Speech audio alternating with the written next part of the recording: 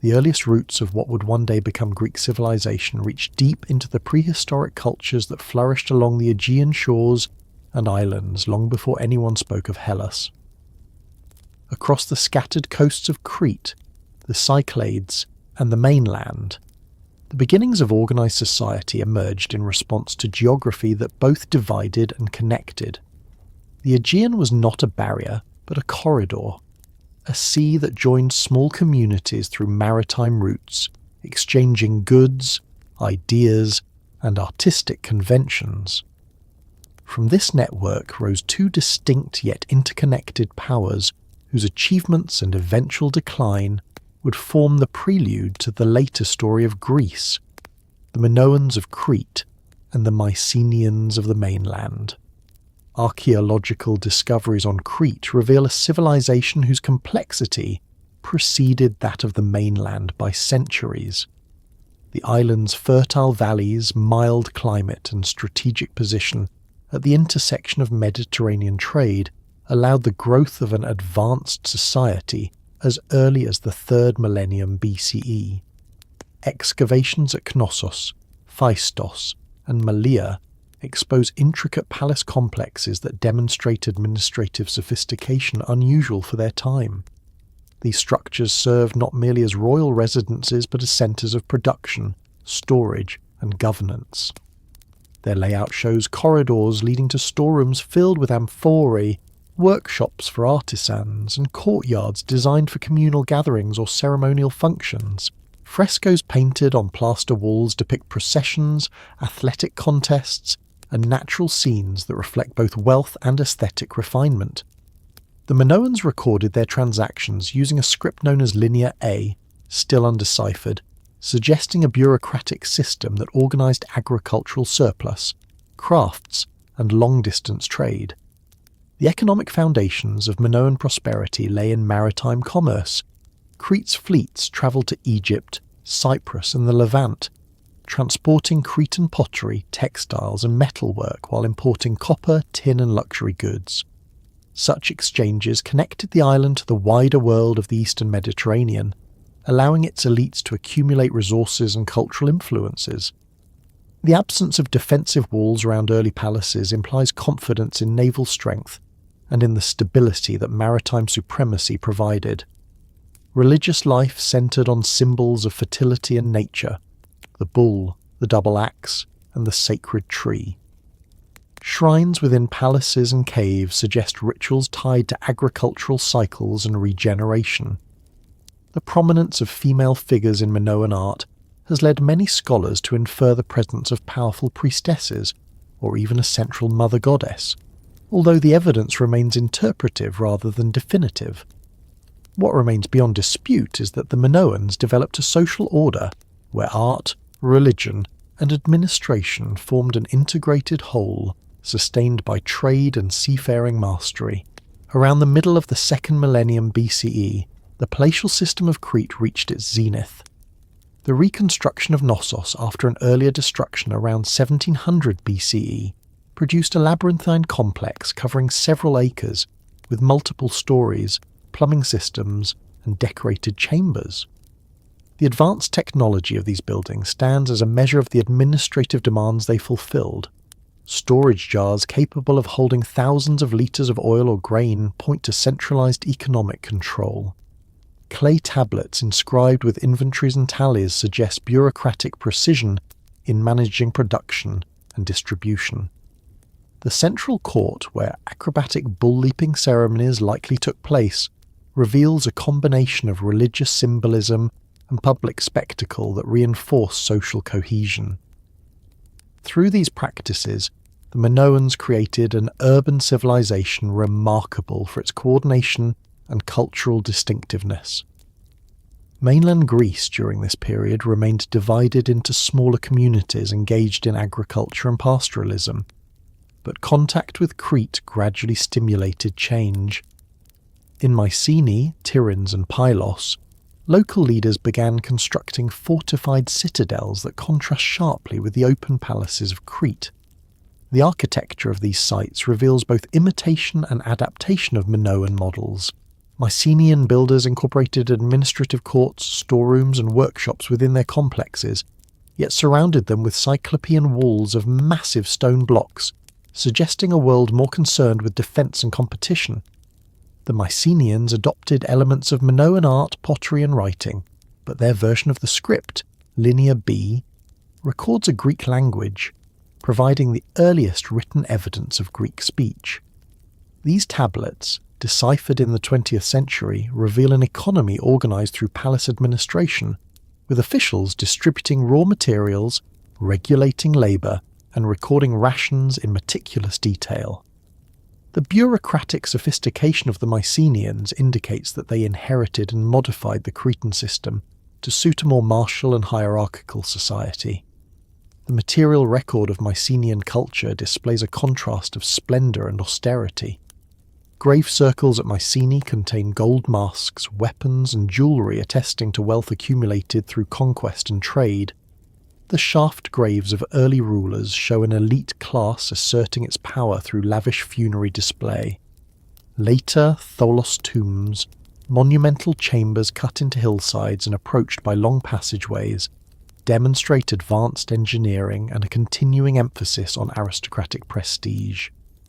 The decoration of Mycenaean pottery and metalwork shows both Minoan influence and distinctive mainland themes emphasizing hunting, warfare, and chariotry. The imagery reflects values of heroism and martial skill that would later echo in the Homeric epics. Unlike the Minoans, whose art favoured natural and fluid scenes, the Mycenaeans presented rigid compositions highlighting power and order. Trade connected Mycenaean centres to the wider Mediterranean. Pottery from Mycenae has been found in Cyprus, Anatolia, Egypt, and Italy, indicating a network of exchange that extended across the sea.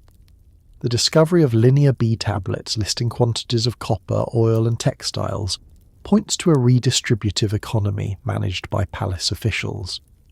Yet archaeological evidence of weapon production and fortified architecture suggests a society organised for conflict as much as for commerce. The rulers of Mycenaean Greece likely competed among themselves while engaging in alliances or wars with neighbouring powers. Their naval ventures may have extended to raiding as well as trading, blurring distinctions between merchant and warrior. The image of Agamemnon and his peers in later legend likely preserves memories of these aristocratic warlords, whose authority rested on control of land, wealth, and armed retainers. The relationship between Minoans and Mycenaeans remains one of gradual interaction rather than sudden domination. Trade, intermarriage, and imitation connected them for centuries before political subjugation occurred. Around 1450 BCE, however, a series of catastrophic events transformed the balance of power. Many Cretan palaces were destroyed simultaneously, leaving Knossos as the sole surviving administrative centre. The causes remain debated: earthquake, internal rebellion, or invasion.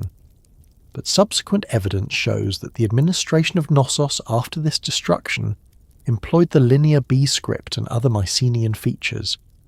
This suggests that mainland elites or their representatives gained control over the island, integrating it into their sphere of influence. From that time onward, Mycenaean presence appears throughout Crete, and the island's independence faded.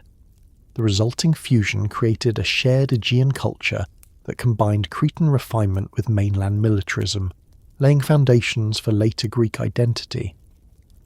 The following centuries saw the expansion of Mycenaean power across the Aegean.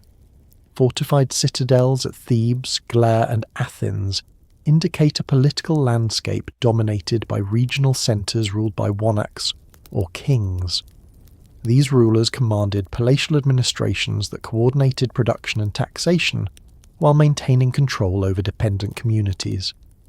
Linear B tablets from Pylos record distributions of rations to workers, allocations of bronze for weapon manufacture, and inventories of chariots and armour, revealing the scale of military organisation.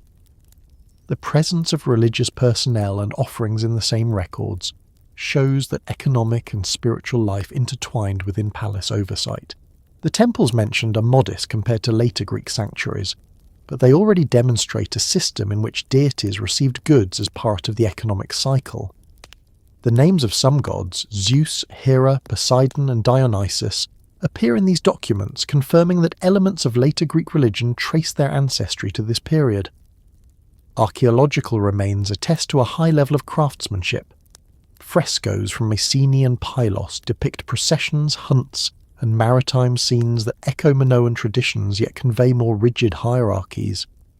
The use of gold, ivory, and imported glass demonstrates access to international trade. Workshops within palaces produced fine ceramics, weapons, and textiles for both domestic use and export. The organisation of artisans into groups under palace supervision suggests an early form of state-directed industry. Maritime contacts with Egypt and the Near East brought not only materials but also artistic motifs that the Mycenaeans incorporated into their own style. The image of the bull, prominent in Minoan culture, continued to appear in Mycenaean iconography, perhaps reflecting continuity in ritual symbolism. Yet alongside these continuities emerged a distinct mainland aesthetic, emphasizing geometric precision and symmetry that would influence later Greek art. Despite their wealth and organization, the Mycenaean kingdoms were not stable. Evidence of destruction layers, abandoned sites, and disrupted trade routes around 1200 BCE points to widespread upheaval across the eastern Mediterranean. Scholars once attributed this collapse to a mysterious invasion by the so-called Sea Peoples, but modern interpretations consider multiple causes: internal rebellion, overextension of resources, earthquakes, and shifting trade patterns. The palace systems that had coordinated production and record-keeping disappeared, literacy vanished, and population levels declined sharply. In Crete, mainland centres, and the islands, the elaborate structures of Bronze Age civilization gave way to smaller, simpler communities. The world of palace bureaucrats and warrior kings receded into memory, preserved only in oral tradition. The transition from the late Bronze Age to the early Iron Age marks one of the most significant turning points in the history of the Aegean. The collapse of centralized administration ended centuries of bureaucratic control, forcing survivors to adapt to a more localized mode of life. Archaeological layers from this period reveal modest settlements without monumental architecture. Pottery styles simplify, and imported goods become rare. Yet within this apparent regression lay the seeds of cultural transformation. The absence of rigid hierarchies allowed new forms of community organisation to emerge. Villages governed by local councils replaced palatial centres, and kinship groups became the foundation of social cohesion. The spread of iron technology provided more accessible tools and weapons, altering economic and military relationships. Trade gradually revived, and contact with the Eastern Mediterranean introduced the alphabet that would later enable the recording of Greek language in its classical form. The memories of the Mycenaean age endured through oral poetry transmitted across generations. The tales of heroes who sailed to Troy, of kings and warriors whose deeds defined an age of gods and men, reflect the dim recollection of a vanished world transformed by centuries of retelling. When the Homeric epics were finally committed to writing, they preserved not literal history, but the emotional and moral landscape of the Bronze Age, as remembered by its descendants. The continuity of place names and religious cults between Mycenaean and later times demonstrates that even amid collapse, cultural inheritance persisted.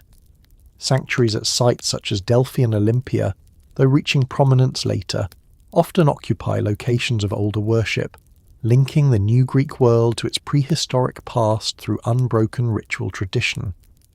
The study of these early Aegean civilizations reveals more than a sequence of political events. It exposes the gradual accumulation of institutions and ideas that would shape the classical world. The administrative precision of the Minoans, the martial organization of the Mycenaeans, and the adaptability of their descendants combined to produce a cultural matrix from which later Greek civilization emerged. The Minoans demonstrated how economic centralization and artistic sophistication could coexist in an island society integrated through maritime networks. The Mycenaeans showed how power could be consolidated on the mainland through hierarchical governance and military control. Their collapse, paradoxically, cleared the ground for reinvention by dispersing authority and fostering the local independence that would characterize the polis. The Aegean world thus evolved from palatial centres toward communities capable of self-governance, each retaining fragments of the older traditions within a new social framework. As archaeological research continues, new evidence refines the picture of these formative centuries. Excavations at sites like Akrotiri on Thera reveal urban planning and artistry that rival Crete's achievements, while recent findings in the Peloponnese illuminate regional diversity among Mycenaean centres.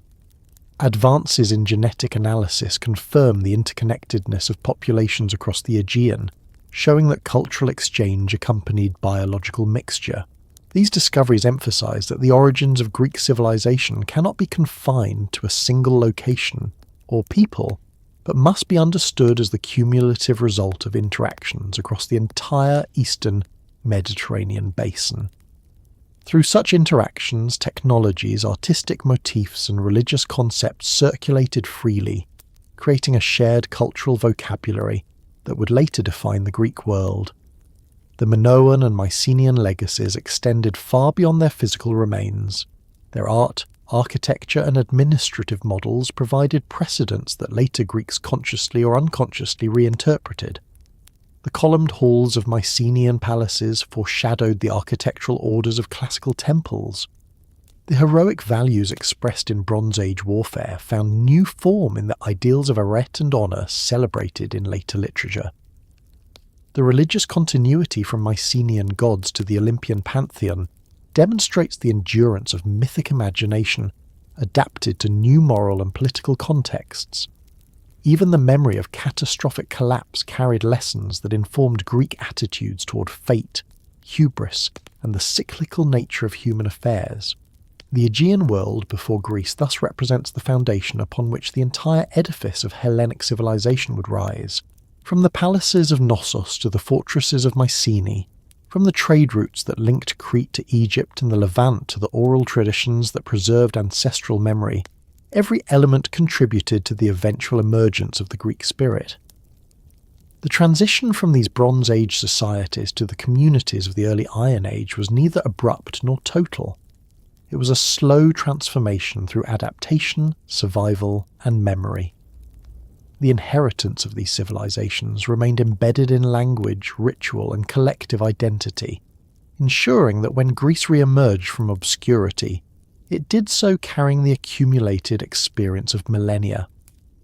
As the story moves forward, the scene shifts to the centuries that followed this collapse, when small villages began to coalesce into organised communities and the first outlines of the polis took form.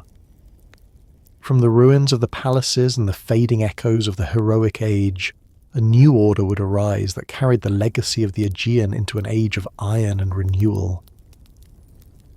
The centuries that followed the fall of the Mycenaean world unfolded as one of the most obscure and transformative periods in the long continuum of Greek history. When the palaces burned and the bureaucracies that recorded their inventories vanished, the intricate network that had bound the Aegean together for centuries collapsed into silence. The linear scripts that had once enumerated jars of oil and allocations of bronze ceased to appear on clay tablets, leaving behind a world without writing. For generations thereafter, the voices of the Aegean were preserved only in the memory of storytellers, and the rhythms of life contracted to local patterns dictated by survival rather than ambition. Yet within this apparent darkness lay the quiet processes of renewal that would eventually give rise to a civilization far more resilient and diverse than the palatial order it replaced. Archaeological layers from the 12th and 11th centuries BCE show evidence of abrupt depopulation. The once bustling citadels of Mycenae, Tiryns, and Pylos were abandoned or reduced to small settlements clustered around the ruins of their former grandeur. Trade routes that had connected the Aegean to Egypt Anatolia and the Levant fell into disuse. Imported pottery disappears from the archaeological record, replaced by locally made wares of simpler form and coarser clay. The great Tholos tombs gave way to modest pit burials, and the monumental architecture of earlier centuries vanished entirely. Across the Greek mainland and islands, society reorganised into smaller communities based on kinship and subsistence agriculture. The hierarchical structure that had concentrated power in palace centres dissolved, replaced by more egalitarian social arrangements born of necessity rather than ideology. The reasons for this collapse were manifold. The late Bronze Age world across the eastern Mediterranean experienced simultaneous upheavals. In Anatolia, the Hittite Empire disintegrated. In Egypt, foreign invasions and internal strife weakened pharaonic authority. Earthquakes, droughts, and disruptions in long-distance trade undermined the economic systems that had sustained complex states. In Greece, the dependence of the palatial economies on tightly managed redistribution left them vulnerable to any disturbance. When the flow of goods and tribute faltered, the administrative hierarchy crumbled. Archaeological traces of fortification repairs and hastily built defences suggest that warfare and insecurity accompanied the final years of the palaces.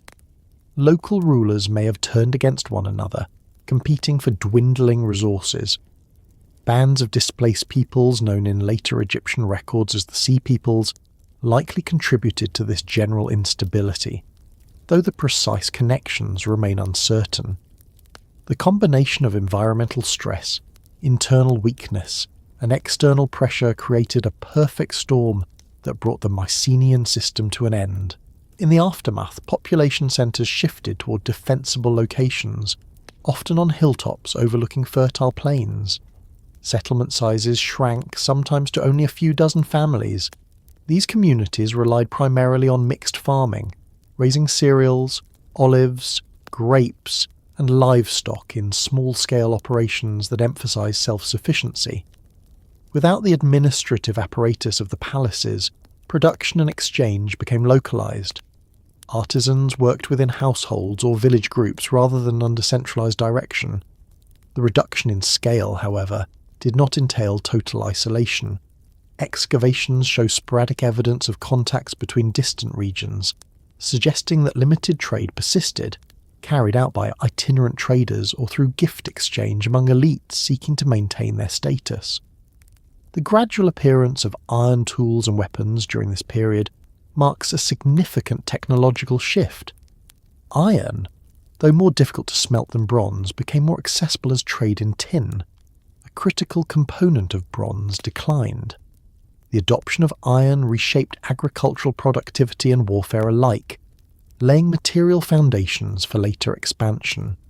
Socially, the absence of palace hierarchy allowed new forms of leadership to emerge. Authority in these small communities likely rested with prominent families, whose influence derived from land ownership, personal valour, and control of scarce resources.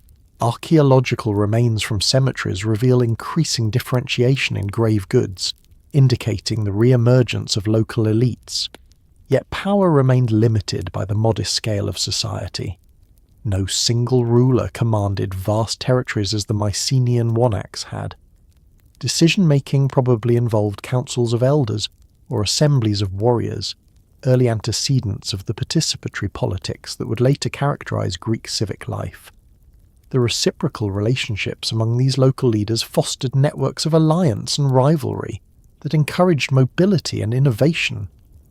In this environment, the oral transmission of heroic traditions became a crucial means of maintaining identity and legitimacy.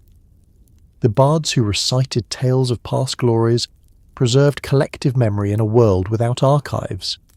The continuity of certain religious practices offers another thread of persistence through the centuries of dislocation. Excavations at sites such as Lefkandi and Nicoria reveal shrines built on or near earlier sacred locations. Offerings of pottery, animal bones and figurines suggest ongoing veneration of deities whose origins stretch back to the Bronze Age. The names of Zeus, Hera and Poseidon recorded in Mycenaean tablets reappear in later inscriptions, indicating that worship adapted to new conditions rather than disappearing. Sanctuaries served as communal centres where dispersed populations could reaffirm shared beliefs and alliances. Over time, these cult sites would evolve into the temples and festivals that form the backbone of Greek religion. Even in the depths of economic hardship, ritual continuity preserved a sense of order, linking human society to divine stability. Among the most remarkable archaeological discoveries from this era is the site of Lefkandi on the island of Euboea, which illustrates the gradual recovery of complexity within the so-called Dark Age. Around 950 BCE, a large building constructed of wood and mud brick was erected there, containing elaborate burials of a man, a woman, and 4 horses, accompanied by gold ornaments and imported goods.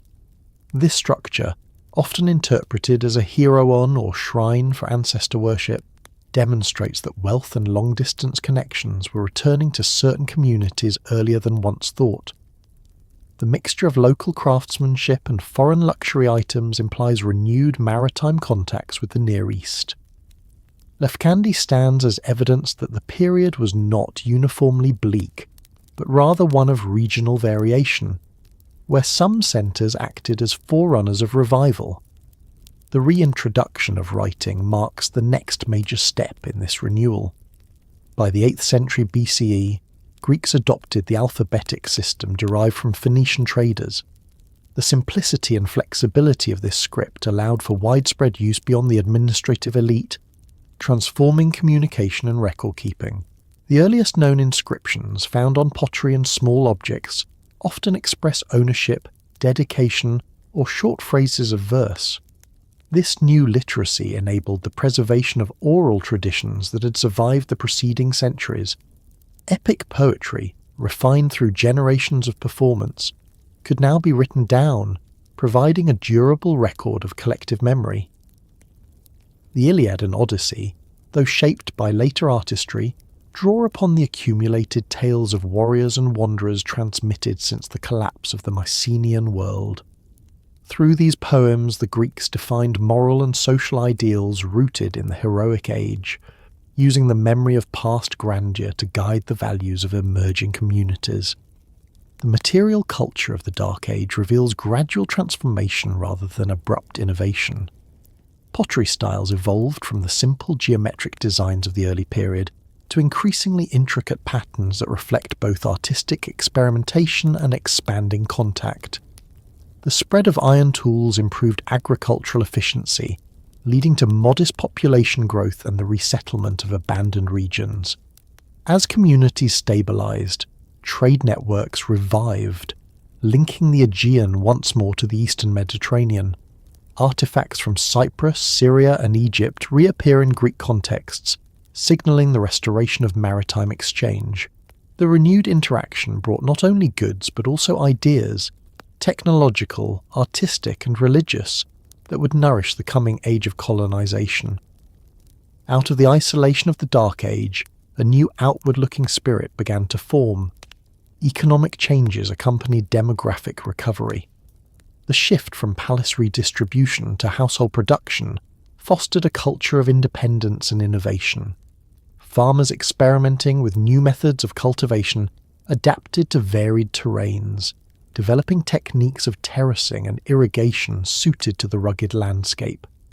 The domestication of olive trees and vines expanded agricultural diversity, creating surplus commodities that could be traded. The re-emergence of small-scale craftsmanship, metalworking, pottery, and textile production provided goods for local and external exchange. These modest economies operated through reciprocity and barter before the widespread use of coinage, but they already embodied principles of specialization and trade that anticipated later market systems. In this decentralized environment, adaptability and self-reliance became defining traits of Greek communities. The social fabric of the period evolved through kinship and warrior ideals. The oikos, or household, became the fundamental unit of economic and social organization, encompassing extended families and dependents bound by mutual obligation. Within this framework, honour and reputation held supreme importance. Feasting, gift exchange, and reciprocal hospitality reinforced social bonds among elites and communities. These customs, vividly reflected in Homeric descriptions of banquets and guest friendship, preserved continuity with the values of the heroic past. At the same time, they established norms of behaviour that would later underpin political and ethical concepts in Greek society. The competitive ethos among aristocrats, seeking prestige through generosity, prowess and eloquence, encouraged both rivalry and cooperation, laying cultural groundwork for collective governance. Religious and artistic expressions mirrored this gradual complexity. The small bronze figurines and votive offerings found at sanctuaries such as Olympia and Delphi reveal the growth of shared cult centres that transcended local boundaries. These early gatherings around sacred sites created opportunities for interregional interaction, exchange of goods, and competition in games or rituals. Through such encounters, a sense of broader Hellenic identity began to form, uniting disparate communities under common myths and gods. Artistic motifs, spreading through trade and pilgrimage, fostered stylistic cohesion across the Aegean. The geometric decoration of pottery, with its precise patterns and orderly repetition, reflects a culture seeking stability and structure after centuries of disruption. In its disciplined regularity, this art expressed the emerging Greek preference for balance and proportion that would later define classical aesthetics. The gradual recovery of population and trade set in motion processes that would transform the social landscape.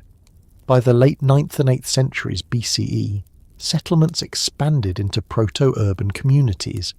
Hilltop villages coalesced into nucleated towns surrounded by farmland, while defensive walls and communal sanctuaries signalled growing cooperation among inhabitants.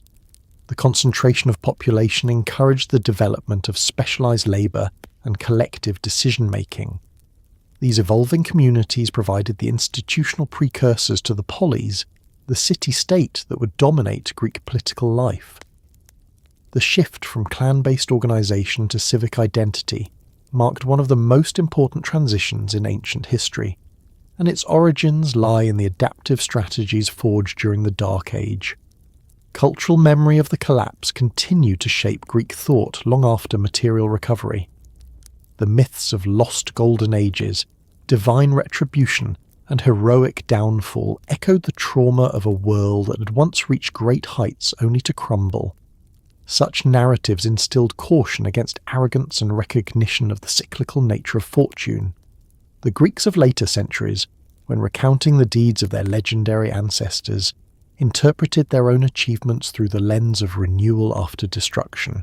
The moral lessons embedded in epic poetry, the necessity of moderation, the value of courage balanced by wisdom, reflect the experiences of a people who had endured decline and survived through adaptation. Archaeological and linguistic evidence suggests that migrations played a role in reshaping the population during this period.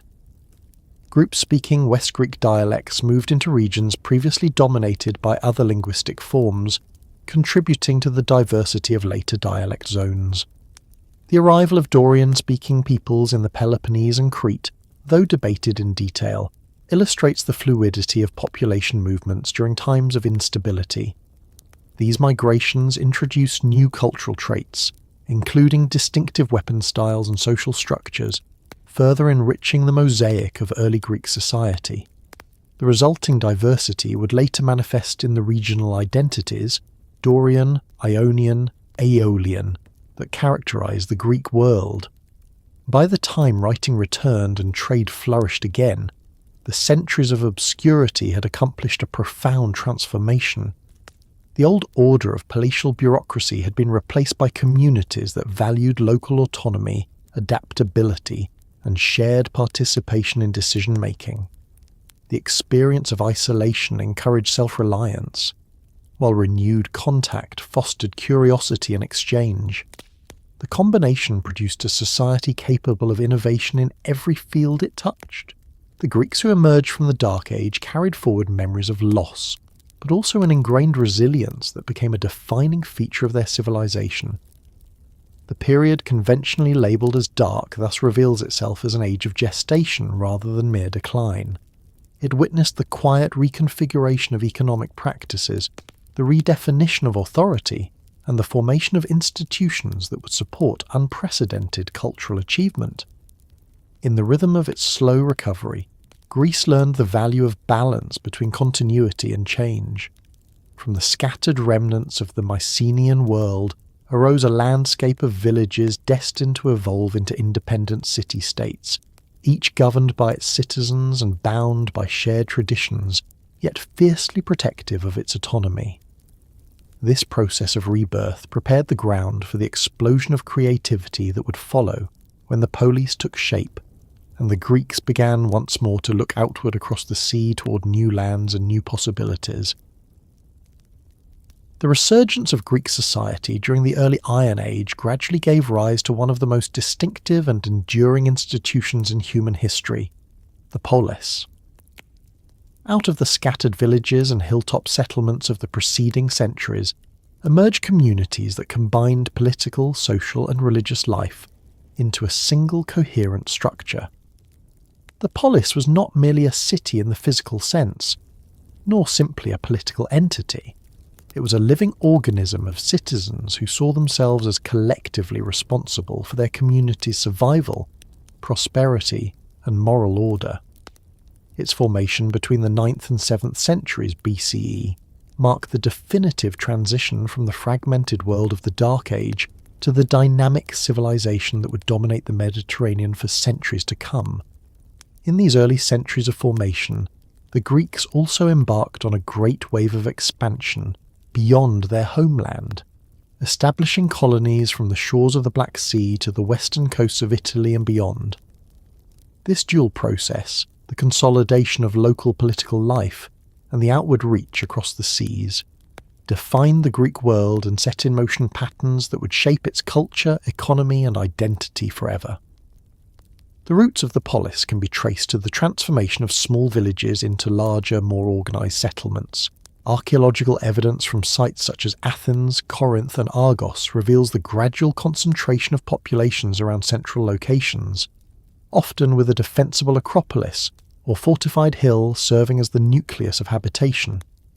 As populations grew and agricultural surpluses increased, communities required new forms of governance to regulate land ownership, trade, and religious activity. The oikos remained the fundamental unit of society, but the coordination of many households necessitated broader structures of decision-making.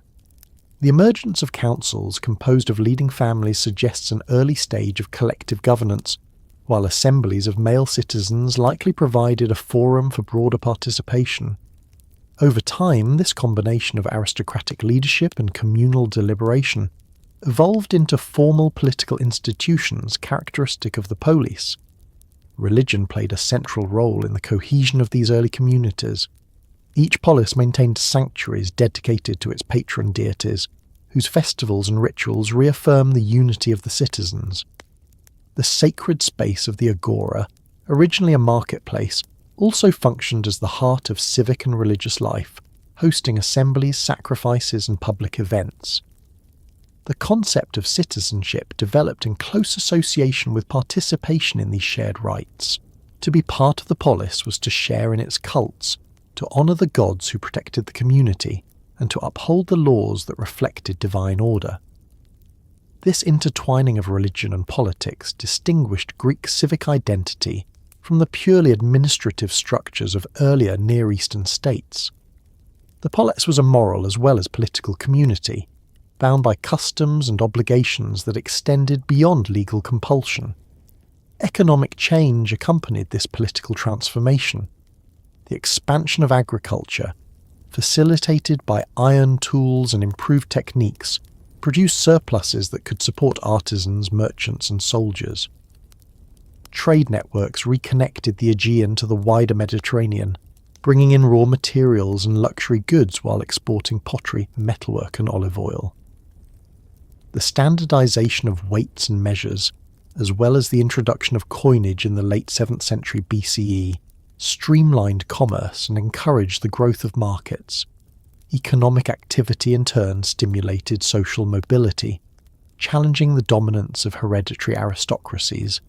Wealth derived from trade or craftsmanship could now rival that of landed nobles, leading to new tensions and demands for political inclusion. These pressures would eventually produce constitutional reforms in many city-states, but in the formative period of the polis, they contributed to a dynamic balance between old and new elites. The physical organisation of the polis reflected both its practical needs and its ideological character. The Acropolis served as a stronghold in times of danger and a sacred centre in times of peace. Below it lay the Agora, surrounded by workshops, homes and public buildings. Beyond the urban core stretched the Chora, the agricultural territory that sustained the population. This integration of urban and rural elements distinguished the polis from other ancient cities, where urban centres often dominated subordinate countryside. In the Greek model, the city and its land formed a single political unit. The citizens who farmed the soil were also the soldiers who defended it, and the voters who determined its laws. This interdependence of territory, community and governance gave the polis a stability and resilience unmatched in contemporary societies. As populations continued to grow and land became scarce, the Greeks turned outward. From the late 8th century BCE onward, they embarked on a massive wave of colonization that spread their language, art and political institutions across the Mediterranean and Black Sea regions. The motives for this expansion were complex. The search for arable land, trade opportunities, relief from internal conflict, and the desire for prestige all played a part. Colonization was not the work of states in the modern sense, but of individual polis acting independently. A mother city or metropolis would select an oikist, a founder entrusted with religious and political authority, to lead settlers to a designated site. The expedition, sanctioned by divine consultation, often through oracles such as that of Apollo at Delphi, would establish a new community that maintained ceremonial ties with its metropolis, but functioned as a sovereign polis in its own right. The geography of these foundations reveals the scope of Greek ambition. In the east, colonies appeared along the coasts of Asia Minor and the Black Sea, providing access to grain, timber and metals. In the west, settlements in Sicily and southern Italy, known collectively as Magna Graecia, opened new avenues for trade and cultural exchange. Further outposts appeared in North Africa, France and Spain, extending Greek influence to the edges of the known world. These colonies served as intermediaries between Greek and indigenous populations, fostering hybrid cultures that blended local traditions with Hellenic forms. The spread of the Greek alphabet, artistic styles, and religious practices transformed the Mediterranean into a network of interconnected communities bound by common language and values yet distinguished by regional diversity. The process of colonization had profound effects on both settlers and those who remained at home. For the mother cities, colonization relieved demographic pressure and provided access to resources, while also generating new markets for goods and opportunities for investment. For the settlers, it offered freedom from local constraints and the chance to build new lives based on familiar institutions.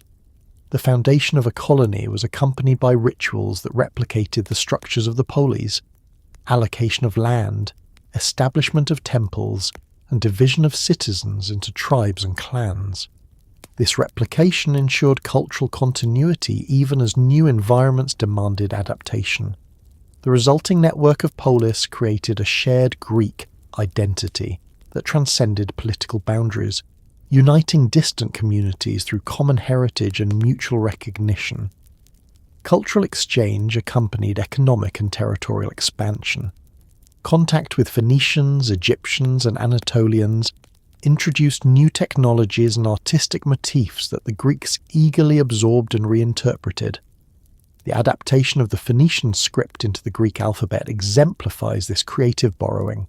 In art, orientalizing motifs such as sphinxes, lotus flowers and rosettes began to appear on pottery and sculpture, reflecting fascination with the exotic East. At the same time, the Greeks exported their own innovations, geometric design, narrative art, and architectural forms that would influence neighbouring cultures. The dynamic interplay between assimilation and adaptation during this period produced the distinctive visual language of archaic Greece, blending foreign inspiration with indigenous structure. The internal development of the polis during the age of colonization was marked by social and political experimentation. The growth of trade and craftsmanship created new classes of citizens whose interests differed from those of traditional landowners. Demands for legal equality, protection of property, and participation in governance led to constitutional changes in many city-states. Some, like Sparta, codified rigid social hierarchies to preserve stability. Others, like Athens, embarked on gradual reforms that expanded political inclusion. The concept of citizenship evolved from hereditary privilege to a status defined by participation in civic life. Law codes, such as those attributed to Draco and Solon in Athens, attempted to regulate social conflict by replacing private vengeance with public justice. These developments established the framework within which later political thought would flourish. Religious life continued to shape the moral and social fabric of the polis. Panhellenic sanctuaries such as Olympia, Delphi, and Delos emerged as centres of pilgrimage, where Greeks from different cities gathered for games, festivals, and oracular consultation. These gatherings reinforced a sense of shared identity even amid political fragmentation. The Olympic Games, first recorded in 776 BCE, symbolised the unity of the Greek world under the patronage of Zeus. Victories in such contests brought prestige not only to individuals but to their home polis, transforming athletic competition into a reflection of civic pride. The artistic and architectural monuments erected at these sanctuaries, temples, treasuries, and statues, demonstrated the wealth and piety of competing cities, turning religious devotion into a medium of interpolis rivalry and cooperation. Economic and technological innovation continued to reshape Greek society during this period. Advances in shipbuilding and navigation expanded the range of maritime trade, while improvements in metallurgy enhanced weapon production. The widespread adoption of the hoplite phalanx, a formation of heavily armed infantry, revolutionized warfare and social relations alike. The phalanx required disciplined cooperation among citizens of roughly equal means, fostering a sense of collective responsibility and shared risk. The ideal of the citizen soldier, defending his land alongside his peers, reinforced the egalitarian ethos of the polis. Military service became both a duty and a privilege, linking personal honour to civic obligation. This new model of warfare strengthened the internal cohesion of city-states, while also intensifying competition between them. The age of colonization also transformed the intellectual and artistic horizons of the Greeks. Exposure to foreign lands and ideas stimulated curiosity about nature, geography, and the origins of human institutions. Early poets such as Hesiod and Archilochus reflected the changing values of the time, moving from heroic idealism toward introspection and social commentary. The transmission of myths and genealogies through epic poetry provided a shared cultural memory that united dispersed communities. Artistic representation shifted from abstract patterns to naturalistic forms, anticipating the human-centered focus that would later define classical art.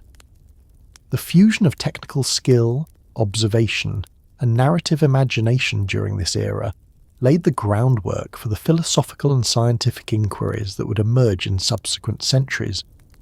The relationship between colonization and political development reveals the adaptability of Greek institutions. The polis proved flexible enough to be transplanted into diverse environments, from the arid coastlines of Anatolia to the fertile plains of Sicily. In each new setting, local conditions shaped the evolution of political structures, but the underlying principles of citizenship, communal governance, and religious integration remained consistent.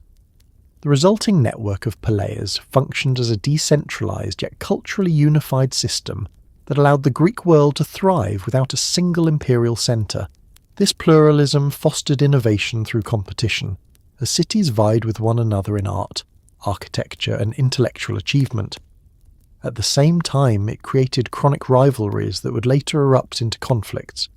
But during the age of expansion, the balance between cooperation and competition drove progress. By the close of the 7th century BCE, the outlines of Greek civilization as it would be recognised in later ages were firmly established. Independent city-states, bound by common language and culture, yet fiercely protective of their autonomy, dotted the shores of the Mediterranean and the Black Sea. Trade routes connected them into an intricate web of exchange that circulated goods, ideas, and people. Religious festivals and athletic contests fostered a sense of unity, transcending local loyalties, while emerging political systems experimented with forms of governance that balanced aristocratic tradition with growing demands for participation. The Greeks had transformed their geographical fragmentation into an advantage, turning isolation into diversity and competition into creativity. From the humble settlements that arose out of the Dark Age to the sophisticated city-states and far-flung colonies of the Archaic period, the Greeks demonstrated a remarkable capacity for reinvention. Their world, still fragile and evolving, stood on the threshold of achievements that would redefine the possibilities of human society. As the polis matured and the colonists carried Greek institutions to distant shores, the stage was set for the conflicts, alliances, and cultural efflorescence that would follow.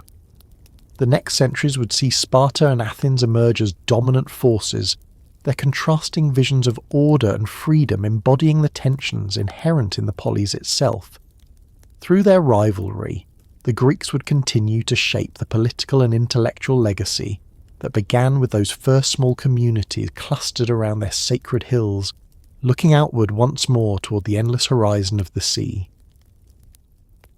The evolution of the Greek world after the period of colonization produced two contrasting experiments in social and political organization that would come to symbolize the dual nature of Hellenic civilization, Sparta and Athens.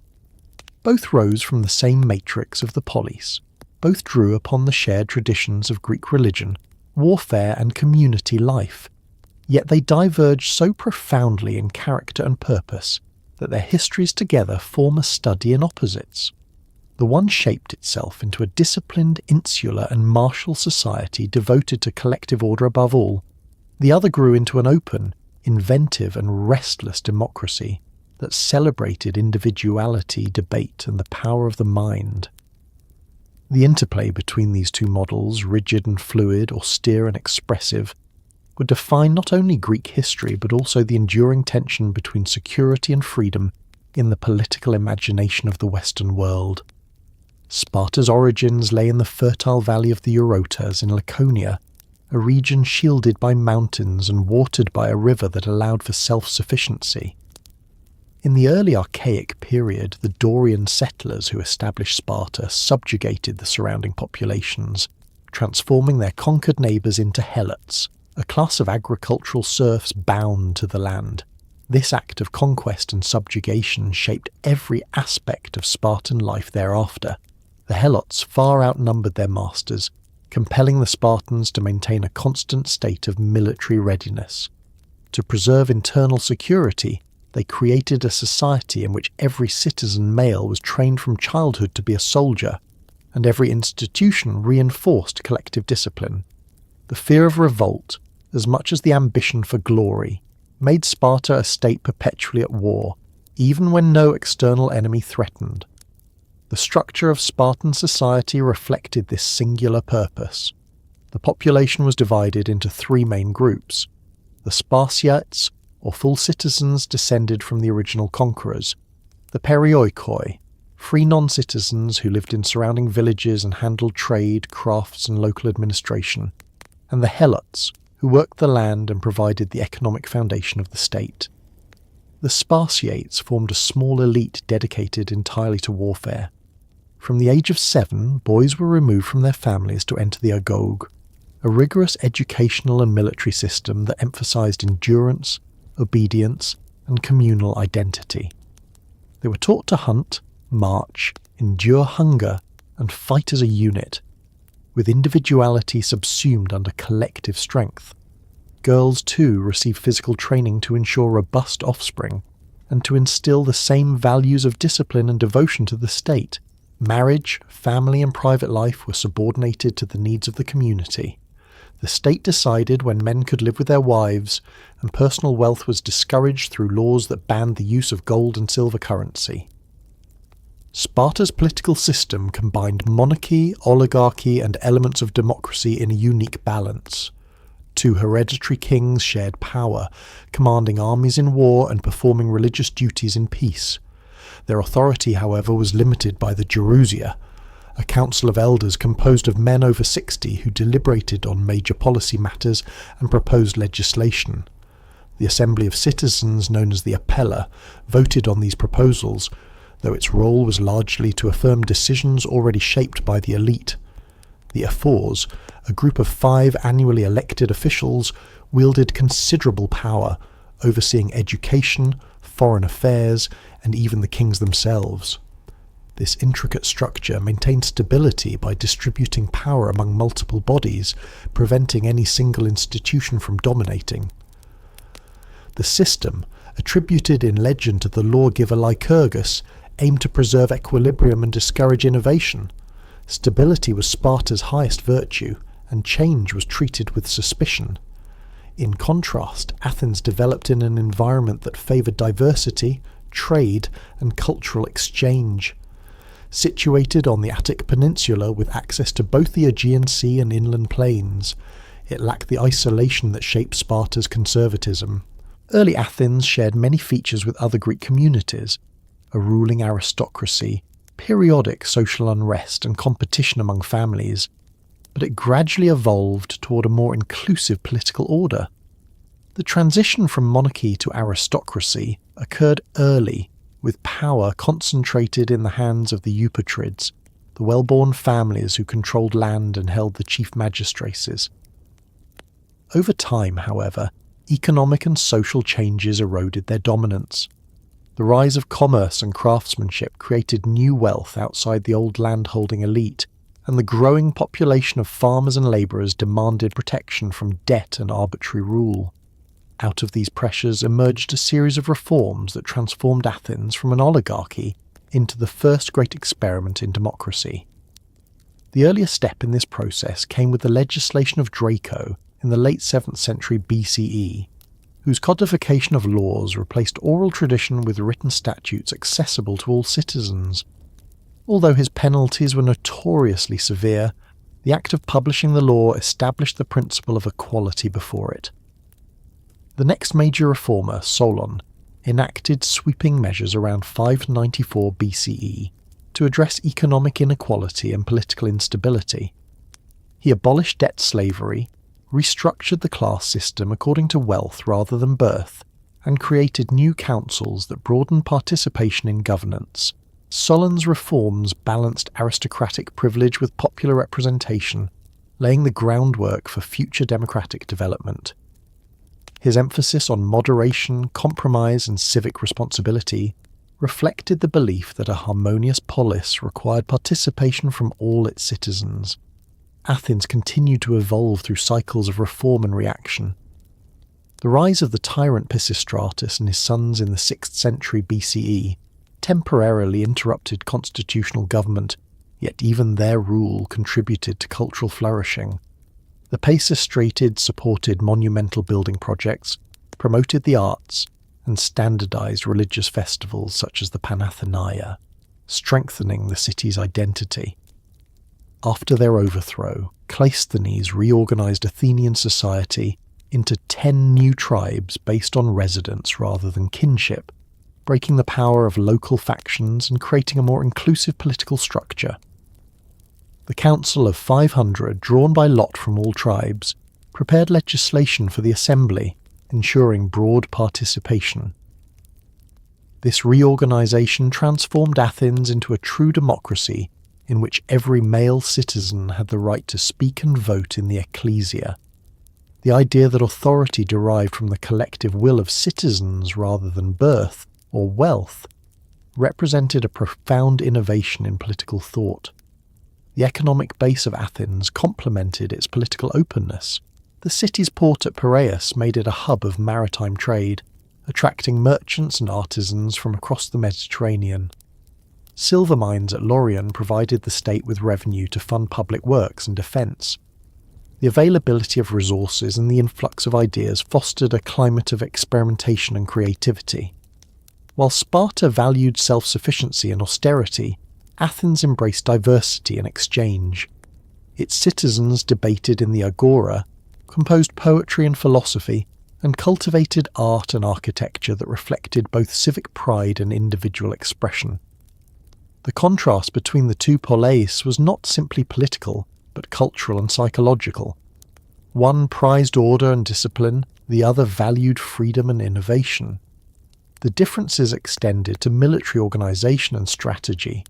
Sparta's entire society revolved around the maintenance of a professional army, the hoplite phalanx perfected through lifelong training and collective discipline. Every male Spartan was a soldier first and last, bound to his comrades by oaths of loyalty and years of shared hardship. Their uniformity of arms, movement and purpose made them formidable on the battlefield.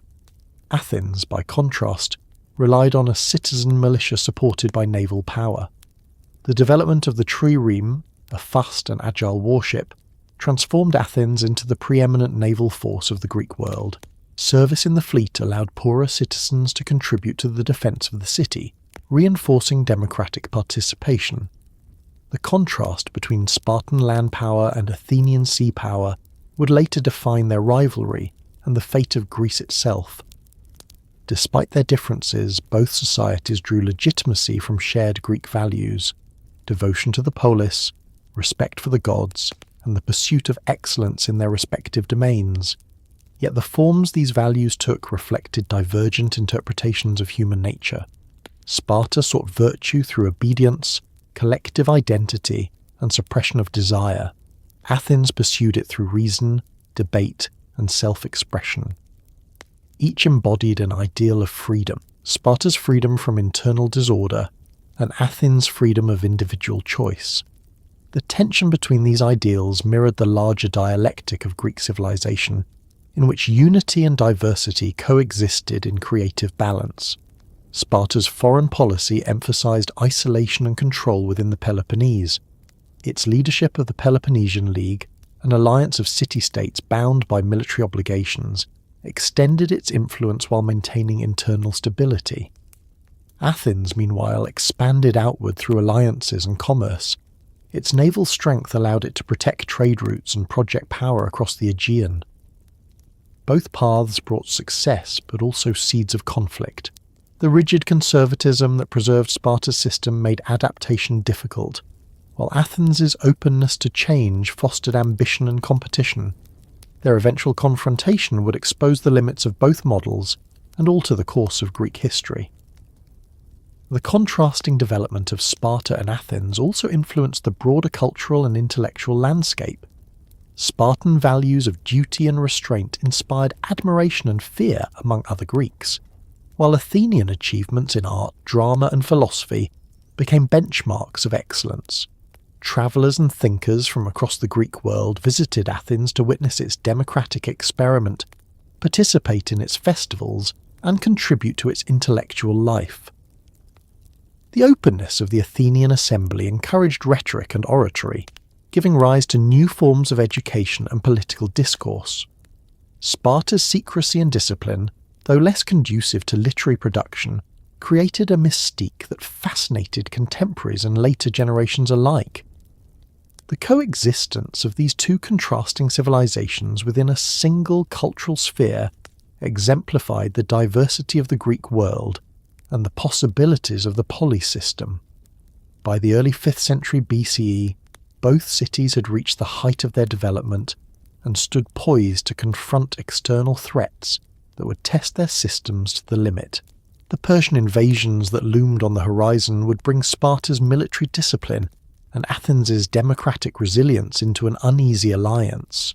Their cooperation would preserve Greek independence and lay the foundations for an era of unparalleled cultural achievement. Yet the same qualities that made each city strong would later drive them into rivalry once the external danger passed. For now, however, their differences coexisted within a shared purpose: the defence of freedom against foreign domination. Out of that crucible, the Greeks would define what it meant to be a polis, and in doing so shape the political ideals that would echo through the centuries to come. The early 5th century BCE confronted the Greek world with an existential challenge that would define its sense of identity and alter the course of its civilization. The Persian Wars, stretching over several decades, transformed the small and quarrelsome city-states of Hellas into defenders of a shared idea of freedom against the might of the largest empire the world had yet seen. The confrontation between East and West, between a centralized monarchy and a constellation of independent polis, revealed not only military strategies but also profound differences in political culture and human ambition. In the face of overwhelming odds, the Greeks discovered the strength that lay in unity, the limits of disunity, and the enduring power of collective resolve. The origins of the conflict lie in the Persian Empire's rapid expansion. During the late 6th century BCE, under Cyrus the Great and his successors Cambyses and Darius the Thee. Their conquests had extended Persian rule from the Indus Valley to the Aegean coast, bringing the Ionian Greek cities of Asia Minor under imperial control. These coastal communities, Miletus, Ephesus and others, had long been centres of trade, philosophy and maritime power, but their subjugation placed them within an administrative system alien to the Greek sense of autonomy. Persian satraps imposed taxes and garrisons while allowing limited self-government, yet the cultural friction between imperial bureaucracy and local independence persisted. The Ionian Revolt, which erupted in 499 BCE, became the spark that ignited the wars to come. The rebellion began when Aristogoras, the tyrant of Miletus, sought support among his fellow Greeks to throw off Persian control. His appeal reached Athens and Eretria, who, driven by shared ethnicity and perhaps opportunism, sent a small contingent of ships to aid the revolt. The joint forces advanced inland and briefly captured Sardis, the regional Persian capital, setting it aflame before retreating. Though militarily insignificant, the act provoked Darius's wrath and drew the attention of the great king to the mainland Greeks, who had dared to meddle in imperial affairs. The revolt itself faltered after 6 years of struggle. Miletus was destroyed, its inhabitants enslaved, and the Ionian cities were forced back under Persian domination. Yet the consequences of the uprising extended far beyond Ionia. Darius now viewed Athens as an enemy to be punished and an example to be made. In 490 BCE, Darius launched the first invasion of mainland Greece. His fleet, carrying tens of thousands of troops, crossed the Aegean and landed at Marathon, a coastal plain northeast of Athens chosen for its suitability to cavalry and deployment. The Athenians, joined by a small contingent from Plataea, confronted the invaders with a force perhaps 1/5 their number. The Persians expected a quick victory against what they saw as disorganized rebels, yet the Greeks, fighting as heavily armed hoplites in tight formation, held the advantage in close combat. Under the command of Miltiades, the Athenians attacked at a run, closing the distance before Persian archery could decimate their ranks. The resulting clash was brief and brutal. The Persians, unused to the shock tactics of the phalanx, broke under the assault. Thousands were slain, and the survivors fled to their ships. Marathon became an emblem of defiance, citizen soldiers defeating a professional imperial army through discipline, courage, and collective will. The victory at Marathon did not end Persian ambitions. Darius's death and the accession of his son Xerxes brought renewed determination to subjugate the Greeks once and for all. Xerxes assembled one of the largest invasion forces of the ancient world. drawing contingents from every corner of his vast empire: Medes, Egyptians, Babylonians, Indians, and countless others, into an army estimated by ancient sources in the hundreds of thousands. Bridges of boats spanned the Hellespont to carry troops from Asia into Europe, while supply depots were constructed along the route to sustain the advance. The sheer scale of the preparations impressed even the Greeks, who viewed the approaching host as an unstoppable tide. Yet the enormity of the invasion also revealed the logistical complexity that would hinder Persian command. The Greeks, aware that unity was their only hope, began forming alliances to resist the coming storm. Leadership in this defensive coalition fell to Sparta, whose military reputation commanded respect among the other poleis. Athens contributed its naval expertise, having recently built a fleet of triremes under the guidance of Themistocles, who foresaw that sea power would prove decisive. The alliance, known later as the Hellenic League, represented a fragile cooperation among cities accustomed to rivalry. Many Greek states chose neutrality or submitted to Persia, calculating that resistance would be futile. The divided nature of Hellas thus mirrored the broader tension between freedom and security that lay at the heart of the conflict. Nevertheless, those who stood together prepared to fight for more than territory. They fought for the right to govern themselves. The first major encounter of Xerxes' invasion came at Thermopylae in 480 BCE. The narrow mountain pass between Thessaly and central Greece offered a natural choke point where the overwhelming Persian numbers could be contained. King Leonidas of Sparta led a small force of about 7,000 Greeks, including his famed 300 Spartans, to hold the position while the fleet guarded the nearby straits at Artemisium. For several days, the Greeks repelled successive Persian assaults, their heavy armour and close formation nullifying the enemy's numerical advantage. Xerxes, astonished at the resistance, reportedly witnessed his best troops, the Immortals, fail to break the line. Only when a local traitor revealed a hidden path through the mountains did the Persians outflank the defenders. Realizing the situation was hopeless, Leonidas dismissed most of the allied troops, remaining with his Spartans and a few loyal contingents to fight to the death. Their sacrifice delayed the Persian advance, and became a symbol of valour and duty that transcended the immediate defeat. While the land battle unfolded, the Greek navy engaged the Persians at Artemisium in a series of inconclusive clashes. Though outnumbered, the Greeks inflicted heavy losses and withdrew in good order to preserve their fleet for the next confrontation. The fall of Thermopylae opened the road to central Greece, allowing Xerxes to march south and occupy Athens. The city's population had been evacuated to the island of Salamis, following Themistocles' strategic plan to fight at sea rather than defend the city itself. The Persians burned Athens, but the destruction only hardened Greek resolve. The decisive moment of the war came shortly afterward in the Straits of Salamis, where Themistocles lured the vast Persian fleet into confined waters that neutralized its numerical superiority. The nimble Greek triremes, manned by citizens who rowed for their own freedom, rammed and destroyed the cumbersome enemy ships. Xerxes, watching from a golden throne on the shore, witnessed the collapse of his naval power and withdrew with the bulk of his army, leaving a rearguard under Mardonius to continue the campaign. The following year, 479 BCE, the Greeks assembled a united force under Spartan command to confront the remaining Persians at Plataea in Boeotia.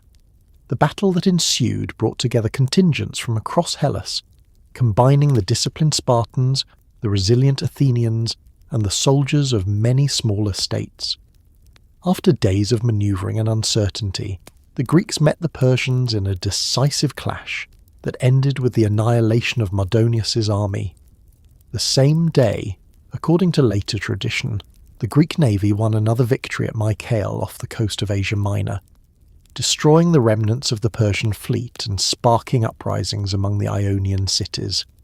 The double triumph secured the independence of Greece and marked the beginning of a new era in its history. The significance of the Persian Wars extended far beyond their military outcome. They affirm the capacity of free citizens acting in concert to resist imperial domination. The battles became moral exemplar celebrated in poetry, drama, and historical writing. Herodotus, the first great historian, would later weave them into a narrative of courage, hubris, and divine justice. Portraying the conflict as a contest between liberty and tyranny, Marathon symbolized the power of the individual citizen. Thermopylae exemplified the nobility of sacrifice. Salamis and Plataea demonstrated the triumph of intelligence and unity over sheer force. These ideals became embedded in the Greek consciousness, shaping how subsequent generations understood their past and their place in the world. The wars also reconfigured the balance of power within Hellas. Sparta emerged with enhanced prestige as the defender of the land, but Athens gained even greater influence through its naval leadership. The Athenian fleet, proven indispensable at Salamis, became the cornerstone of a new alliance known as the Delian League, established ostensibly to continue the war against Persia and protect Greek cities across the Aegean. Member states contributed ships or tribute to a common treasury, housed initially on the island of Delos. Over time, Athens transformed this alliance into an empire, transferring the treasury to its own city and using the funds to build monumental works such as the Parthenon. The ideals of freedom and unity that had inspired the war thus evolved into new forms of dominance and rivalry, setting the stage for future conflict. The psychological impact of victory over Persia was immense. The Greeks, once divided and vulnerable, now saw themselves as heirs to a collective destiny. The experience of facing a vast empire and surviving reinforced a sense of exceptionalism and divine favour. Artistic and intellectual expression reflected this confidence. The tragedies of Aeschylus, particularly the Persians, portrayed the downfall of hubris and the vindication of moral order. Public architecture celebrated civic pride through harmony and proportion, expressing the belief that beauty and reason mirrored the cosmic balance that had favoured the Greek cause. The memory of the wars infused every aspect of Greek identity, transforming local patriotism into a broader consciousness of Hellenism. Yet the same victories that united the Greeks also sowed the seeds of division. The rivalry between Sparta's conservative hegemony and Athens's expansive democracy deepened as each sought to define the legacy of the struggle in its own image. For Sparta, the defence of freedom meant preserving the stability of existing institutions. For Athens, it meant asserting leadership in a new maritime empire guided by democratic ideals. The contrast that had once complemented each other in resistance now evolved into antagonism. The alliance forged at Plataea began to fray, and the ideological divide between land and sea powers widened. The Persian threat had revealed what the Greeks could achieve together. Its absence exposed what they could not sustain apart. The Persian Wars thus stand as both a pinnacle and a prelude, a moment when the fragmented poli transcended their divisions to confront an overwhelming enemy, and a turning point after which their unity would dissolve into competition. The victories at Marathon, Salamis and Plataea preserved the independence of Greece, safeguarded the development of democracy, and ensured that the intellectual and artistic achievements of the coming century could flourish in freedom. Yet they also initiated patterns of ambition and rivalry that would lead to new wars among the very states that had once fought side by side. In the wake of triumph, Hellas stood at the threshold of its greatest glory and its greatest turmoil, entering an age in which peace would prove more elusive than victory, and the lessons of unity would be tested by the temptations of power. The decades that followed the Persian Wars marked the most brilliant and transformative period in the history of Athens, a time when the city reached the height of its political influence, artistic achievement, and intellectual vitality. Under the leadership of Pericles, Athens became not merely a polis among others, but the cultural and ideological centre of the Greek world. Its democracy matured into a functioning system of civic participation. Its economy flourished through trade and tribute, and its artists and thinkers produced works that would define the meaning of civilization itself. The age of Pericles was an age of confidence, ambition, and unparalleled creativity. Yet it also contained the seeds of hubris and conflict that would later unravel its achievements. To understand this period is to witness how a city, born from the struggle for freedom, transformed that freedom into an experiment in human potential unmatched in the ancient world. When the Persian threat receded after 479 BCE, the alliance of Greek states created to resist it, the Delian League, continued to exist, nominally to ensure collective defence and the liberation of Greek cities still under Persian rule. Over time, Athens assumed leadership of this league with increasing authority. The treasury, initially located on the sacred island of Delos, was transferred to Athens in 454 BCE, symbolising the city's dominance. Member states provided ships, money or soldiers, but Athens directed all strategy and appropriated much of the tribute for its own purposes. The fleet that had defended Greece from Persia now became an instrument of Athenian power, policing the Aegean, suppressing revolts, and securing trade routes. The League had become, in effect, an empire, a network of dependencies bound by tribute and naval enforcement. This transformation laid the material foundation for the city's golden age. The economic prosperity that followed enriched nearly every aspect of Athenian life. The influx of silver from the Laurian mines and the steady flow of tribute from allied states financed ambitious building programs, public festivals, and social welfare measures. Athens became a magnet for craftsmen, merchants, and intellectuals from across the Mediterranean. The agora teemed with traders and philosophers, while the shipyards of Piraeus buzzed with the construction and repair of triremes. The city's walls, extending to the harbour through the long walls, ensured constant access to the sea and made Athens virtually impregnable to siege. Maritime commerce brought goods from distant lands, grain from the Black Sea, timber from Macedonia, papyrus from Egypt, fostering a cosmopolitan environment where ideas and customs mingled freely. Pericles, who emerged as the leading statesman of Athens around the mid-5th century BCE, harnessed these resources to reshape the city's political and cultural landscape. Descended from an aristocratic family yet devoted to democratic principles, he combined intellect, oratory, and administrative skill in ways few leaders have matched. His reforms strengthened the democratic system by providing pay for public service, enabling poorer citizens to participate in juries and assemblies. The principle that every free male Athenian had both the right and duty to engage in governance became central to civic identity. Pericles defended democracy not as mere majority rule, but as a moral order grounded in equality before the law and merit in public life. His leadership balanced popular appeal with strategic vision, guiding the assembly through persuasion rather than coercion. The outward symbols of Athens' ascendancy were the great works of architecture and art commissioned under Pericles' direction. The rebuilding of the Acropolis, destroyed by the Persians decades earlier, became both a political statement and a religious act.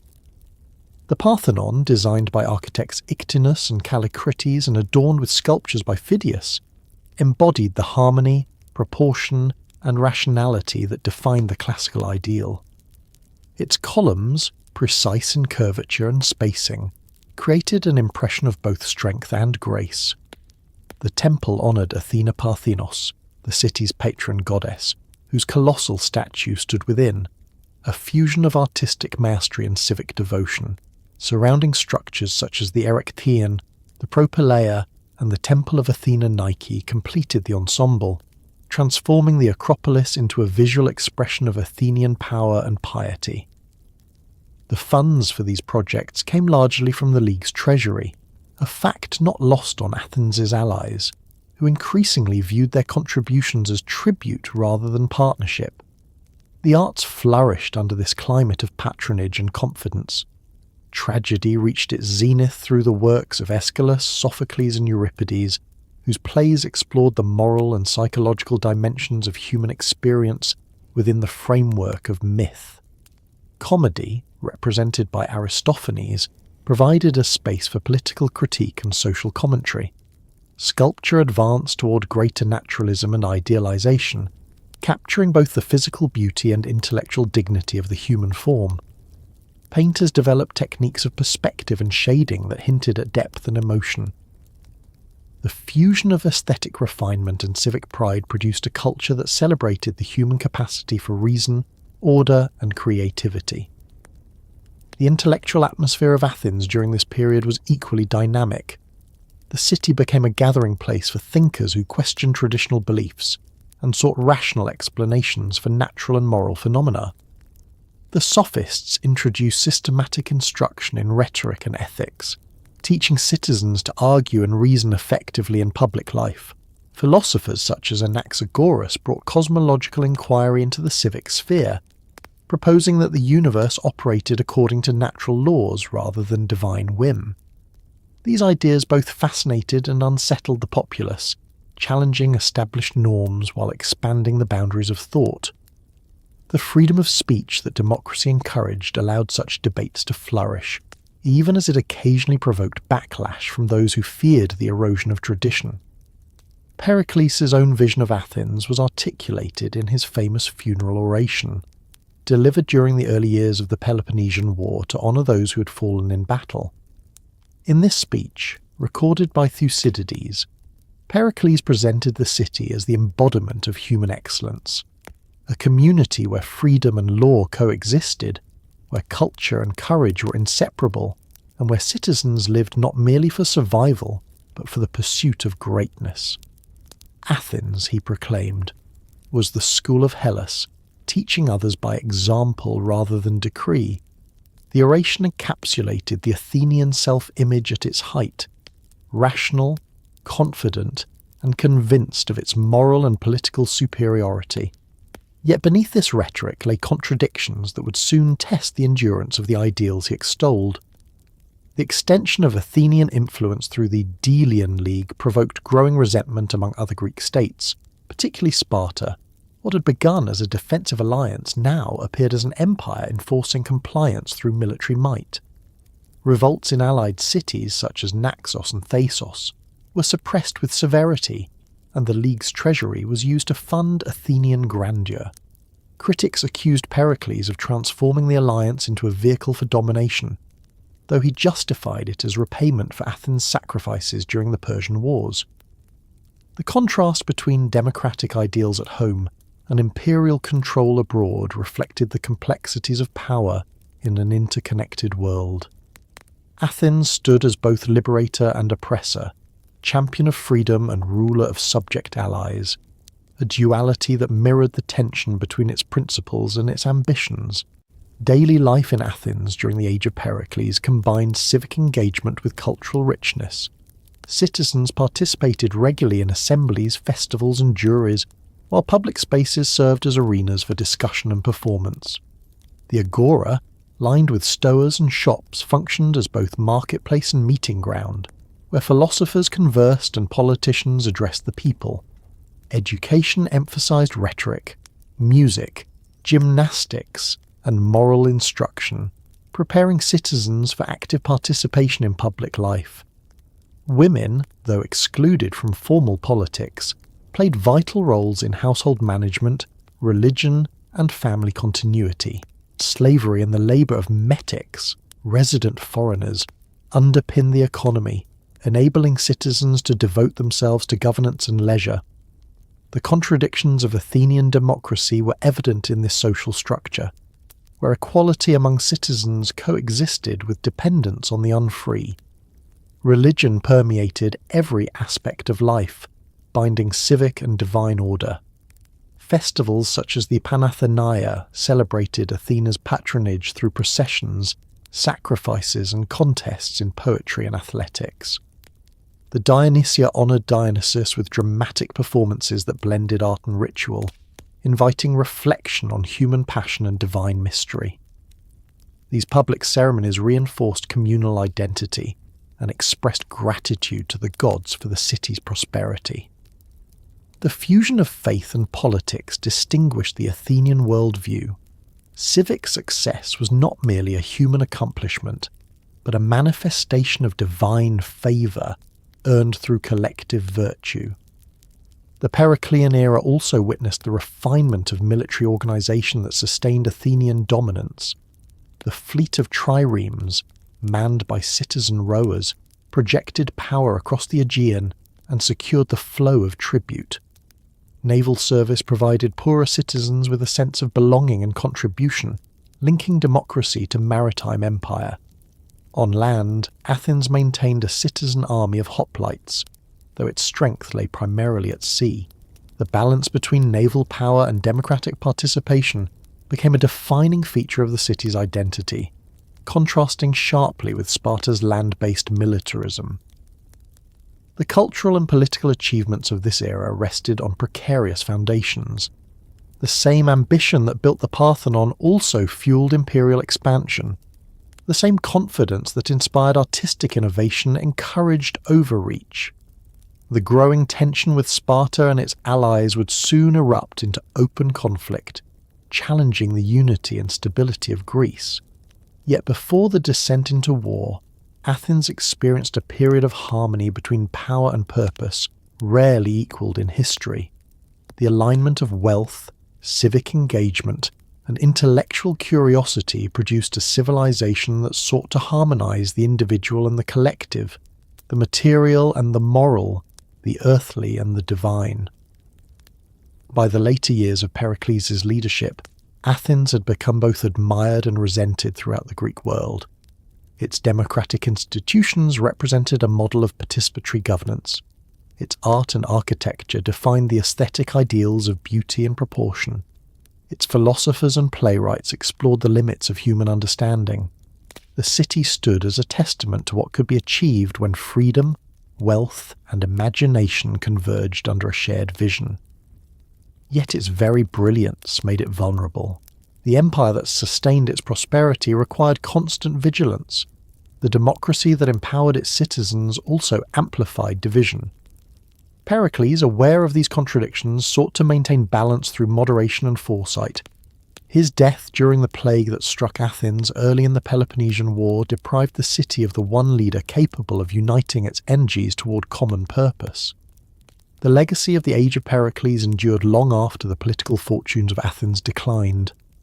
The ideals articulated during this period, reasoned debate, civic responsibility, artistic excellence, and faith in human potential, became benchmarks for future generations. The Parthenon continued to symbolize the harmony of order and freedom. The tragedies of the Athenian stage continued to explore the moral dilemmas of power and justice.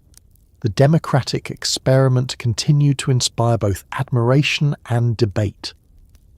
Though the empire would fade and the city's dominance would wane, the intellectual and cultural foundations laid during these years ensured that Athens would remain, in the imagination of history, the eternal school of Hellas. As the polis turned from triumph to struggle, the memory of its flowering would stand as both inspiration and warning, a reminder that the heights of human achievement are never free from the shadows cast by their own ambition. The cultural radiance of classical Greece found its purest and most enduring expression in its art and architecture. The Athenians of the 5th century BCE and their contemporaries across Hellas sought not merely to build or depict, but to reveal through stone, bronze, and paint the invisible order they perceived within the cosmos and within the human being. Theirs was an art that united precision with feeling, mathematics with imagination, and material craft with philosophical inquiry. The pursuit of beauty became inseparable from the pursuit of truth, and proportion was not simply aesthetic balance, but moral and metaphysical harmony. To walk among the temples of Athens or to behold the sculptures of Phidias was to encounter the Greek conviction that the human form and the divine order mirrored one another.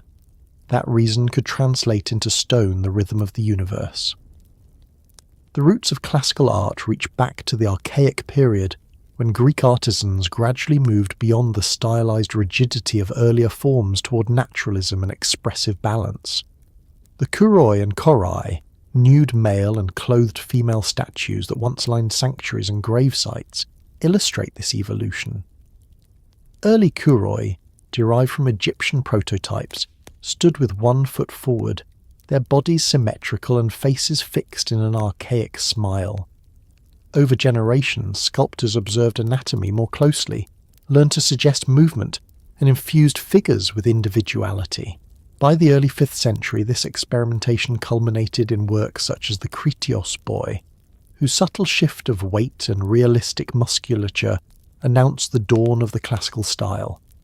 The human body, studied through careful observation and refined through idealization, became the central subject of Greek art because it embodied the balance of physical perfection and moral virtue. Architecture developed in parallel, guided by principles of proportion derived from mathematical relationships. The Greeks conceived buildings not as mere shelters for worship, but as embodiments of cosmic order. Temples served as houses for the gods and symbols of the community's devotion, their design expressing both functional clarity and spiritual aspiration. The Doric and Ionic orders, later joined by the Corinthian, provided systems of harmony through standardized elements, columns, capitals, entablatures, arranged according to precise ratios. In the Doric order, masculine strength and simplicity prevailed. In the Ionic, elegance and ornamentation conveyed refinement. Each order represented not a rigid formula, but a living grammar through which architects communicated aesthetic meaning. The columns fluting, the entasis that subtly swelled their shafts, and the curvature of stylobates corrected optical illusions, revealing the Greek obsession with visual perfection through mathematical correction. The culmination of this architectural philosophy was realized on the Athenian Acropolis during the 5th century BCE. Under the leadership of Pericles, architects Ictinus, Callicrates, and Mnesicles, together with the sculptor Phidias, transformed the ruined citadel into a unified composition of sacred structures. The Parthenon stood at its centre, a temple of the Doric order refined almost beyond recognition. Every line and angle was adjusted to achieve optical harmony. The columns leaned inward imperceptibly, the steps curved upward toward the centre, and no 2 blocks were identical in dimension. These adjustments created an illusion of perfect straightness and balance, a triumph of rational design over visual imperfection. The friezes and pediments depicted mythological scenes that celebrated both divine and civic order, the birth of Athena, the contest between the goddess and Poseidon for the city, and the Panathenaic procession linking citizens and gods. Within the cellar stood Phidias's colossal statue of Athena Parthenos, fashioned of gold and ivory, radiating both material splendour and spiritual authority. Other temples across Greece reflected regional interpretations of these ideals. The Temple of Zeus at Olympia, constructed earlier in the century, displayed monumental scale and narrative sculpture depicting the labours of Heracles and the chariot race of Pelops. At Bassae in Arcadia, the Temple of Apollo combined Doric austerity with an interior Corinthian column, evidence of innovation within tradition. In Ionia and the Aegean islands, the Ionic order's grace found expression in the Temple of Artemis at Ephesus and the Erechtheion on the Athenian Acropolis, where the caryatids, columns carved in the form of draped maidens, demonstrated the seamless union of structure and sculpture.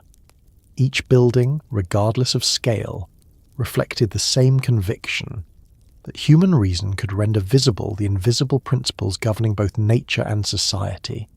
Sculpture in the classical period continued to refine the study of movement, anatomy, and emotional restraint. The works of Myron, Polykleitos, and Phidias established the canon of proportion that defined the classical ideal. Myron's Discobolus, the discus thrower, captured a moment of dynamic balance frozen in bronze, the tension of potential energy contained within perfect symmetry. Polykleitos, in his treatise known as the Canon, articulated mathematical ratios that governed the ideal male figure. His Dorephoros, or spear-bearer, embodied these principles through contrapposto, the natural shift of weight from one leg to the other that introduced rhythm into stillness. Phidias, as artistic director of the Parthenon, infused his sculptures with serene majesty, depicting gods and mortals alike with calm dignity. In his hands, divinity became humanized, and humanity was elevated to the divine. The interplay of restraint and vitality in these works captured the essence of Greek philosophy: moderation in all things, harmony between opposites, and the pursuit of excellence through measure. Painting, though less well preserved, flourished in both monumental and domestic forms. Vase painting, a major medium of artistic expression, evolved from geometric abstraction to complex narrative scenes, rendered in the black figure and later red figure techniques. In black figure pottery, artists silhouetted figures in black glaze and incised details with fine precision. In red figure, the process was reversed, allowing greater flexibility in depicting anatomy and perspective. These vases, used in everyday life and ceremonial contexts, illustrated myths, athletic contests, and domestic scenes, providing insight into Greek values and social practices. The refinement of composition, foreshortening, and gesture in these small-scale works paralleled developments in larger wall and panel paintings, now mostly lost but described by ancient writers as marvels of realism and colour. Artists such as Polygnotus of Thasos introduced depth and emotion into their compositions, anticipating techniques that would later influence Roman and Renaissance art. The relationship between art and philosophy during this period was intimate and mutually reinforcing. Philosophers sought rational order in the cosmos. Artists sought visible order in form. Pythagoras and his followers explored numerical harmony as the foundation of all existence, asserting that beauty arises from proportion. These ideas influenced architects and sculptors who translated mathematical ratios into aesthetic principles. The notion of symmetria, the commensurability of parts within a whole, became the cornerstone of Greek artistic theory. Plato, in his dialogues, regarded beauty as a reflection of eternal truth and saw the artist's task as the imitation of ideal forms rather than the transient appearances of the material world. Aristotle, more empirical, emphasized the artist's role in representing universal truth through particular instances. Both perspectives reinforced the view that art was not mere decoration but a mode of understanding reality. The integration of art with civic and religious life distinguished Greek culture from that of other ancient societies. Temples, theatres, and public spaces were conceived as expressions of communal identity, not private luxury. Sculpture adorned sanctuaries and agoras, commemorating victories, honouring gods, and celebrating the achievements of individuals who embodied civic virtue. Even athletic statues, such as those commemorating Olympic victors, conveyed moral lessons through idealized representation. Public festivals provided opportunities for collective participation in artistic experience, blurring the line between spectator and creator. The same citizens who voted in the assembly also attended dramatic performances that questioned the nature of justice and fate, or witnessed processions that united political and religious devotion. Art in this context was an instrument of education, cultivating aesthetic judgment and moral awareness. The pursuit of harmony and proportion extended beyond the visual arts into music and theatre. Greek music theory, grounded in mathematical ratios of pitch and rhythm, reflected the belief that sound could mirror the order of the cosmos. Instruments such as the lyre and aulos accompanied poetry and ritual, integrating melody with language. The tragedies performed at the Dionysia combined poetic dialogue, choral song, and staged movement into a synthesis of art forms that appealed simultaneously to intellect and emotion. The theatre's architectural design, its semicircular orchestra, tiered seating, and open-air setting embodied the same geometric clarity as the temples, creating a physical space where human drama unfolded under the gaze of both citizens and gods. The balance between structure and spontaneity in these performances encapsulated the Greek ideal of measured freedom. Regional diversity added richness to this shared aesthetic vision. In the western colonies of Magna Graecia, local craftsmen adapted mainland styles to new materials and contexts. In Asia Minor, Ionian artists infused Greek forms with Eastern ornamentation, producing hybrids that demonstrated the permeability of cultural boundaries. This openness to variation within unity reflected the broader flexibility of Greek art, which could absorb influences while maintaining its distinct identity. The universal principles of proportion and harmony provided a framework that transcended local differences, allowing Greek aesthetics to expand across time and space without losing coherence. The ideals that guided Greek art and architecture were not purely formal but deeply ethical. The concept of kalokagathia, the unity of the beautiful and the good, linked physical perfection to moral excellence. To create or to appreciate beauty was an act of virtue, an acknowledgement of the order that governed both human and divine realms. This belief shaped education, politics, and philosophy, infusing the entire culture with an aesthetic consciousness rare in history. The sculptor's chisel, the architect's compass, and the dramatist's verse all served a single purpose: to reveal through measured form the possibility of harmony in a world of flux. As the 5th century progressed, these ideals reached their fullest expression, but also began to encounter new challenges. The realism of later artists introduced emotion and individuality that departed from the serene balance of earlier works. Sculptors such as Praxiteles and Lysippos in the following century would humanize the gods further, emphasizing grace and movement over austerity. Yet the foundation laid by the classical masters remained unshaken. The vocabulary of proportion and the conviction that art could embody universal truth persisted through Hellenistic, Roman and Renaissance revivals, shaping the aesthetic heritage of the Western world. To stand before the ruins of a Greek temple, or to study the fragments of a classical statue, is to glimpse a civilization that sought perfection, not as an abstract ideal, but as a lived principle. Every column, every contour, every measured space speaks of a people who believed that beauty, when aligned with reason, could bridge the mortal and the eternal. In the rhythm of their architecture and the calm precision of their sculpture, the Greeks expressed their faith in the capacity of human intelligence to discern and reproduce the harmony of the cosmos. From these stones and forms their legacy endures, an unbroken dialogue between matter and mind, proportion and spirit, reminding all who behold it that the pursuit of balance is the highest art of all. The intellectual transformation that swept through Greece during the 5th and 4th centuries BCE represented one of the most profound revolutions in human thought. In this period, the Greeks turned their curiosity inward and outward at once, seeking to understand the nature of reality, the limits of human knowledge, the principles of ethics, and the structure of the cosmos. What began as wonder at the workings of the natural world evolved into systematic inquiry, guided by reason rather than myth.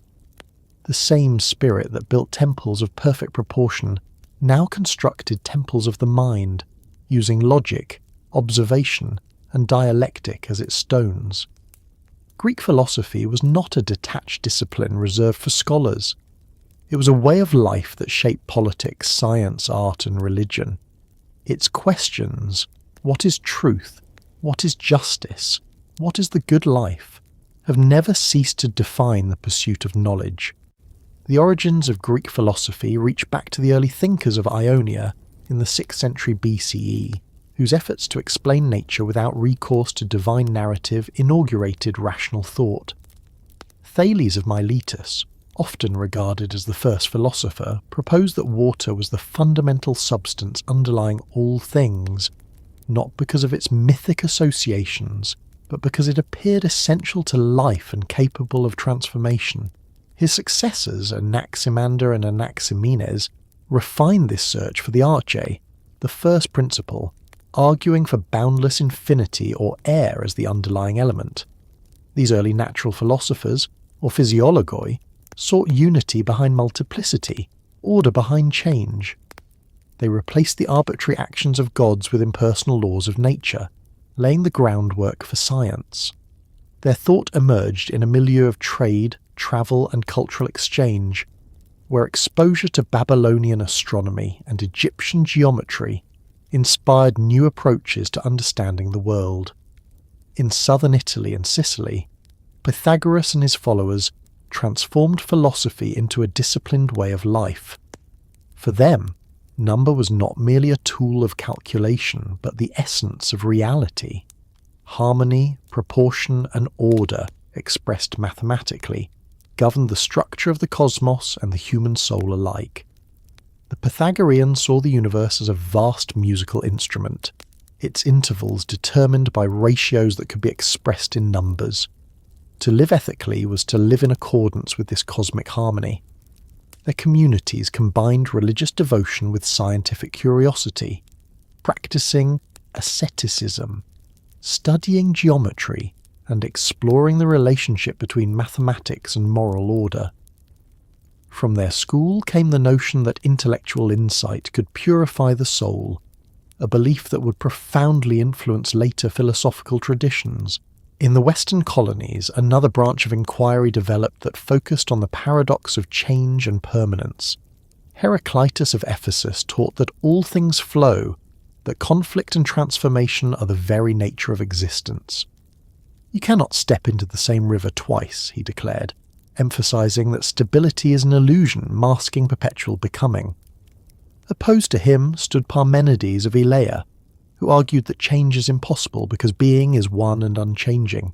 From this confrontation arose the central problem of metaphysics, how to reconcile the evidence of the senses, which shows constant alteration, with the demands of reason, which insists on unity and consistency. The tension between these two poles, flux and permanence, would shape philosophical discourse for centuries.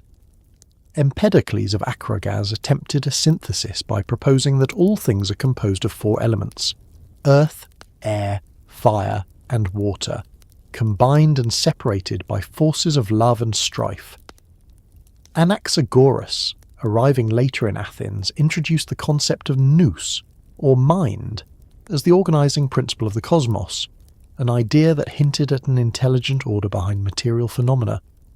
Leucippus and Democritus went further, asserting that all matter consists of indivisible atoms moving through the void, according to necessity. Their atomic theory, remarkably close to later scientific models, reduced the complexity of the world to simple mechanical interactions, leaving no room for divine intervention. Through these successive generations, Greek thinkers gradually shifted the explanation of reality from mythology to reasoned speculation, inventing philosophy as a discipline grounded in logic and observation. Athens, already the political and cultural centre of Greece, became the intellectual capital as well. In its open agora, citizens debated not only laws and policies, but also the nature of truth, justice, and virtue. Out of this civic discourse emerged the figure who would redefine philosophy as a moral and dialectical practice, Socrates. Unlike the natural philosophers who sought to explain the cosmos, Socrates turned his inquiry toward the human soul. He wandered the streets and marketplaces of Athens, questioning politicians, craftsmen, and poets, exposing contradictions in their assumptions and compelling them to examine their beliefs. His method, the elenchus, consisted of dialogue that revealed ignorance as the first step toward wisdom. For Socrates, knowledge and virtue were inseparable. To know the good was to do the good. He rejected the relativism of the sophists, who taught rhetorical skill for persuasion without regard for truth, insisting instead that reason could uncover universal moral principles. Socrates left no writings. His thought is known through the works of his students, most notably Plato. The circumstances of his death in 399 BCE, condemned by the Athenian assembly on charges of impiety and corrupting the youth, became emblematic of the tension between individual conscience and collective authority. His willingness to accept execution rather than compromise his principles transformed him into a martyr for reason. Through him, philosophy became a moral vocation demanding courage and integrity, not merely intellectual skill. Plato, inheriting his teacher's legacy, built upon it a vast philosophical system that sought to reconcile the changing world of experience with the eternal realm of truth. In his dialogues, he presented Socrates as the mouthpiece for ideas that transcended empirical reality. Plato's theory of forms posited that the visible world is a shadow of a higher immutable reality where perfect models of all things exist: beauty, justice, equality, and goodness. Human knowledge, therefore, is recollection of these eternal forms glimpsed through the imperfections of sensory perception. In the Republic, he envisioned an ideal state governed by philosopher kings whose wisdom and virtue aligned them with the form of the good. Education for Plato was the ascent of the soul from ignorance to enlightenment, symbolized by the allegory of the cave, where those who escape darkness to behold the sun must return to guide others. His academy, founded near Athens, became the first enduring institution of higher learning in the Western world, attracting students from across Greece and beyond. Aristotle, Plato's most distinguished pupil, departed from his master's idealism to develop a more empirical and systematic approach. He rejected the separation of the forms from the material world, arguing instead that form and matter are inseparable aspects of reality. Observation and classification became the foundations of his method. In his physics, metaphysics, ethics, and politics, Aristotle examined the entire spectrum of knowledge, seeking causes and principles underlying every phenomenon. His concept of the four causes, material, formal, efficient, and final, offered a comprehensive framework for explaining change and purpose in nature. In logic, he developed the syllogism, establishing the rules of deductive reasoning that would dominate Western thought for 2 millennia. In ethics, he proposed that happiness, or eudaimonia, arises from living according to virtue, defined as the mean between extremes. His lyceum functioned as both research centre and teaching institution, where students observed plants, animals, and stars as part of a unified quest to understand the natural world. Aristotle's insistence on empirical evidence and rational order laid the foundations of science. Beyond Plato and Aristotle, a diversity of schools flourished, each offering distinct answers to the questions of human life and the cosmos. The Cynics, following the example of Diogenes of Sinope, rejected material wealth and social convention, seeking freedom through self-sufficiency and moral independence. The Stoics, founded by Zeno of Citium, emphasized living in accordance with nature and reason, accepting fate with equanimity, and cultivating inner virtue as the only true good. The Epicureans, inspired by Epicurus, pursued tranquility through moderation, friendship, and the understanding that fear, particularly fear of the gods and death, was the chief obstacle to happiness. Skeptics such as Pyrrho of Elis suspended judgment on all matters, asserting that peace of mind arises from recognizing the limits of certainty. Though differing in doctrine, all shared the conviction that philosophy should guide conduct, not merely satisfy curiosity. Parallel to moral philosophy, scientific inquiry advanced with equal vigour. Astronomers such as Eudoxus and Aristarchus proposed models of celestial motion, the latter even suggesting a heliocentric universe centuries before Copernicus. Mathematicians like Euclid systematized geometry into axioms and proofs that revealed the deductive power of reason. Archimedes of Syracuse explored principles of mechanics and hydrostatics, applying theoretical insight to practical invention. Physicians in the Hippocratic tradition sought natural explanations for disease, replacing superstition with observation and prognosis. These endeavours extended the rational spirit of philosophy into every realm of human experience, demonstrating that the search for order in the mind mirrored the search for order in nature. the Greek pursuit of knowledge was inseparable from the moral and civic context in which it arose. Inquiry was not isolated speculation, but a public act embedded in the life of the polis. Philosophers engaged with statesmen, artists, and citizens, debating the nature of justice, the responsibilities of leadership, and the role of education. The freedom of speech and the intellectual pluralism of Athens provided fertile ground for such exchange, even as political instability and shifting fortunes occasionally threatened it. The dialectical method, question and answer, thesis and antithesis, became a model for democratic deliberation, as well as scientific reasoning. The belief that truth could emerge through rational dialogue reflected the same confidence in human reason that animated Athenian democracy and Greek art alike. The legacy of this intellectual flowering extended far beyond its immediate context. Hellenistic scholars in Alexandria, inheriting the methods of Aristotle and his predecessors, advanced mathematics, astronomy, and medicine to unprecedented levels.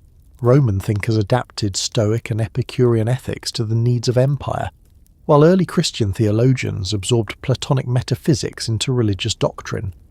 The rediscovery of Greek philosophy in the Renaissance rekindled the Western tradition of humanism, grounding modern science and politics in principles first articulated in the Agora and the Lyceum. The questions the Greeks posed about being, knowledge, virtue, and order remain the foundation upon which all later inquiry rests. In the Greek conception, knowledge was not a possession but a pursuit, a lifelong dialogue between the mind and the world. To seek wisdom was to align oneself with the rational structure of the cosmos, to bring the disorder of perception into harmony with the clarity of reason.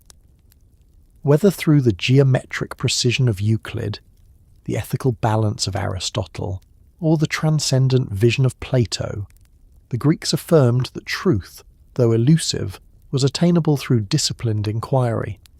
Their legacy endures not only in the content of their discoveries, but in the method they bequeathed: to question, to reason, and to see in every phenomenon the invitation to understand. Through this relentless curiosity, they transformed human thought from myth to logic, from faith in fate to confidence in reason, and in doing so, they illuminated the path that all subsequent civilizations would follow in the never-ending pursuit of knowledge. The decades of brilliance that defined the age of Pericles ended in a slow, grinding conflict that reshaped the Greek world and extinguished the spirit of unity that had once triumphed at Marathon and Salamis. The Peloponnesian War, fought between Athens and Sparta and their respective allies, from 431 to 404 BCE, was not merely a contest of arms, but a struggle between opposing visions of life, governance, and civilization itself. It pitted the restless energy of democracy and empire against the austere discipline of oligarchy and tradition. For nearly 30 years, the war consumed the Greek world, draining its resources, corrupting its ideals, and bringing to an end the balance and confidence that had defined the classical order. Out of this prolonged catastrophe emerged not victory, but exhaustion, a lesson in the fragility of human achievement when ambition and fear eclipse reason. The origins of the conflict lay in the aftermath of the Persian Wars, when Athens, buoyed by its naval success, transformed the Delian League into an empire. While the League had begun as a voluntary alliance to continue the struggle against Persia, Athens' dominance gradually became coercive.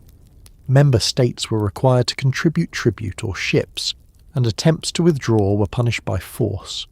The transfer of the League's treasury from Delos to Athens symbolized this shift, as the wealth of the Aegean flowed into the Parthenon and other monuments of Athenian pride.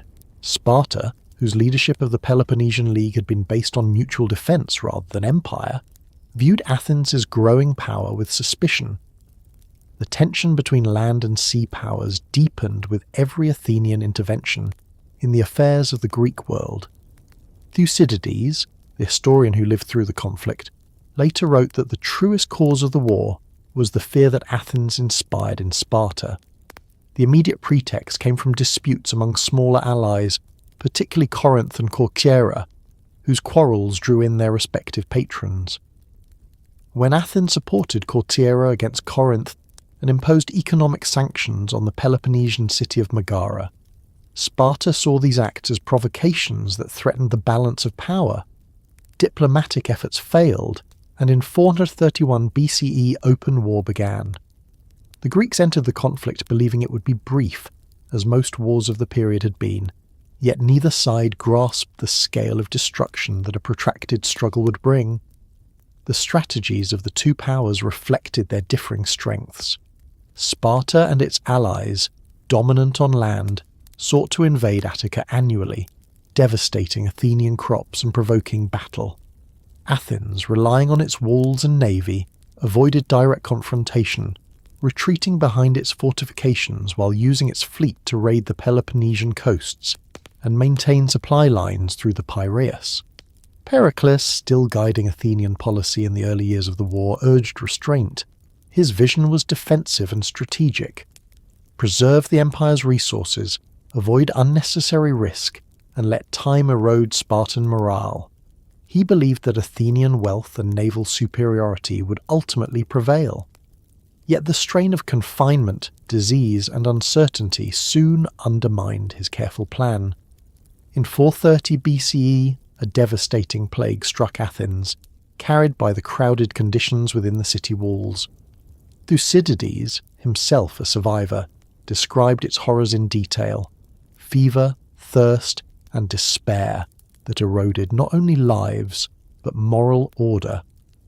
The plague killed perhaps a third of the population, including Pericles himself, whose death left Athens without its most prudent statesman.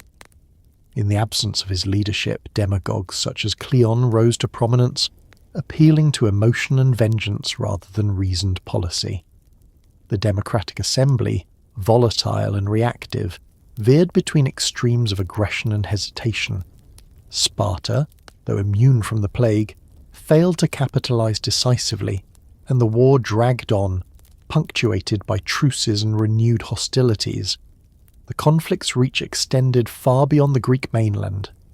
Battles were fought in the Aegean, the Peloponnese, Thrace, and Sicily. The siege of Plataea, the standoff at Pylos, and the naval engagement at Sphacteria demonstrated both the adaptability and brutality of Greek warfare. In these campaigns, traditional codes of honour gave way to expediency and cruelty. The Melian episode, later recorded by Thucydides, epitomised this moral decline. When the neutral island of Melos refused to submit to Athenian demands, its men were slaughtered and its women enslaved. The dialogue between the Athenians and Melians revealed the chilling logic of imperial realism. The strong do what they can, and the weak suffer what they must. Such reasoning, stripped of the ethical restraint that had once guided Greek conduct, showed how war corroded not only states, but souls. The most ambitious and disastrous episode of the conflict came with the Sicilian expedition of 415-413 BCE. Encouraged by demagogues and driven by dreams of imperial expansion, the Athenian assembly voted to send a massive fleet to conquer Syracuse, a powerful city-state in Sicily allied with Sparta. The campaign, led initially by Alcibiades, began with enthusiasm but soon unravelled. Alcibiades, accused of impiety at home, defected to Sparta, providing the enemy with strategic advice. The remaining commanders, Nicias and Lamachus, hesitated and quarrelled, allowing the Syracusans to rally. The expedition culminated in total catastrophe. The Athenian fleet was trapped in the harbour, defeated and destroyed. The survivors were captured and condemned to death or slavery. The loss of tens of thousands of men and nearly the entire fleet marked a turning point from which Athens would never recover. The dream of empire collapsed into despair. Sparta, meanwhile, adapted its strategy and forged new alliances. With Persian financial support, it built a fleet to challenge Athenian dominance at sea, while continuing to ravage Attica. The balance of power shifted as revolts broke out among Athens' subject allies, further weakening its resources. Alcibiades, ever the opportunist, oscillated between sides, advising Persia and later returning to Athens with promises of Persian aid that never materialized. The war's final phase, known as the Ionian or Decelean War, saw Spartan forces establish a permanent base in Attica, cutting off Athenian access to its silver mines. Starvation, inflation, and political turmoil gripped the city. In 411 BCE, an oligarchic coup briefly overthrew the democracy, establishing the rule of the 400, but popular resistance restored democratic government soon after. The constant oscillation between idealism and pragmatism mirrored the exhaustion of a society at war with itself.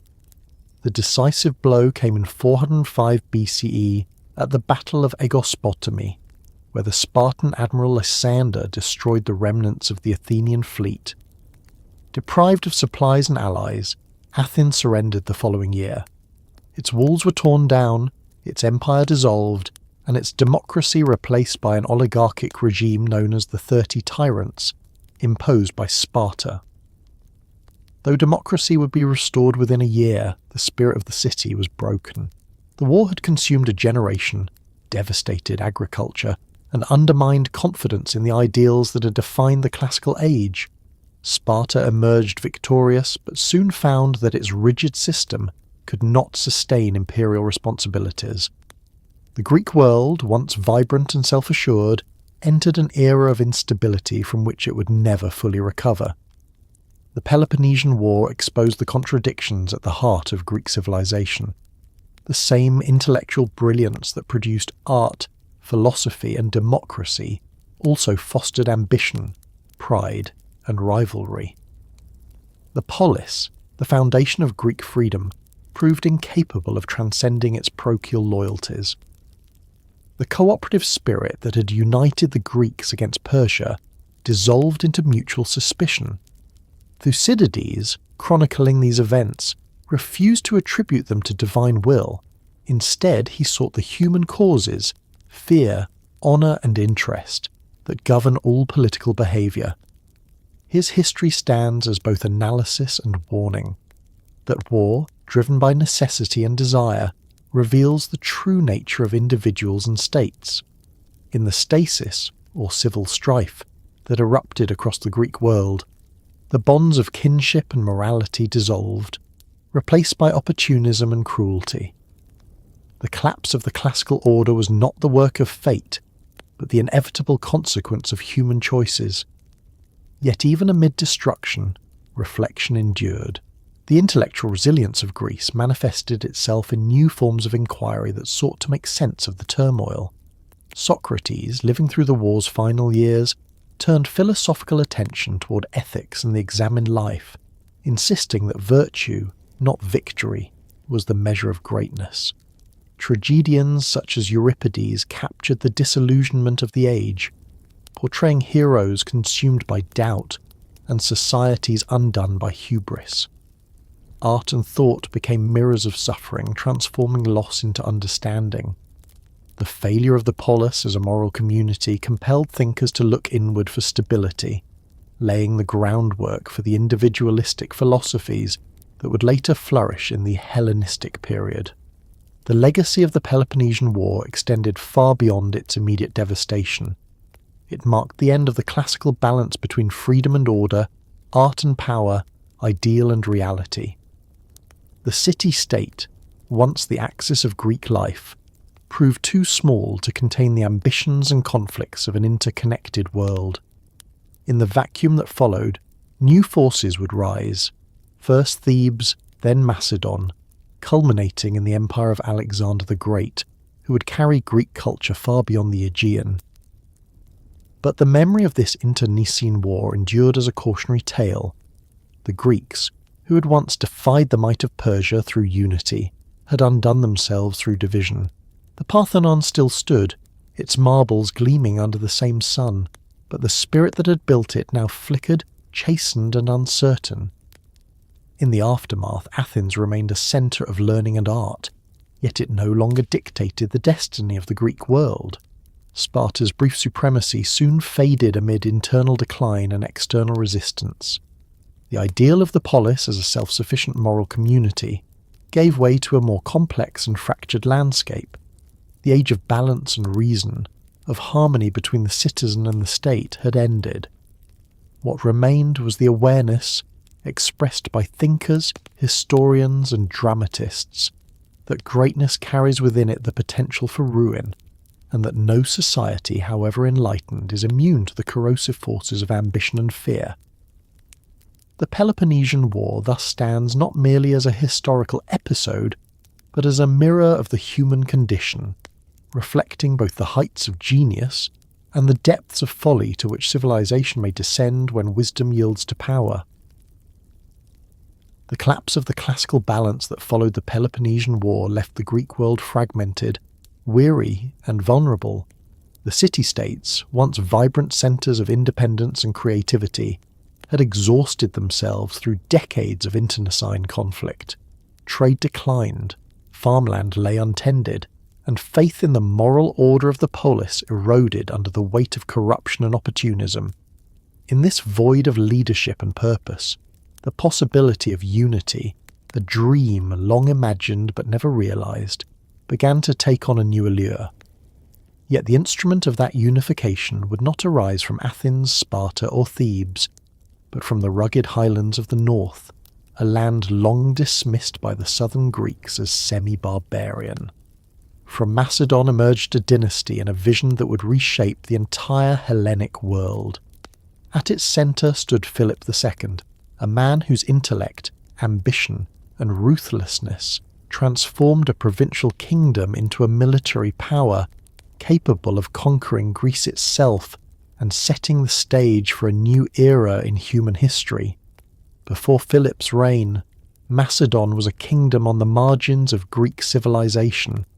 Its people spoke a dialect related to Greek, worshipped the same gods, and shared many cultural traits. Yet they were regarded by the southern city-states as outsiders. The kingdom's political structure remained largely tribal, its kings dependent on the loyalty of noble clans, and its frontiers vulnerable to raids by Illyrians, Thracians, and Paeonians, although earlier monarchs such as Alexander the and Archelaus had attempted to modernize the realm, inviting Greek artists and philosophers to court and reforming administration. The state remained unstable. Succession disputes and foreign incursions repeatedly plunged it into chaos. When Philip ascended the throne in 359 BCE, following the death of his brother Perdiccas III in battle against the Illyrians, Macedon appeared on the brink of collapse. Within 2 decades, however, he would not only restore stability but extend his dominion over all Greece. Philip's genius lay in his ability to combine diplomacy, military innovation, and pragmatic governance into a single coherent strategy. Understanding that survival required both internal cohesion and external strength, he first secured his borders through negotiation and conquest. He neutralized the Illyrians with decisive campaigns, subdued neighbouring tribes, and reasserted Macedonian authority over Thessaly and the northern Aegean. Each victory was followed by careful consolidation. Fortresses were rebuilt, garrisons established, and alliances cemented through marriage or diplomacy. His approach was calculated and patient.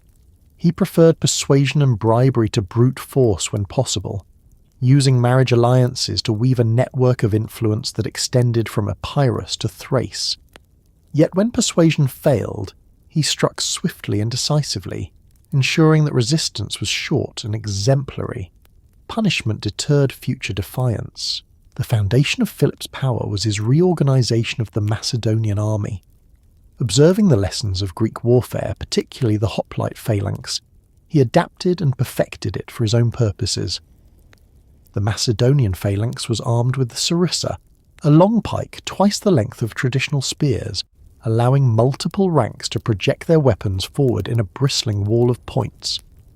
The infantry was trained to move as a single organism, its discipline reinforced through constant drills and professional service.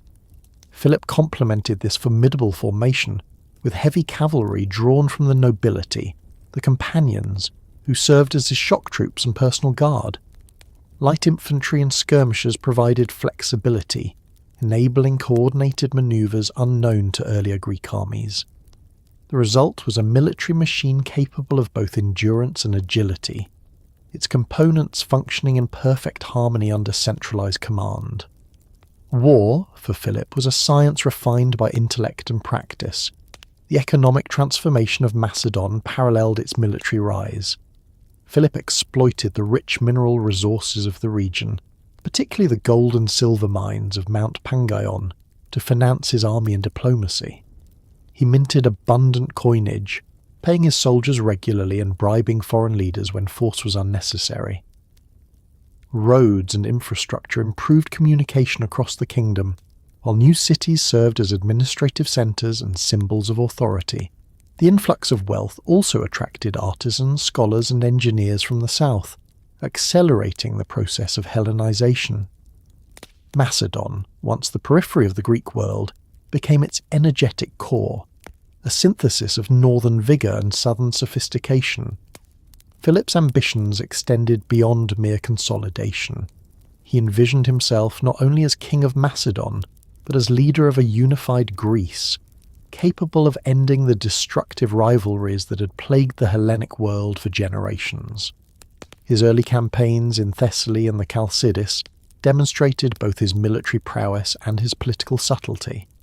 He presented himself as liberator and protector rather than conqueror, intervening in disputes under the guise of restoring order. When the sacred city of Delphi became embroiled in the so-called Third Sacred War, Philip seized the opportunity to appear as the champion of Apollo and of Greek religion itself.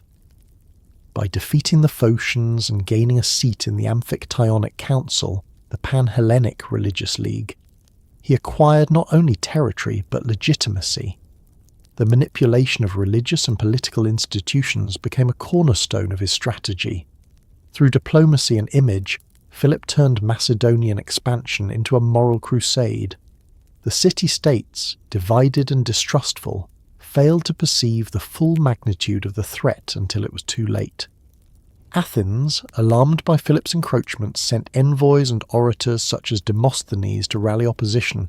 In his fiery Philippics, Demosthenes warned that Philip's professions of friendship concealed imperial ambition, and that only united resistance could preserve Greek freedom. Yet Athens, weakened by its earlier wars and preoccupied with maintaining its empire in the Aegean, vacillated between negotiation and hostility. Other states alternately courted and feared the Macedonian king, accepting his gifts while mistrusting his motives. Philip exploited their divisions with consummate skill, presenting himself as mediator while advancing his own agenda. The decisive confrontation came in 338 BCE at the Battle of Chaeronea in Boeotia. There, Philip faced a coalition of Greek forces led by Athens and Thebes, who had finally recognized the necessity of alliance.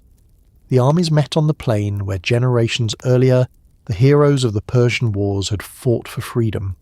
Philip, commanding the Macedonian centre, feigned retreat at a critical moment, drawing the Athenian line out of formation. His son Alexander, then only 18, led the companion cavalry in a devastating charge that broke the Theban sacred band and enveloped the enemy. The battle ended in complete victory for Macedon. The independence of the city-states was effectively over. Greek liberty had been extinguished not by foreign invaders, but by one of their own. In the aftermath, Philip acted with calculated moderation. He did not sack Athens or enslave its citizens, but instead sought to incorporate the conquered states into a new political order under his leadership.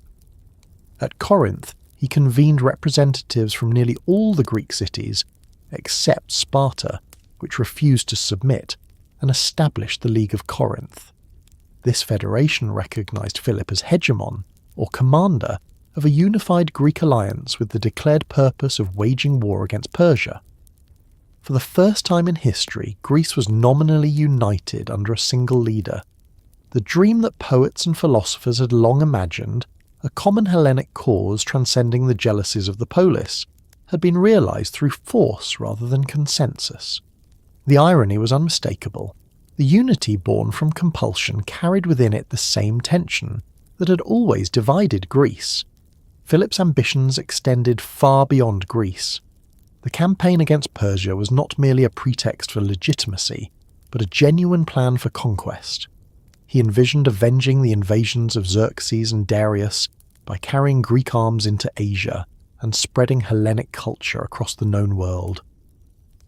Preparations for this grand enterprise began immediately after Chæronea. Engineers, logisticians, and soldiers assembled in Macedon. Treaties secured the loyalty of allies. Reconnaissance missions probed the coasts of Asia Minor.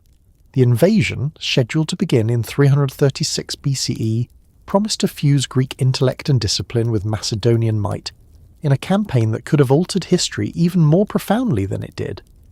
But before it could be launched, Philip's life was cut short. In the summer of 336 BCE, during the wedding festivities of his daughter Cleopatra at Aegae, Philip was assassinated by one of his own bodyguards. The motives remain uncertain: personal revenge, political conspiracy, or dynastic intrigue. But his death sent shockwaves through the Greek world. For a moment it seemed that the fragile unity he had forged would collapse, yet his son, Alexander, inherited not only the throne but the vision. The dream of uniting Greece and conquering Persia did not perish with Philip. It found in his successor the instrument of its realization. Philip's legacy endures as a paradox.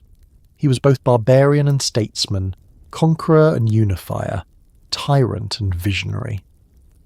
To the Greeks who valued autonomy above all, he represented the destruction of their freedom.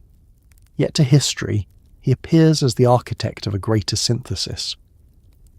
By transcending the limits of the polis, he opened the path toward the cosmopolitan world of Hellenism, in which Greek language, art, and philosophy would spread from the Nile to the Indus.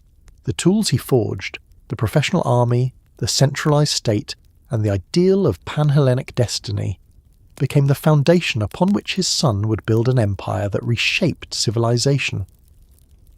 The rise of Macedon thus marked both an end and a beginning, the end of the classical age of independent city-states and the beginning of a new epoch of empire and cultural fusion. The ideals of freedom, balance, and reason that had defined the earlier centuries survived, but they now moved within a larger framework, guided by kings rather than citizens. Philip's achievement lay not only in conquest but in vision, in seeing beyond the narrow horizons of the polis to imagine a unified world bound by shared heritage and ambition. His reign transformed the political landscape of Greece from a mosaic of rival cities into the embryo of a global civilization. From the fields of Chæronea to the halls of Corinth, the echoes of his march still resound. The sound of unity achieved through power, of order born from discord, and of a dream that, in passing from father to son, would soon encompass the known world. The death of Philip II in 336 BCE might have ended the dream of Greek unification, and the envisioned conquest of Persia had it not been for the astonishing figure who succeeded him, his 20-year-old son Alexander. Inheriting both his father's vision and his ambition, Alexander of Macedon would carry the idea of Hellenic destiny, beyond anything the Greek world had ever imagined. His reign was brief, lasting barely 13 years, but its consequences reverberated through centuries. Through relentless conquest, Alexander destroyed the Persian Empire, opened the East to Greek influence, and fused cultures in ways that reshaped the ancient world. His life combined military genius with visionary idealism, discipline with reckless passion, intellect with mythic charisma. By the time of his death in Babylon at the age of 32, he had transformed not only geography and politics, but the very idea of civilization itself.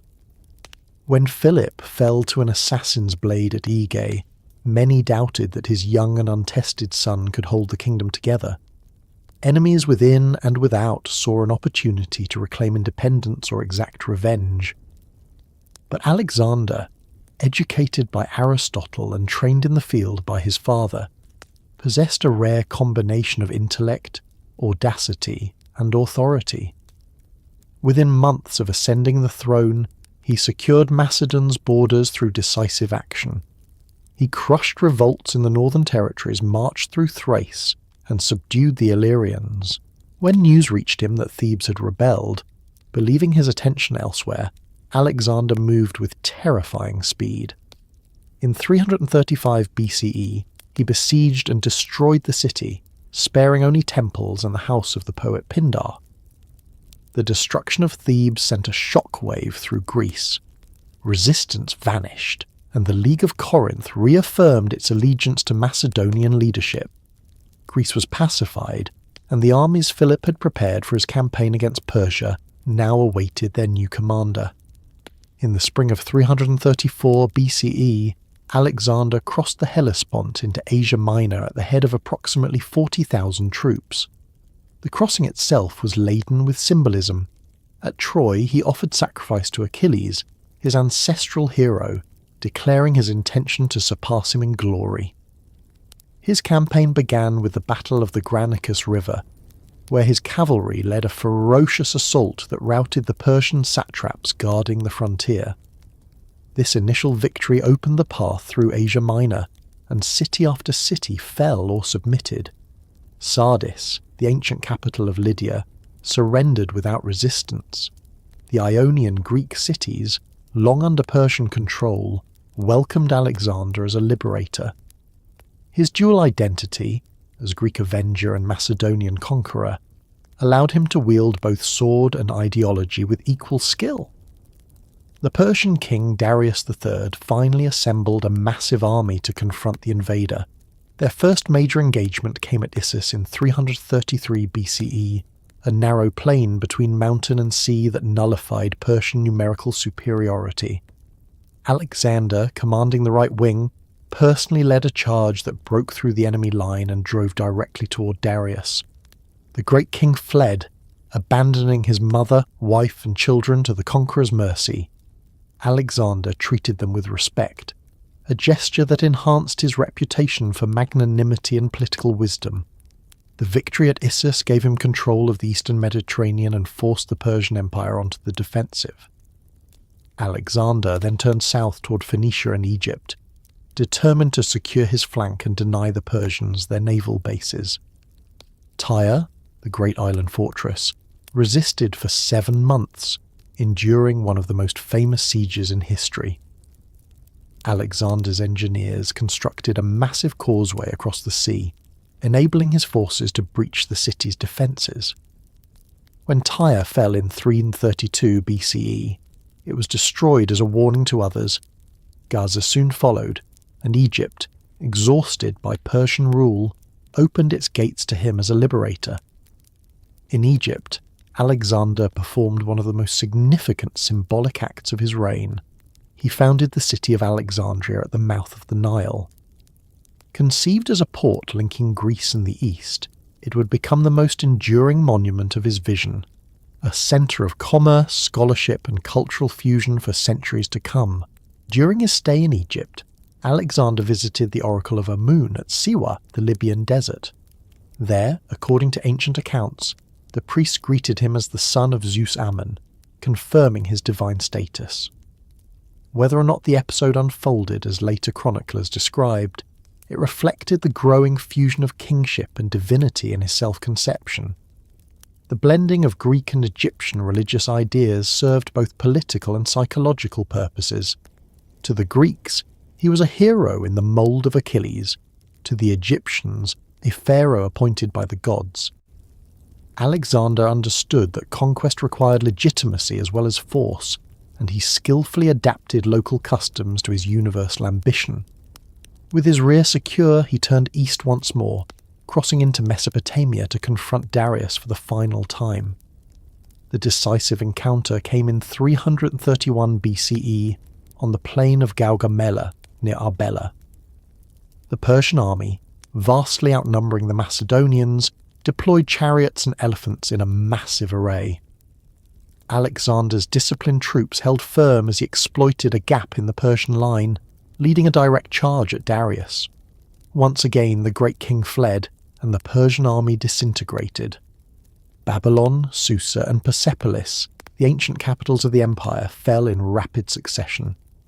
At Persepolis, Alexander allowed his troops to loot the city before setting the royal palace ablaze, perhaps as deliberate retribution for Xerxes' destruction of Athens a century and a half earlier.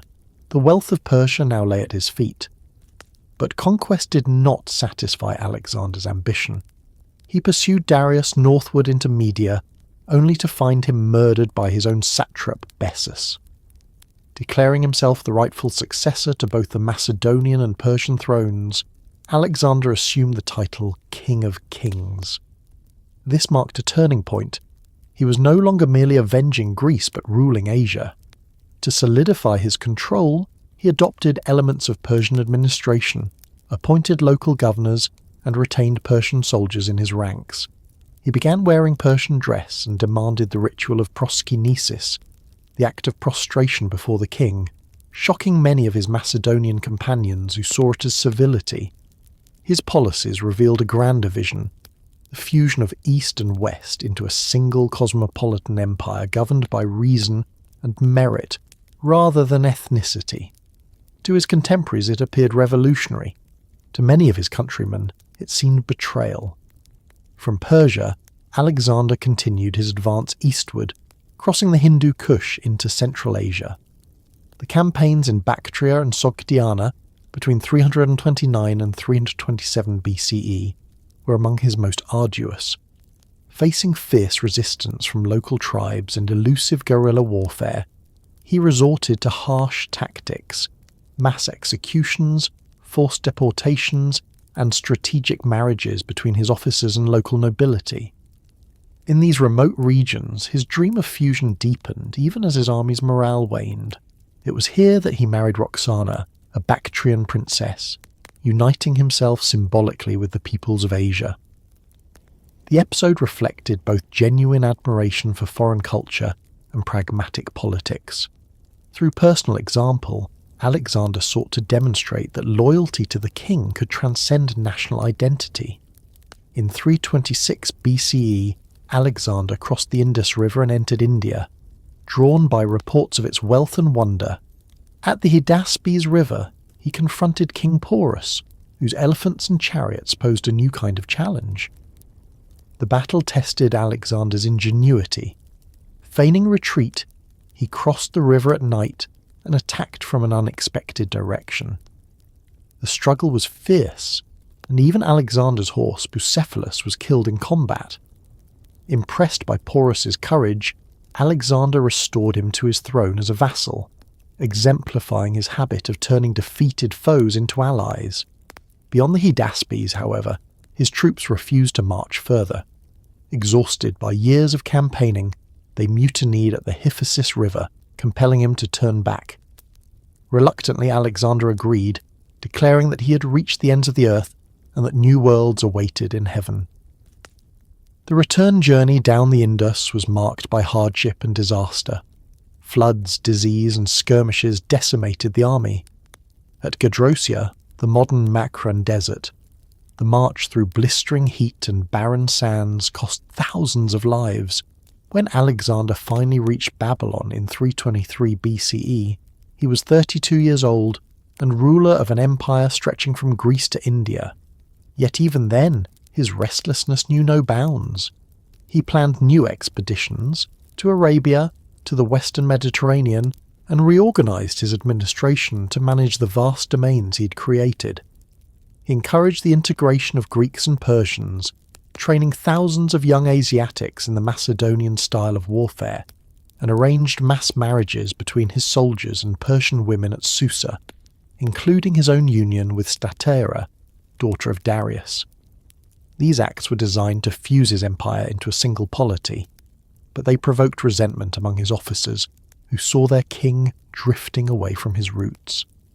In June of that same year, Alexander fell ill in Babylon after a banquet, perhaps from fever, exhaustion, or poison.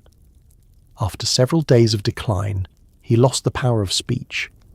When asked to whom he left his empire, he said to have whispered, "To the strongest." His death plunged the ancient world into chaos.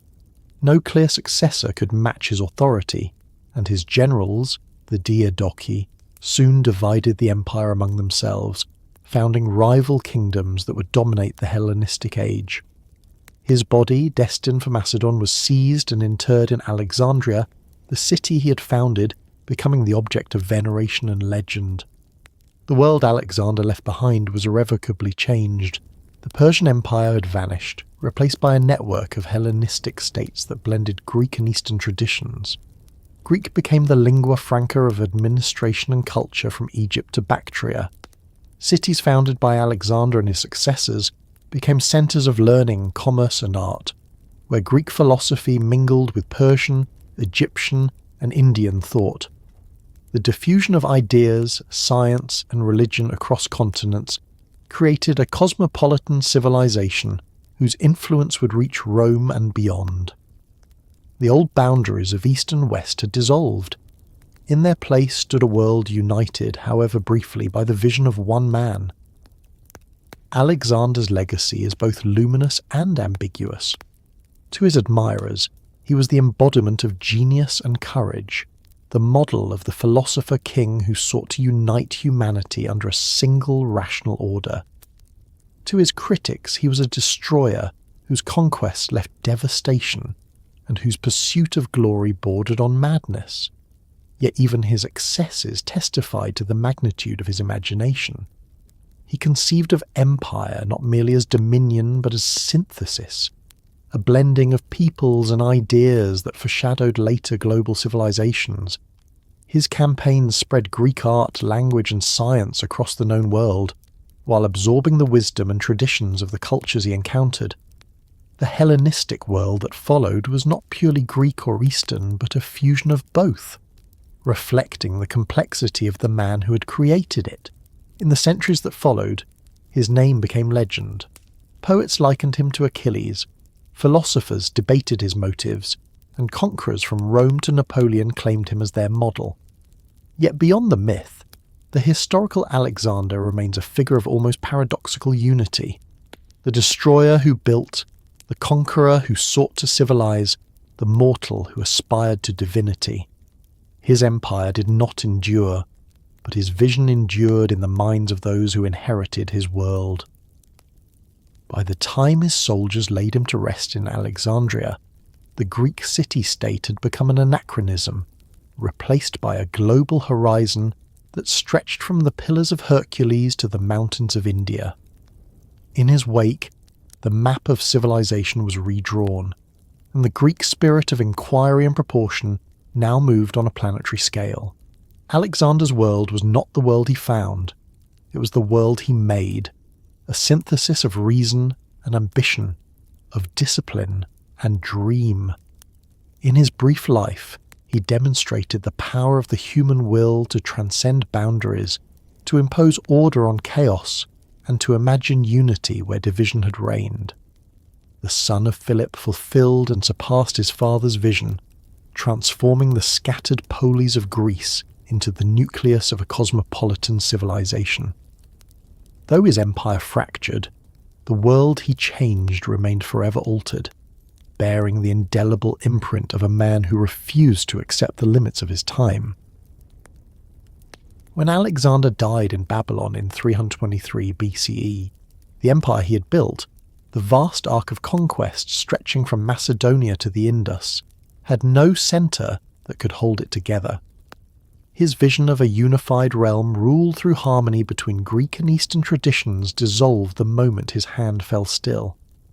Yet though the empire itself fractured, the cultural forces he unleashed continued to expand. Out of the turmoil that followed his death emerged a new world, the Hellenistic age. It was a world no longer defined by the independence of the city-state or by the singular leadership of a conqueror, but by a web of kingdoms where Greek language, art, science and philosophy mingled with the traditions of Asia and Africa. The Hellenistic period was a time of diffusion and transformation, an age when Greek civilization ceased to be confined to Greece and became a universal culture carried across deserts and seas, woven into the lives of peoples far beyond the Aegean. In the power vacuum that followed Alexander's death, his generals, known as the Diadochi or successors, struggled for control. The question of who should inherit the empire was never resolved. Alexander's half-brother Aridaeus and his infant son Alexander IV were nominally declared kings, but real authority lay with the regent Perdiccas, whose attempts to preserve unity quickly failed. Within a few years, the empire descended into a series of brutal wars that lasted for decades. The ideal of one realm under a single ruler gave way to the practical reality of division. From these struggles arose several powerful dynasties that would dominate the Hellenistic world for the next 3 centuries. The Ptolemies in Egypt, the Seleucids in Asia, the Antigonids in Macedon, and the Attalids in Pergamon. Each inherited a portion of Alexander's legacy and adapted it to local circumstances, fusing Greek administrative systems with native traditions to create new, hybrid states. In Egypt, Ptolemy, one of Alexander's trusted companions, secured control of the richest and most stable of the conquered lands. Declaring himself pharaoh, he established a dynasty that would endure for nearly 300 years, blending Greek political forms with Egyptian religious symbolism. Alexandria, the city founded by Alexander at the mouth of the Nile, became the Ptolemaic capital and the intellectual heart of the Hellenistic world. Its lighthouse, the Pharos, counted among the wonders of the ancient world, guided ships into a harbour bustling with trade from across the Mediterranean. Within the city stood the great library of Alexandria and its companion institution, the Museum, a state-sponsored centre of learning where scholars studied philosophy, astronomy, medicine, and mathematics. Here, Greek rationalism encountered Egyptian and Near Eastern knowledge, producing advances that would shape science for centuries. Under the Ptolemies, Egypt became a meeting point of cultures. Greek administrators governed the countryside, while Egyptian priests maintained ancient temples, and merchants from Africa and Asia exchanged goods and ideas in the markets. To the east, Seleucus I Nicator carved out a vast dominion stretching from Syria to the borders of India. The Seleucid Empire was the most extensive of the successor states, but also the most diverse and difficult to govern. From the Mediterranean to the Persian Gulf, it encompassed a mosaic of languages, religions, and ethnic groups. Seleucus founded new cities, many named Antioch or Seleucia, to serve as centres of administration and instruments of Hellenization. These urban foundations, inhabited by Greek settlers and local populations, spread Greek language and institutions across the Near East. The Seleucids adopted the trappings of Persian kingship, while maintaining Greek forms of government and art, a duality that symbolized the broader character of the Hellenistic world. The empire's very vastness, however, ensured instability. Peripheral provinces, particularly in the east, gradually drifted toward autonomy, giving rise to new kingdoms such as Bactria and Parthia, which became important conduits of cultural exchange between Greece, India, and Central Asia. In Macedon and Greece itself, the Antigonid dynasty reasserted control over the homeland of Alexander. Antigonus Thuim and his descendants ruled a region that remained both proud of its past and entangled in the affairs of the wider Mediterranean. While they could no longer claim the universal power of Philip or Alexander, the Antigonids maintained a formidable army and preserved Macedon as a key player in Hellenistic politics. Their realm, though smaller, acted as a bridge between the old world of the Polis and the new monarchies of the East. Greek cities such as Corinth, Athens, and Rhodes continued to flourish culturally, but their political independence was now constrained by the shifting alliances of kings and leagues. Pergamon, under the Attalid dynasty, represented yet another model of Hellenistic governance. Initially a fortress city in Asia Minor, it rose to prominence through astute diplomacy and cultural patronage. The Attalids cultivated loyalty by presenting themselves as defenders of Greek civilization against barbarism, supporting temples, libraries, and art that rivaled those of Alexandria. The Great Altar of Pergamon, with its dramatic frieze depicting the battle between gods and giants, epitomised the dynamic style of Hellenistic art, grand, emotional, and infused with theatrical movement. Pergamon's rulers were less conquerors than curators of Hellenism, preserving and displaying the splendour of Greek culture even as political power shifted westward toward Rome. Despite their rivalries, these kingdoms shared common characteristics. Each was a monarchy that fused Greek political and cultural ideals with local traditions. Greek became the administrative and commercial language of the Eastern Mediterranean, facilitating communication across vast distances. The new cities founded by Alexander and his successors, Alexandria in Egypt, Antioch in Syria, Seleucia on the Tigris, Iconium in Bactria, were cosmopolitan centres where Greeks, Persians, Egyptians, Jews and others lived and worked side by side. These urban environments fostered the spread of Greek education, architecture and civic institutions, while also absorbing elements of the cultures they ruled. Temples to Greek gods stood beside Eastern shrines. Greek philosophers debated with Zoroastrian priests and Jewish scholars. Artistic styles blended realism and grandeur with exotic motifs. The Hellenistic world was thus not a mere extension of Greece, but a new synthesis born of interaction and adaptation. Culturally, the age was one of extraordinary creativity. The scale and diversity of the Hellenistic kingdoms encouraged experimentation in art, literature, and science. Sculpture moved beyond the idealized calm of the classical period toward heightened realism and emotional expression. Artists captured the vulnerability of age, the intensity of struggle, and the drama of motion. The Laocoon group, depicting the Trojan priest and his sons attacked by serpents, exemplified this fusion of technical mastery and psychological depth. In painting and mosaic, artists achieved new levels of detail and illusionism, foreshadowing later Roman developments.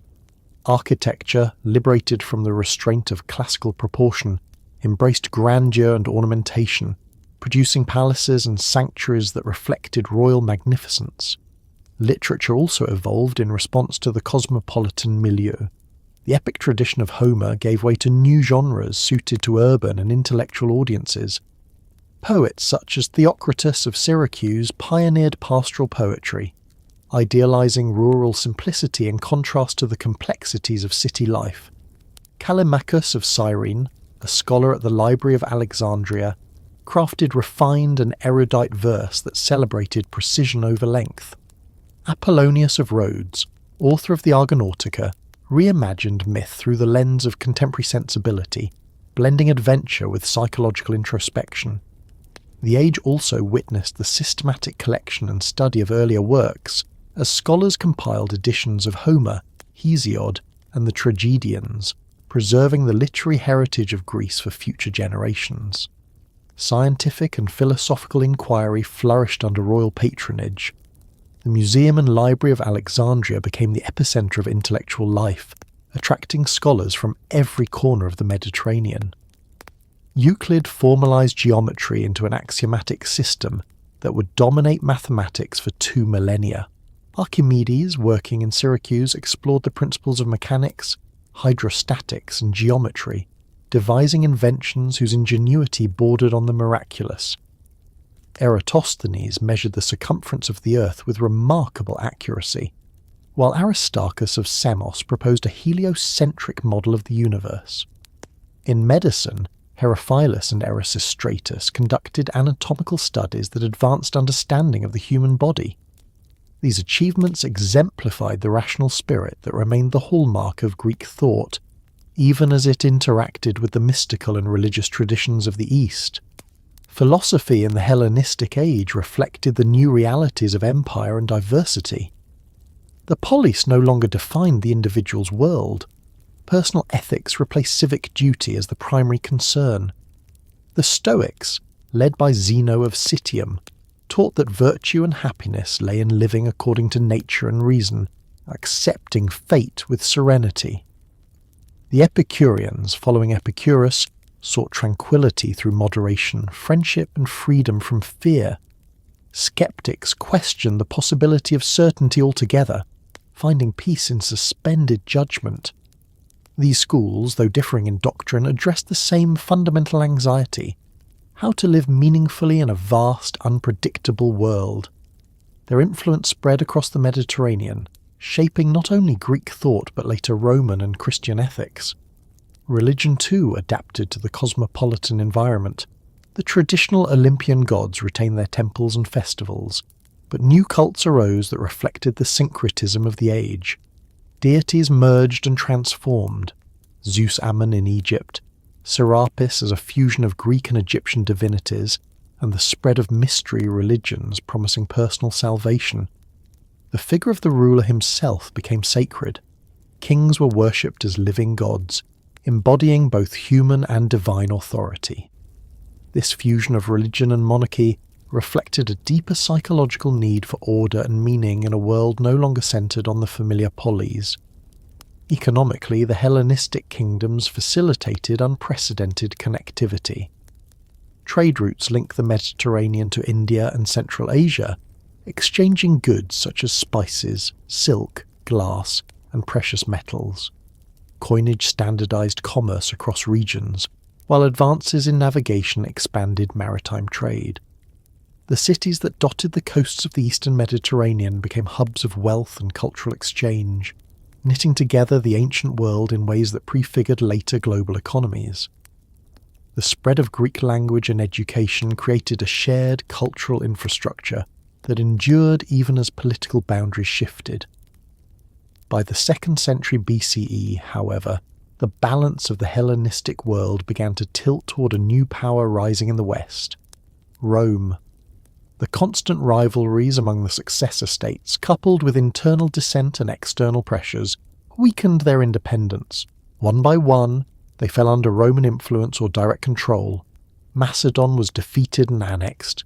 The Seleucid Empire fragmented, and finally, with the death of Cleopatra, 7th in 30 BCE, Egypt became a Roman province. The political map of the Mediterranean changed once again, but the cultural legacy of the Hellenistic age persisted. Greek language remained the medium of learning and administration, and Greek art, philosophy, and science continued to shape the intellectual life of the Roman Empire. The Hellenistic kingdoms thus stand as the bridge between the world of the city-state and the cosmopolitan civilization that followed. They transformed Greek culture from a local inheritance into a global phenomenon. The ideals of reason, proportion, and inquiry, born in the narrow valleys of Greece, now spanned continents. In the temples of Alexandria, the theatres of Antioch, and the academies of Pergamon, the Greek spirit found new homes and new forms. The age that began with the disintegration of Alexander's empire ended with the integration of his vision into the fabric of the known world. Though the kingdoms that carried his legacy would fade, the culture they spread became the common heritage of East and West, enduring as the foundation of what the ancient world would come to know as civilization itself. The world that emerged after the conquests of Alexander was not merely a landscape of empires and kings. It was a world bound together by the written word, by knowledge systematized, collected, and preserved. The age of the Hellenistic kingdoms became, above all, an age of libraries and learning. Nowhere in earlier Greek history had scholarship been so organized, science so institutionalized, or the pursuit of knowledge so consciously cultivated as a civic and royal enterprise. If the classical age had celebrated wisdom through art, dialogue, and the oral tradition of the polis, the Hellenistic age sought wisdom in archives, observatories, and academies. The library became the new temple of the mind, and scholarship itself became a form of devotion to order, reason, and discovery. The most famous of these centres of learning stood at Alexandria in Egypt, founded by Alexander and perfected under the rule of the Ptolemies. The Library of Alexandria was the greatest repository of knowledge the ancient world had ever seen. Though its precise appearance and organisation remain uncertain, ancient writers describe it as a vast complex within the royal quarter, connected to the museum, an institution that combined the functions of a university research centre and monastery of scholars. The library's holdings were said to number hundreds of thousands of scrolls, encompassing works from every region of the known world. Texts were collected from Greece, Persia, Egypt, and India. Foreign books entering Alexandria by ship were copied by royal scribes, their originals retained and the copies returned. The ambition was nothing less than to assemble all human knowledge in one place, to contain the intellectual universe within walls of marble and papyrus. The museum that accompanied the library was not a museum in the modern sense, but a community of scholars supported by the state. Resident thinkers were provided housing, stipends, and meals at public expense, freeing them to pursue study and experiment. They engaged in discussions, lectures, and debates under royal patronage, reflecting the belief that knowledge was a mark of civilization and a source of prestige. The Ptolemaic kings, especially Ptolemy Thurman and Asun, understood that intellectual splendour could enhance political legitimacy. The blending of Greek rationalism with the bureaucratic organisation inherited from Egypt produced an environment where inquiry could flourish, with unprecedented stability and resources. Within this environment, the sciences advanced in ways that changed the course of human understanding. Mathematics and astronomy achieved a degree of rigour and precision that became the foundation of later civilizations. Euclid, working in Alexandria around 300 BCE, systematized geometry and his elements, arranging axioms and proofs into a logical structure that endured as the definitive text on mathematics for over 2 millennia. His method was as influential as his content. By demonstrating that knowledge could be derived from first principles through reasoning alone, he provided a model for scientific thinking itself. Archimedes, though based in Syracuse, corresponded with scholars in Alexandria and exemplified the same spirit of rational inquiry. His discoveries in hydrostatics, mechanics, and geometry combined theoretical brilliance with practical application. He formulated principles of leverage and buoyancy, anticipated calculus in his method of exhaustion, and devised machines that reflected both utility and imagination. Astronomy, too, reached remarkable levels of sophistication. Aristarchus of Samos proposed that the Earth revolved around the Sun, a heliocentric model far ahead of its time. Though his theory was rejected in favour of geocentric orthodoxy, it demonstrated the audacity of Hellenistic thought. Eratosthenes, the chief librarian of Alexandria, used geometry and observation to measure the circumference of the Earth with astonishing accuracy. By comparing the angles of the sun's rays at Syene and Alexandria on the same day, he calculated the planet's size within a small margin of error, proving that reason and measurement could reveal the dimensions of the world itself. Hipparchus of Nicaea advanced the study of astronomy further by cataloguing the stars, discovering the precession of the equinoxes, and developing trigonometric methods for celestial calculation. These achievements, though rooted in observation, were guided by a conviction that the cosmos followed rational laws accessible to the disciplined mind. Geography emerged as a distinct science during this same period. Building on data gathered by explorers, surveyors, and travellers from Alexander's expeditions, scholars sought to map the world in systematic form. Eratosthenes not only measured the Earth, but also drew one of the first coordinate grids, dividing the globe into parallels and meridians.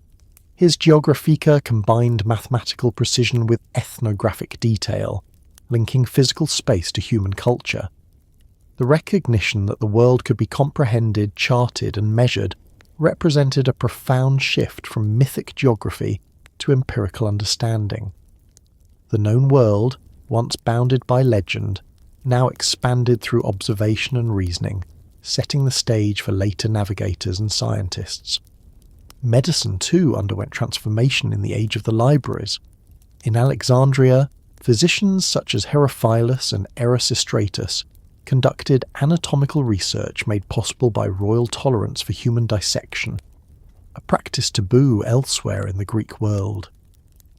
Herophilus distinguished between sensory and motor nerves, identified the brain rather than the heart as the seat of intelligence, and described the circulatory system with remarkable accuracy.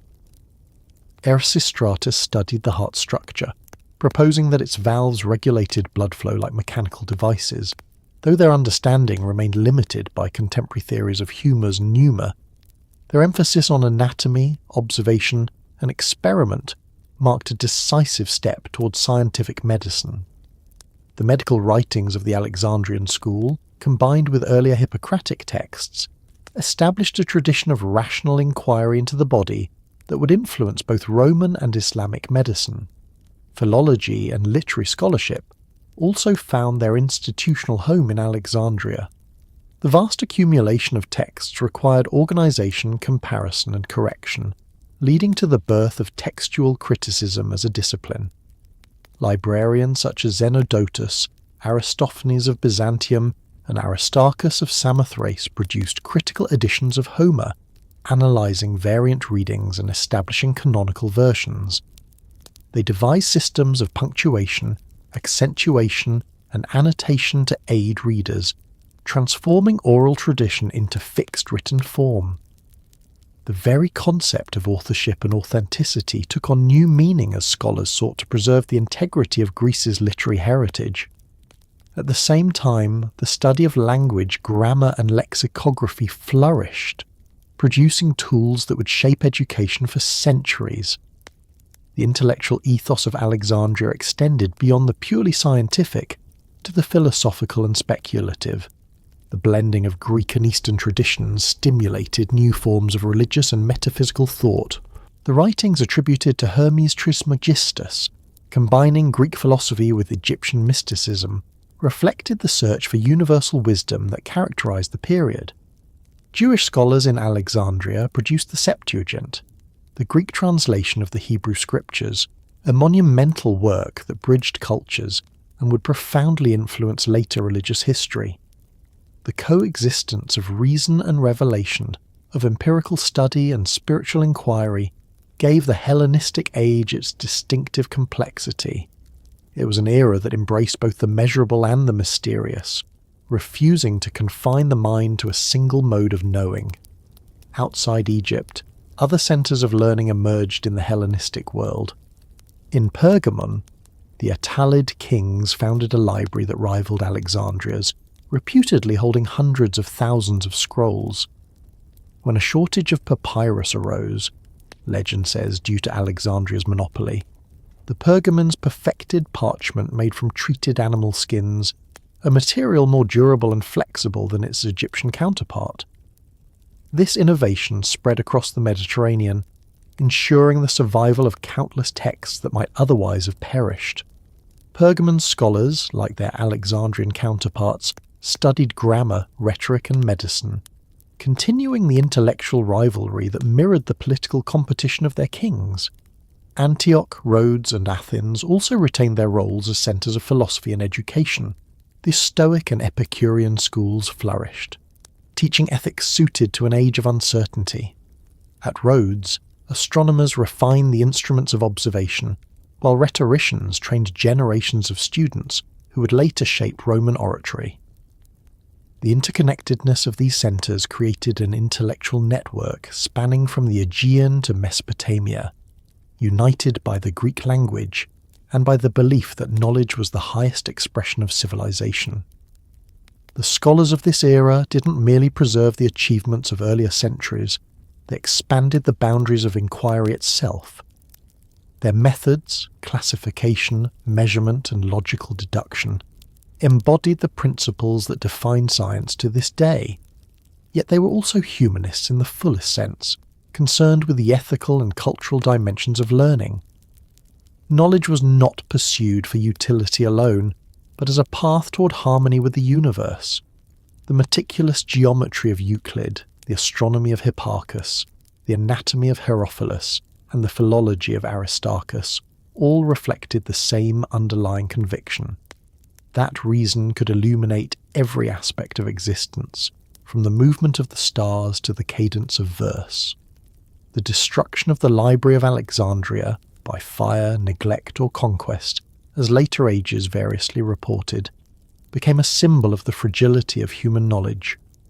Yet even as the physical repositories vanished, the intellectual foundations they laid endured. The works copied and transmitted through Hellenistic scholarship formed the core of the Greek legacy that passed into Roman, Islamic and later European civilization. The scientific spirit of observation and rationality, the critical methods of textual study, and the institutional model of learning continued to shape the development of thought for millennia. In the age of the libraries, the Greeks achieved what no earlier civilization had attempted.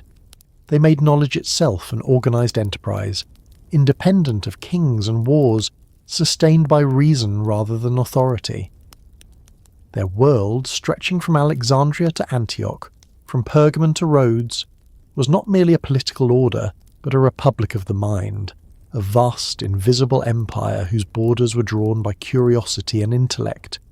Even as the Hellenistic kingdoms rose and fell, this intellectual empire endured, transcending geography and time. The pursuit of wisdom that had begun in the Agora of Athens now filled the halls of marble and papyrus, where scholars measured the heavens, dissected the human body, and catalogued the words of poets. Through them, the Greeks fulfilled their deepest belief that knowledge is the truest form of immortality, and that in understanding the world, humanity comes closest to understanding itself. The Hellenistic world, though defined by its scientific and intellectual vigour, was equally shaped by a profound transformation in its spiritual life. The old gods of Greece, who had once dwelt clearly within the boundaries of Olympus and the city-state, found themselves in a new, vast and diverse universe, one that stretched from the temples of Egypt to the mountains of Persia, from the shrines of Asia Minor to the banks of the Indus. The political and cultural upheavals that followed Alexander's conquests had not only redrawn the map of empire, but had unsettled the very foundation of faith. The traditional cults of the polis, centred on civic rituals, local deities, and festivals of communal belonging, no longer defined the life of the individual in a world that transcended the boundaries of the city. The intimate relationship between citizen and god that had sustained Greek religion for centuries gave way to a more personal, introspective, and universal spirituality.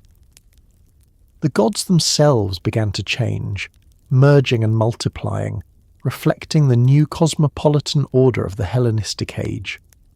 In the classical period, religion had been inseparable from the structure of the polis.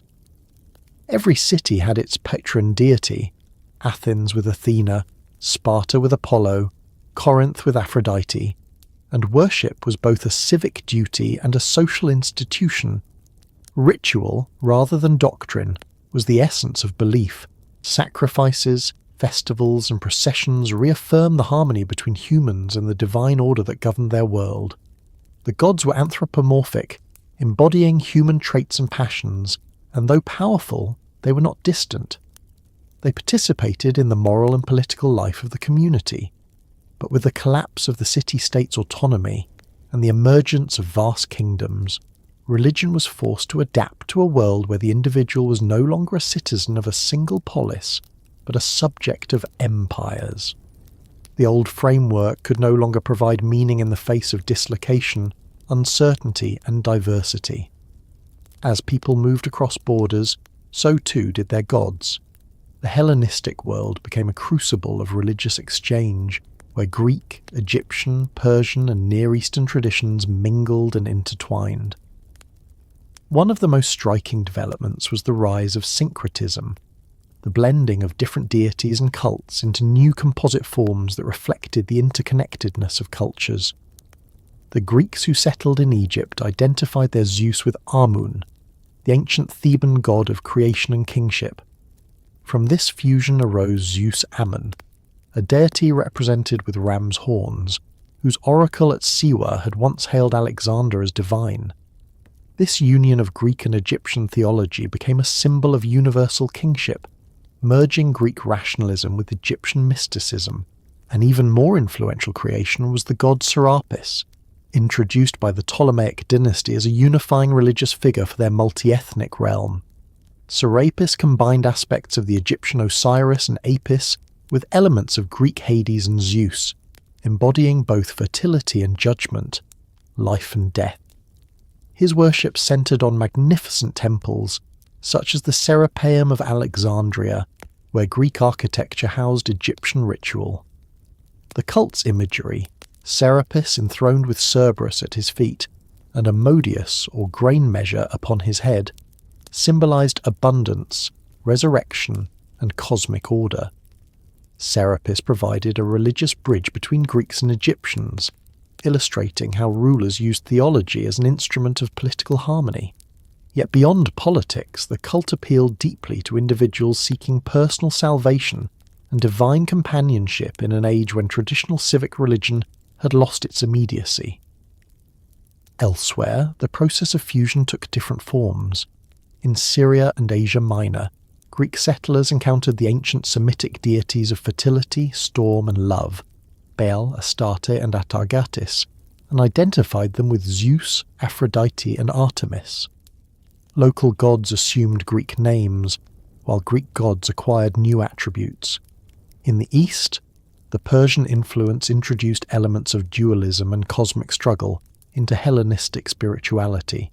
The opposition between good and evil, light and darkness, central to Zoroastrianism, resonated with Greek philosophical ideas of order and chaos, producing a more moralized conception of divinity. The once amoral Olympians began to take on roles that reflected ethical universality rather than civic identity. In this process, the divine ceased to be local and became cosmic, reflecting not the fortunes of a city, but the destiny of humanity as a whole. The concept of kingship itself acquired religious significance. In the vast monarchies that succeeded Alexander, rulers were no longer merely administrators or generals.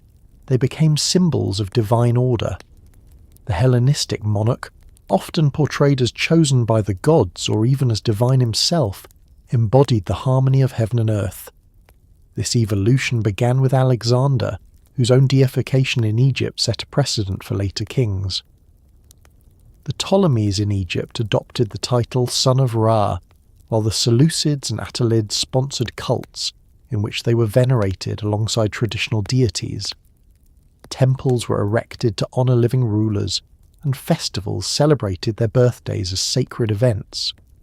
This blending of kingship and divinity reflected both political necessity and spiritual need. In a fragmented world, the monarch served as a visible manifestation of cosmic unity. Yet this form of worship also redefined the relationship between humans and gods, drawing the divine down into the sphere of mortal power. Alongside these public cults, private forms of worship flourished, offering individuals a more direct and emotional connection to the divine. Mystery religions, already established in the classical world, spread widely during the Hellenistic period. The Eleusinian mysteries of Demeter and Persephone, promising initiates a blessed afterlife, attracted adherents from all social classes. The cult of Dionysus expanded across the Mediterranean, offering ecstatic communion and the dissolution of individual boundaries through ritual intoxication. The Orphic tradition, with its doctrines of the soul's immortality and purification through rebirth, found renewed vitality. These mysteries emphasized personal salvation, inner transformation, and the hope of transcendence beyond death, concerns that mirrored the psychological anxieties of an era without the stable communal certainties of the polis. At the same time, new deities and cults from the East captured the imagination of the Hellenistic world. The worship of Isis, the Egyptian goddess of motherhood, magic, and the sea, spread across the Mediterranean, surpassing national boundaries. Isis was not merely a mother of gods, but a universal saviour, protector of sailors and commoners alike. Her cult offered comfort and moral guidance, with rituals that dramatized death and resurrection, echoing the myth of Osiris. Temples dedicated to Isis appeared from Alexandria to Piraeus, from Delos to Rome, reflecting the deep emotional appeal of a goddess who promised personal care and eternal renewal. In the mystery cults of Cybele, the great mother of Phrygia, and her companion Attis, worshippers sought ecstatic union with the divine through music, dance and self-denial. These religions, often characterized by intense devotion and symbolism of rebirth, prepared the spiritual landscape for later faiths that emphasize redemption and divine grace. Philosophy itself became a form of spiritual practice in this environment. The Stoics, Epicureans, and later Platonists offered systems of belief that functioned as moral and metaphysical guides. For the Stoics, the universe was permeated by divine reason. The logos and virtue consisted in aligning one's will with this cosmic order. The Epicureans, though often labelled materialists, viewed the gods as distant but serene beings whose example of tranquility could free humans from fear. In both schools, philosophy replaced traditional ritual with inner discipline, offering a rational path to peace of mind. The boundary between religion and philosophy blurred, as both sought to provide meaning in an expanding and uncertain world. The individual's relationship to the divine became inward and ethical rather than public and ceremonial. This shift toward personal religion was accompanied by a transformation in artistic and literary representations of the gods. Hellenistic sculpture, moving beyond the idealized serenity of classical forms, portrayed deities with human vulnerability and emotional depth. Aphrodite emerged not only as the goddess of beauty but as an intimate figure, contemplative and sensual. Statues of Dionysus depicted youthful languor and divine intoxication, embodying the paradox of joy and sorrow. Images of Isis and Serapis blended Greek naturalism with Egyptian symbolism, reflecting the unity of worlds. The divine became accessible, compassionate, and psychologically resonant. In literature, hymns and philosophical treatises explored the nature of divinity as both immanent and transcendent, reflecting a growing sense of the gods as forces within the human soul as much as rulers of the cosmos. The Jewish communities of the Hellenistic world, particularly in Alexandria, also participated in this atmosphere of synthesis and reinterpretation.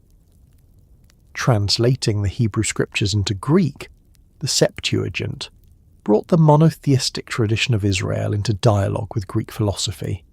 Thinkers such as Philo of Alexandria attempted to reconcile the Mosaic faith with Platonic metaphysics, interpreting scripture allegorically to reveal universal truths. This intellectual fusion laid the groundwork for the later emergence of religious philosophies that would dominate the late antique world, bridging Greek reason and Semitic revelation.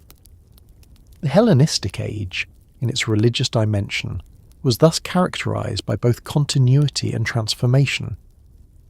The old Olympian gods survived in name and festival, but their significance shifted from civic symbols to universal archetypes. The boundaries between myth and philosophy, between ritual and ethics, dissolved. Religion ceased to be merely a collective inheritance and became a personal choice, an exploration of the self's relationship to the divine.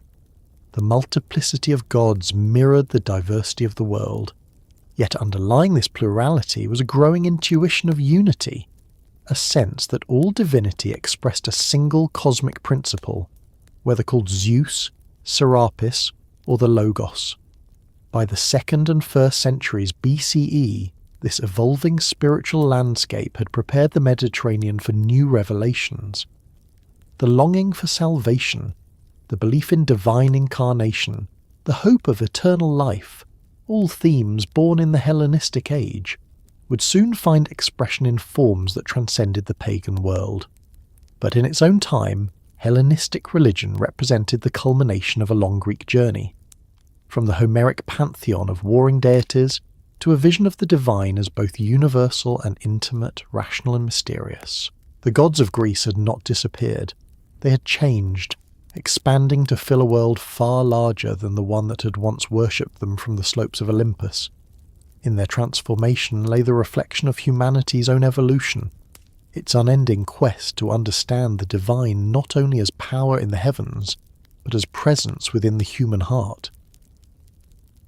Daily existence in the Hellenistic world unfolded within a vast and varied mosaic of cultures, languages and customs united by the common thread of Greek civilization. from the bustling streets of Alexandria and Antioch to the quieter markets of Pergamon and the rural villages scattered through Egypt and Asia Minor. Life took on forms both familiar and new. The ideals of the polis still lingered, yet the realities of empire transformed how people lived, worked, and related to one another. The world that had once been bound by the civic rhythms of Athens or Corinth now operated on a scale that connected farmers on the Nile with merchants in the Aegean and philosophers on the streets of Rhodes. It was an age that combined prosperity and complexity, tradition and innovation, a period in which ordinary men and women navigated the challenges of cosmopolitan existence within an empire of ideas and commerce. The population of the Hellenistic kingdoms was extraordinarily diverse. Greeks and Macedonians lived alongside Egyptians, Persians, Syrians, Jews, and countless other peoples who inhabited the territories Alexander had conquered. This mixture produced societies of layered identities. A merchant in Alexandria might speak Greek in business, Egyptian in the household, and Aramaic with traders from the east. Greek remained the language of government and high culture, but everyday communication was polyglot. The cosmopolitanism of Hellenistic cities fostered both tolerance and tension. Greek settlers often occupied privileged positions in administration and military service, while indigenous populations maintained their own traditions beneath the surface of Hellenization. The resulting synthesis shaped not only institutions but daily habits. Diet, dress, and education bore traces of multiple worlds blending into one. Urban life represented the pinnacle of Hellenistic society. Cities, more than countryside, defined the Hellenistic experience. Alexander and his successors had founded or refounded hundreds of them across Asia, Africa, and the Mediterranean. Each city was designed with Greek architectural principles. A central agora, theatres, gymnasia, and temples arranged in rational grids that reflected both civic pride and aesthetic order. The agora served as the commercial and social heart, a place where citizens, foreigners, and slaves mingled in a constant exchange of goods and ideas. Shops lined colonnaded streets. Artisans crafted pottery, jewellery, and textiles. Scribes offered their services to those conducting trade or drafting contracts.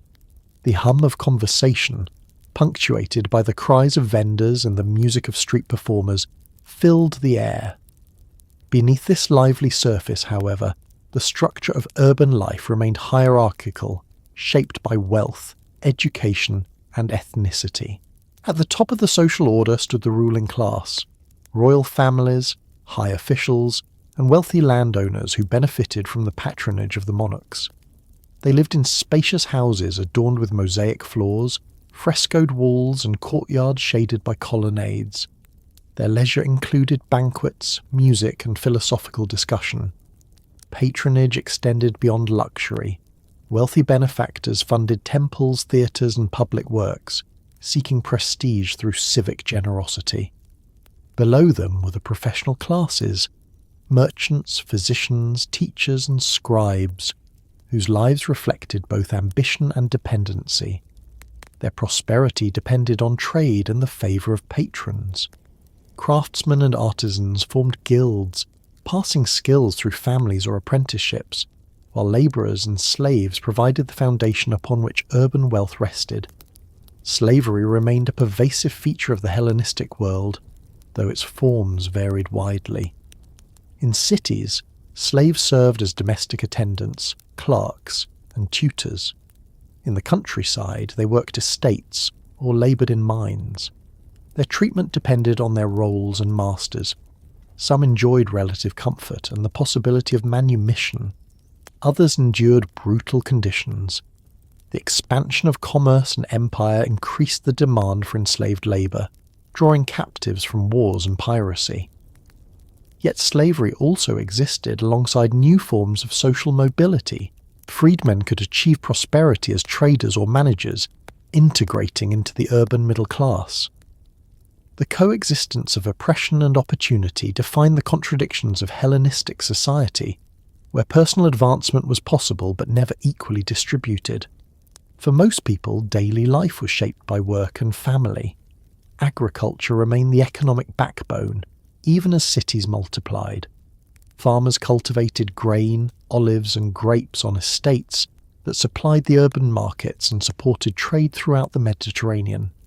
In Egypt, the fertile Nile Valley, organised under the efficient bureaucracy of the Ptolemies, produced immense surpluses of wheat and papyrus, exported through Alexandria. In Asia, Minor and Syria, irrigation and terrace farming sustained rural communities that remained deeply tied to the cycles of nature. Peasants paid taxes or rents to landlords, but village life retained elements of autonomy through local councils and religious festivals. Despite the rise of cities, the rhythms of ploughing, harvesting and sacrifice still mark the passage of time for the majority. Family life provided continuity amid the flux of empire. The household, or oikos, remained the central unit of social organisation, encompassing not only parents and children but also slaves, servants and extended kin. Marriage was both a personal union and an economic alliance. Among the Greek elite, marriages were arranged to secure wealth or political influence, while among the lower classes, affection and partnership played larger roles. Women's positions varied according to culture and class. In most Greek contexts, they remained under male guardianship, managing domestic affairs and raising children, but in the Hellenistic age new opportunities emerged. In Egypt, women enjoyed greater legal rights, including property ownership and inheritance, a legacy of both Egyptian custom and royal pragmatism. Wealthy women could become patrons of temples and benefactors of cities. Inscriptions record queens, priestesses and businesswomen whose influence extended into public life. Even in more traditional regions, the visibility of royal women such as Arsinoe II and Cleopatra, though, reshaped perceptions of female authority. Children's lives reflected both affection and practicality. Education, long a hallmark of Greek identity, expanded beyond the aristocracy. Boys learned reading, writing, arithmetic and music in schools, supported by local benefactors or private tutors. The gymnasium served not only as a place for physical training, but as a centre of civic and moral education, instilling ideals of discipline and citizenship. For many, especially in the diaspora, mastering the Greek language became a path to social advancement. Girls' education was more limited, focused on household skills, though exceptions existed in cosmopolitan centres.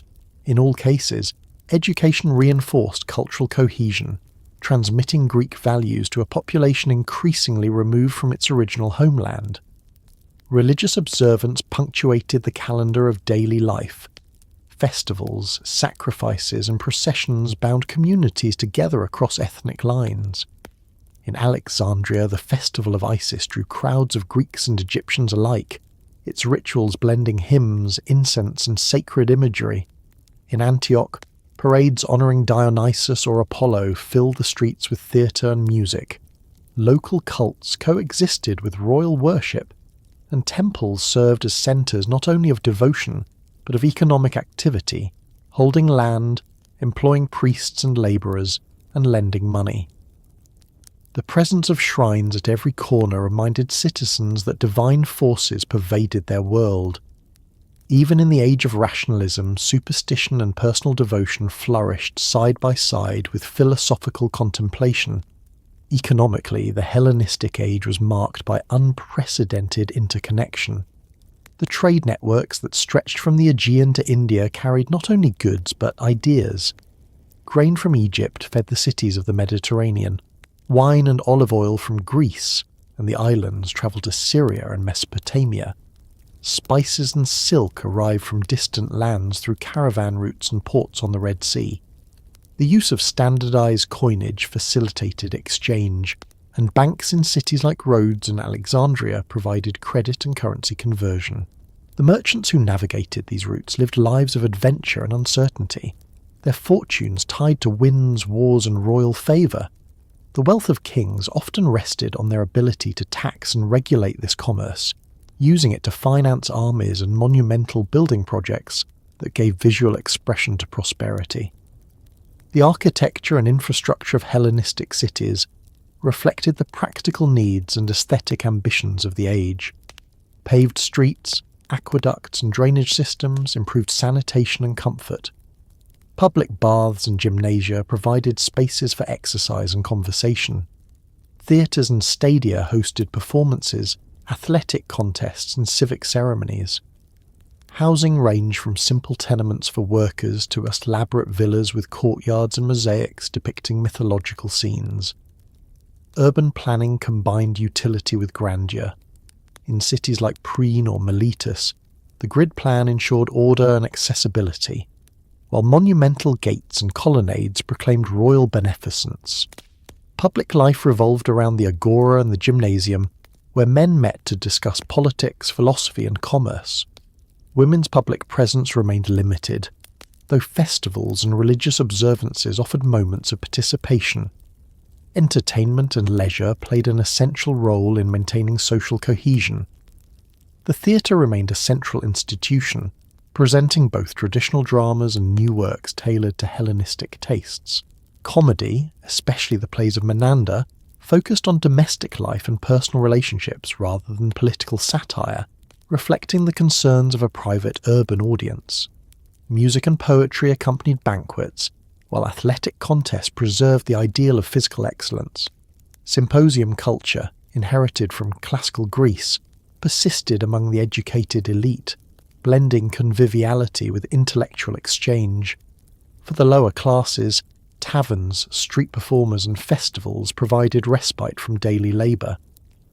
Beneath the surface of prosperity, inequality persisted. Wealth concentrated in the hands of a few, while the masses lived modestly or in poverty. Periodic famines, plagues and wars reminded everyone of the precariousness of life. Yet the Hellenistic period also witnessed a new awareness of individual experience.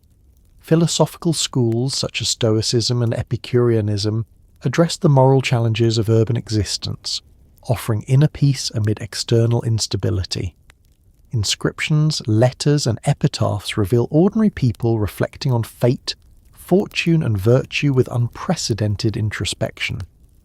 The cosmopolitan environment fostered a sense of shared humanity that transcended traditional boundaries, even as social hierarchies remained firm. In the countryside, the rhythms of work and worship continued much as they had for centuries. Farmers relied on the cycles of rain and harvest, on the goodwill of gods and landlords alike. Seasonal festivals marked the sowing and reaping, linking human labour to divine order. Though distant from the libraries and theatres of the cities, rural life contributed the foundation upon which the entire Hellenistic economy rested. The produce of these fields sustained the cities and the armies, binding the simplest labourer to the fate of empires. Throughout this intricate web of social and economic life ran a shared consciousness of being part of something larger, a world knit together by language, art and exchange. Whether citizen or foreigner, slave or philosopher, every inhabitant of the Hellenistic world lived within a civilization that had transformed the Greek heritage into a global culture. Family, economy and society were not isolated compartments, but interdependent threads in a vast tapestry. The household mirrored the order of the city. The city reflected the order of the cosmos. In this balance between tradition and adaptation, the people of the Hellenistic world forged a way of life that blended the familiar with the new, laying the social foundations for the Roman age that was soon to come.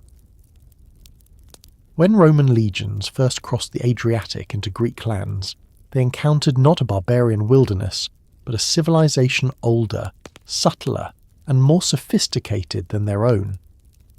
Greece by the 2nd century BCE was no longer the dynamic mosaic of independent city-states that had once produced Pericles, Socrates and Alexander.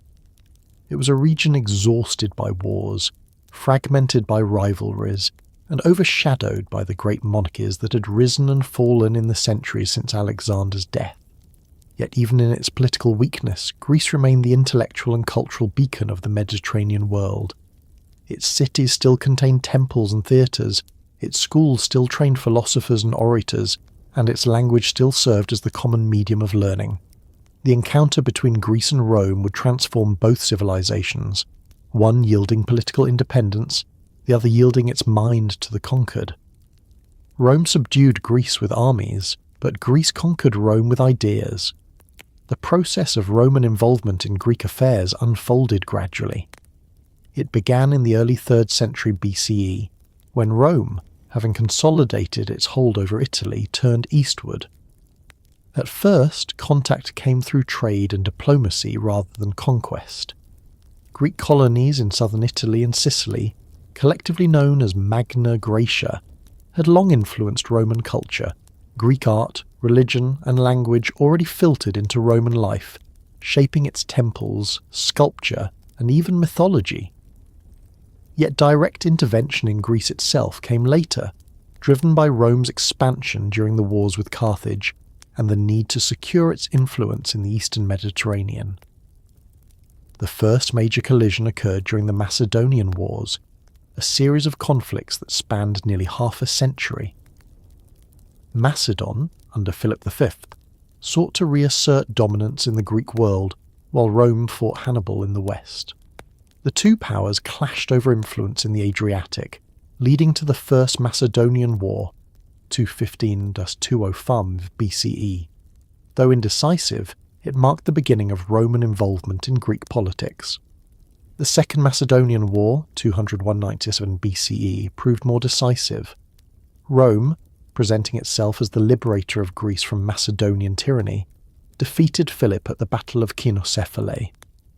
In a gesture that resonated deeply with Greek pride, the Roman general Flamininus proclaimed at the Isthmian Games of 196 BCE that Greece was free. The assembled crowds, hearing the declaration in their own tongue, cheered Rome as the champion of Hellenic liberty. Yet beneath the rhetoric of liberation lay the reality of domination. Rome had no intention of abandoning the region it had just entered.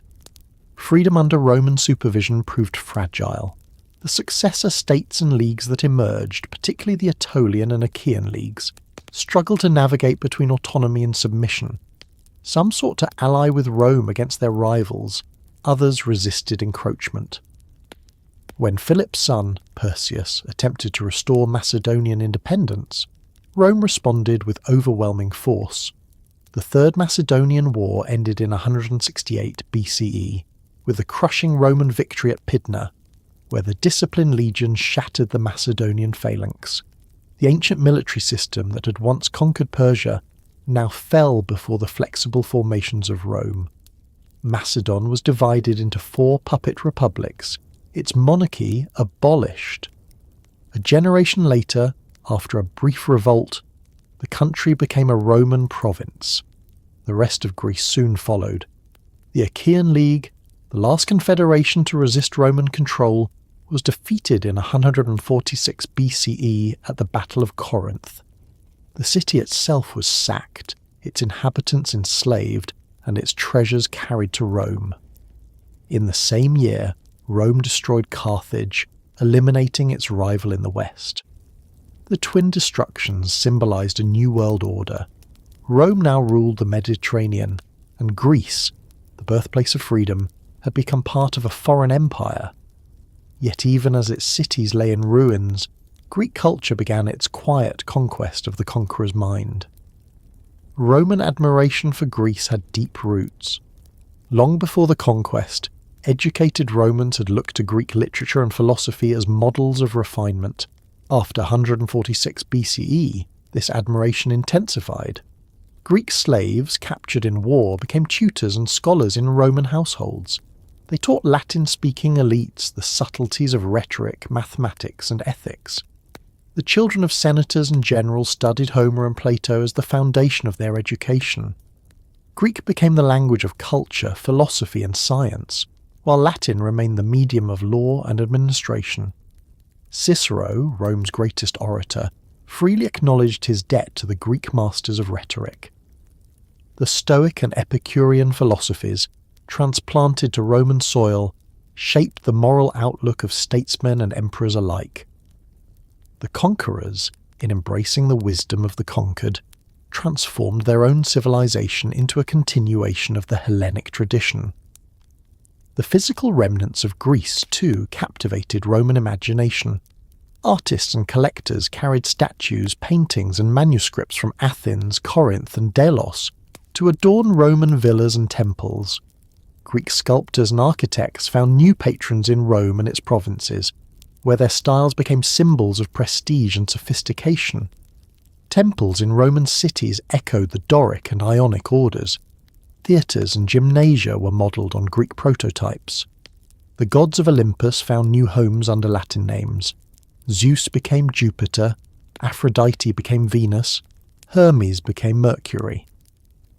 The absorption of Greek art and religion into Roman life blurred the distinction between the two cultures. Rome, in adopting Greek forms, preserved them. In Greece itself, life under Roman rule brought both decline and continuity. Politically, autonomy vanished. Culturally, creativity persisted. The city-states, though stripped of sovereignty, retained local self-government and civic pride. Athens remained a centre of philosophy, where the schools of Plato, Aristotle and the Stoics continued to attract students from across the empire. The Academy and Lyceum, though diminished, still symbolise the intellectual authority of the Greek mind. The island of Rhodes became renowned for its schools of rhetoric and navigation, while Pergamon and Alexandria continued to flourish as centres of art and scholarship. In these enclaves, the Greek spirit adapted to the new reality of empire, turning inward toward education and culture as the means of influence. Economically, the integration of Greece into the Roman system brought mixed consequences. The wars of conquest had devastated the countryside and depopulated many regions, but Roman peace eventually restored stability. Trade revived, linking Greece more closely to the markets of Italy in the east. Ports such as Piraeus and Delos became hubs of commerce, facilitating the movement of grain, wine, oil and slaves. Roman officials invested in infrastructure, roads, aqueducts and harbours that connected the provinces to the imperial centre, yet the flow of wealth often moved outward. Greek art and treasure enriched Roman elites, while taxation and land appropriation burdened local populations. The economy flourished for some but hollowed for many, as the traditional independence of the polis gave way to provincial administration. Socially, Roman rule reshaped Greek identity. The distinction between Greek and barbarian, so central to classical thought, eroded as the Mediterranean became a shared cultural space. Greek intellectuals, now citizens of an empire rather than a polis, redefined their mission. The historian Polybius, who witnessed the conquest firsthand, sought to explain Rome's rise through rational analysis, blending Greek historiography with Roman experience. His work reflected the new order of thought, no longer the defence of city-state liberty, but the study of universal empire. The philosophers of later generations, Plutarch, Epictetus, and later Plotinus, continued this synthesis, interpreting Greek wisdom within a Roman framework. Through them, Greek philosophy became not the property of a people, but the heritage of humanity.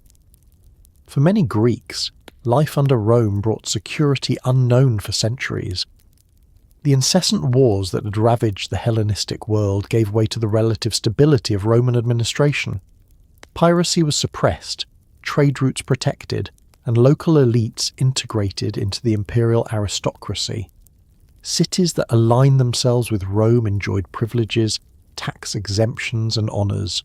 The games, festivals and gymnasia that had defined Greek civic life continued, now under Roman patronage.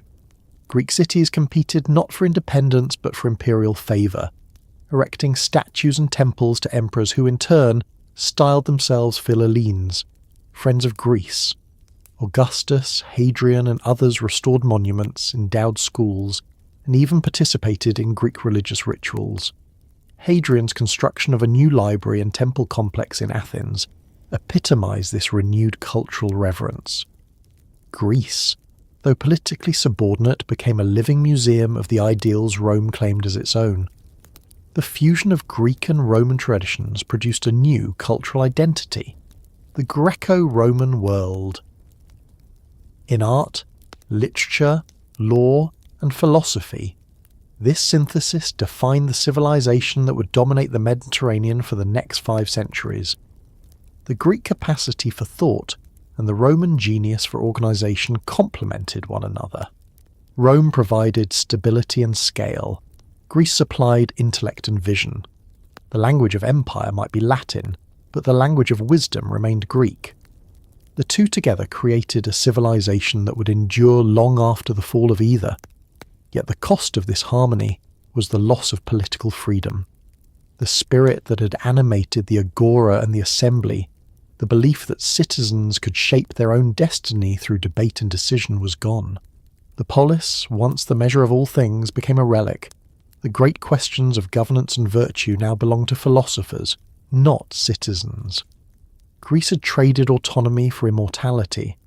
Its cities no longer ruled armies, but its ideas ruled minds, from Roman senators to early Christian theologians. The tragedy of Greece under Rome was thus also its triumph. It ceased to exist as a state, but became eternal as a culture. In this paradox lies the essence of the Greek legacy. Conquered, it conquered its conquerors. Humbled, it rose above the limits of geography and power. Under Rome, Greece learned to live as memory and influence, its temples standing as reminders of a past that continued to instruct the present. The marble ruins that dotted its landscape were not tombs of a dead civilization, but monuments to endurance, the visible proof that intellect outlasts empire. As Roman rule deepened and centuries passed, Greece became both province and symbol, both possession and teacher. The armies that once marched under Macedonian banners had vanished, but the Greek spirit, its logic, art and curiosity, remained unconquered.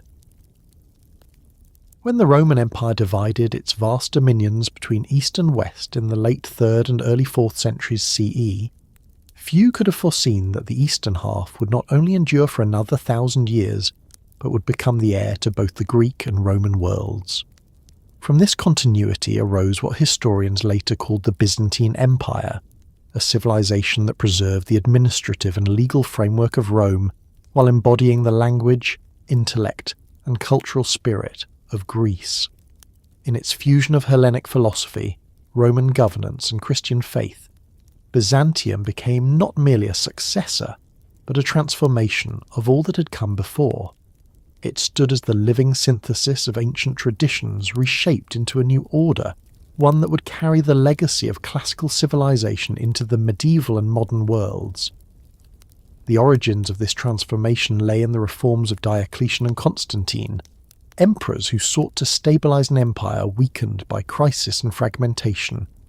Diocletian's division of administration created a system that allowed more efficient governance, while Constantine's decision to establish a new capital at Byzantium, refounded as Constantinople in 330 CE, set the stage for the emergence of a distinctly Eastern empire.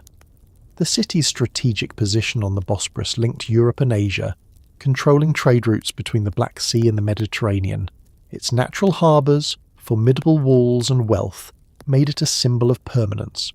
From the beginning, Constantinople was conceived not as a provincial stronghold, but as a new Rome, a city adorned with imperial grandeur yet animated by Greek language and culture. Latin remained the official tongue of law and administration for several centuries, but Greek increasingly became the language of everyday life, of thought, and eventually of empire itself. The Christianization of the empire was the defining event of this new era. Constantine's conversion and the Edict of Milan in 313 CE ended the persecution of Christians and established religious tolerance. By the end of the 4th century, under Theodosius III, Christianity became the state religion, transforming the moral and intellectual foundation of the empire. Pagan temples closed or were repurposed, and the Christian Church became both spiritual authority and administrative partner. Yet this was not a rejection of the Greek past. Rather, it was its reinterpretation. The philosophical language of the Greeks provided the Church with the conceptual tools to articulate its theology. Terms like ousia, essence, logos, word or reason, and hypostasis, person, migrated from Platonic and Aristotelian discourse into Christian doctrine.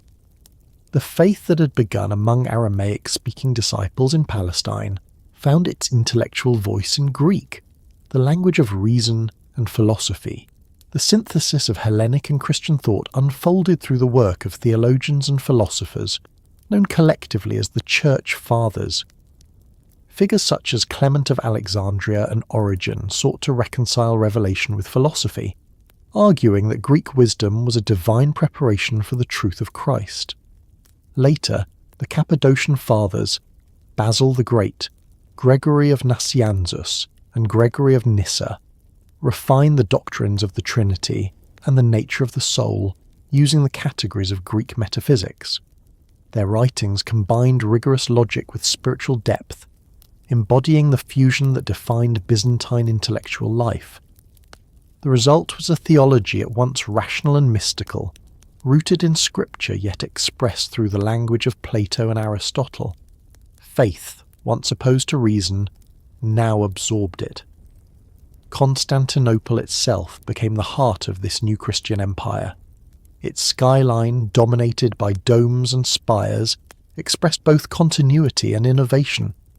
The most magnificent of these, Hagia Sophia, completed under Emperor Justinian in 537 CE, embodied the spiritual and architectural genius of Byzantium. Its vast dome, appearing to float above a sea of light, symbolized the union of heaven and earth. Inside, mosaics of gold and glass reflected the divine glory that Byzantine worship sought to evoke. The artistry of Hagia Sophia was not merely aesthetic, but theological. It presented the cosmos as an ordered whole illuminated by divine presence. The building stood as a visible metaphor for the empire itself, a structure rooted in Roman engineering, adorned with Greek artistry and sanctified by Christian purpose. Justinian, who ruled from 427 to 565 CE, epitomized the ambition of Byzantine synthesis. His reign sought to restore the unity of the old Roman world while codifying its laws and fortifying its faith. Through his general Belisarius, Justinian briefly reconquered parts of Italy, North Africa and Spain, reasserting imperial authority in the West. Yet his most enduring achievements were not military but legal and cultural. The Corpus Juris Civilis, or body of civil law, compiled under his direction, organised centuries of Roman legal tradition into a coherent system that would shape European jurisprudence for a millennium. Simultaneously, Justinian presided over theological councils, enforced orthodoxy, and built monuments that proclaimed divine order. Under his rule, the empire became a deliberate fusion of law, faith, and reason, a microcosm of the Byzantine worldview. The daily life of Byzantium reflected this blending of worlds. The empire's administration retained the bureaucratic efficiency of Rome, while its society remained deeply influenced by Greek education and manners. Classical texts continued to be copied, studied, and commented upon by scholars in monasteries and schools. Homer, Plato, and Aristotle were not forgotten. They were reinterpreted through Christian lenses.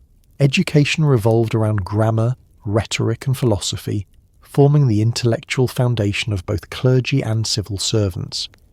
Greek remained the medium of learning, and even emperors prided themselves on literary skill. The continuity of education ensured that the intellectual heritage of antiquity survived, not as a relic but as a living tradition. Economically and culturally, Constantinople stood at the crossroads of civilizations. Its markets overflowed with goods from Asia, Africa, and Europe. Silks from China, spices from India, furs from the north, and grain from Egypt. Artisans crafted mosaics, enamels, and icons of exquisite beauty, while scribes preserved the literary treasures of the past. The city's cosmopolitan population included Greeks, Armenians, Syrians, Jews, and Italians, all contributing to its vibrancy. The empire's stability rested on this urban prosperity, sustained by the control of trade routes and by the agricultural wealth of Anatolia and the Balkans.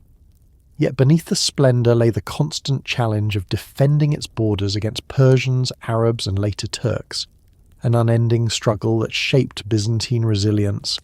The fusion of Hellenic and Christian thought found its deepest expression in Byzantine art and spirituality. The icon, a distinct form of sacred representation, exemplified this synthesis. In classical art, beauty had been an end in itself. In Byzantine art, beauty became a path to the divine. The serene faces of Christ, the Virgin, and the saints were not portraits but windows into eternity, painted according to theological canons that mirrored Platonic ideals of form and perfection. The controversies over iconoclasm in the 8th and 9th centuries, when emperors sought to ban images as idolatrous, revealed the tension between the material and the spiritual, a tension inherited from Greek philosophy and resolved through Christian theology. The eventual triumph of the icon affirmed the belief that the material world could be sanctified, that divine truth could be expressed through form and colour. This reconciliation of matter and spirit lay at the heart of Byzantine thought. Philosophy itself continued within the framework of Christian theology. Neoplatonism, the last great system of pagan philosophy, profoundly influenced Byzantine intellectual life. Thinkers such as Pseudo-Dionysius the Areopagite reinterpreted Platonic hierarchy in mystical terms, envisioning the ascent of the soul through stages of illumination toward union with God. This synthesis of Greek metaphysics and Christian mysticism shaped the spiritual imagination of the empire. The divine was conceived not as distant but as an all-pervading reality, accessible through contemplation and prayer. Monasticism, which flourished in both deserts and cities, embodied this pursuit of transcendence. Monks and nuns, withdrawing from worldly affairs, became the guardians of learning and the exemplars of spiritual discipline. Their monasteries served as centres of charity, art and scholarship, ensuring that Greek and Christian traditions remained intertwined. As the centuries passed, the Byzantine synthesis matured into a distinct civilization. By the time of the Macedonian dynasty in the 9th and 10th centuries, the empire had recovered from earlier crises and entered a new golden age. Greek replaced Latin entirely as the language of government, and the Byzantine emperor ruled as the divinely appointed representative of God on earth. The state and the church functioned in close symbiosis, each reinforcing the other's authority. The Byzantine liturgy, with its elaborate rituals, music, and iconography, became a microcosm of the cosmos, expressing through ceremony the unity of heaven and empire. The Hagia Sophia remained the empire's spiritual centre, while new churches across the provinces reflected its architectural influence. From these traditions, Orthodox Christianity would spread northward to the Slavic world, carried by missionaries such as Cyril and Methodius, who created alphabets and translated scriptures into local languages. Thus, the Byzantine inheritance extended far beyond its borders, shaping the spiritual landscape of Eastern Europe and Russia. Politically, the empire's fortunes waxed and waned, but its cultural identity remained remarkably stable. Even after the loss of territories to Islamic caliphates in the 7th century, Byzantium endured as a bastion of Greek Christianity. It saw itself as the true continuation of the Roman Empire, Basileia Romaion, but its heart was unmistakably Greek. Its law and administration were Roman, its faith Christian, its language and intellect Hellenic. This tripartite legacy defined its uniqueness and ensured its endurance. In its scholars and theologians, the dialogues of Plato and Aristotle lived on. In its monasteries, the words of Scripture resonated with Greek clarity. In its art, the divine took on the radiance of classical form. When Constantinople finally fell to the Ottomans in 1453, the empire it represented had long since transformed from a political power into a cultural ideal. Yet even in its fall, Byzantium transmitted its inheritance westward. Greek scholars fleeing the city carried manuscripts to Italy, where they ignited the spark of the Renaissance. The rediscovery of Plato and Aristotle, the revival of classical art and humanism, and the birth of modern science all drew upon the texts and traditions preserved for centuries in Byzantine scriptoria. The empire that had begun as the fusion of Greek and Roman worlds thus became the bridge to the modern one. Through its faith, its language, and its learning, it ensured that the achievements of the ancient Greeks would not perish with antiquity. In the long arc of history, Byzantium stands as both culmination and transformation, a civilization that gathered the fragments of the ancient world and reassembled them into a coherent, luminous whole. Its emperors ruled by Roman law, its thinkers reasoned with Greek precision, and its saints prayed with Christian devotion. This synthesis was neither accidental nor temporary. It was the natural evolution of a culture that refused to die, adapting its wisdom to new realities. The Byzantine Empire, more than any kingdom before or after, demonstrated that the spirit of Greece could survive conquest, conversion, and time itself, not as memory alone, but as living faith, thought, and art intertwined. When the Western Roman Empire collapsed beneath the weight of invasions, economic decay, and administrative exhaustion in the 5th century CE, the lights of classical civilization seemed to dim across Europe. Yet in the East, the intellectual flame of Greece continued to burn. From Alexandria to Antioch, from Athens to Constantinople, scholars, philosophers, and theologians sustained a continuous chain of learning that connected the ancient world to the medieval and modern eras. The centuries known as late antiquity were not an age of darkness for the Greek mind, but an age of transformation, a period in which knowledge survived by adapting to new religious, political, and cultural realities. Greek thought, though challenged by the spread of Christianity and the decline of pagan institutions, persisted within monasteries, academies, and imperial courts, its spirit reshaped but unbroken. The endurance of Greek learning in these centuries ensured that the intellectual achievements of antiquity would never be entirely lost, but would continue to inform the civilizations that followed. By the time the Western Empire fell, the Eastern or Byzantine Empire had already become the primary custodian of Greek culture. The universities and academies of the East still taught rhetoric, philosophy, and medicine in the tradition of Plato, Aristotle, and Hippocrates. The Greek language remained the medium of literature and scholarship, and the administrative elite continued to view education in classical terms. Knowledge of grammar, rhetoric, and philosophy, the paideia that had defined Greek identity for centuries, remained the mark of refinement and authority. Even as Christian faith redefined the empire's spiritual landscape, it did not erase this intellectual heritage. Instead, it absorbed and reinterpreted it. The city of Alexandria, long the crown jewel of Hellenistic scholarship, remained one of the most important centres of learning during late antiquity. Though the original library and museum had declined, the intellectual lineage they established endured in schools devoted to philosophy, mathematics, and medicine. The Neoplatonic school of Alexandria, active from the 3rd to the 6th centuries, continued to explore the metaphysical systems of Plato and Aristotle. Philosophers such as Ammonius Hermias, Olympiodorus, and John Philoponus carried forward the interpretive tradition, producing commentaries that explained and reconciled classical thought with the concerns of a Christian world. Philoponus, in particular, challenged the Aristotelian concept of the eternity of the world, arguing from a theological standpoint for creation in time, yet using rational methods and observation to make his case. His critiques of Aristotle's physics anticipated later scientific developments, demonstrating how Greek logic could coexist with faith and even sow the seeds of new understanding. Athens, the ancient cradle of philosophy, also retained a vestige of its intellectual life. The academy, re-established in the Hellenistic era and devoted largely to Platonism, persisted into the early 6th century CE. Its scholars, including Damasius and Simplicius, sought to preserve the continuity of Greek philosophy against both neglect and persecution.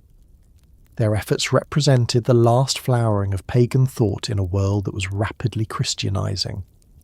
In 529 CE, Emperor Justinian, determined to consolidate Christian orthodoxy, ordered the closure of the Athenian philosophical schools.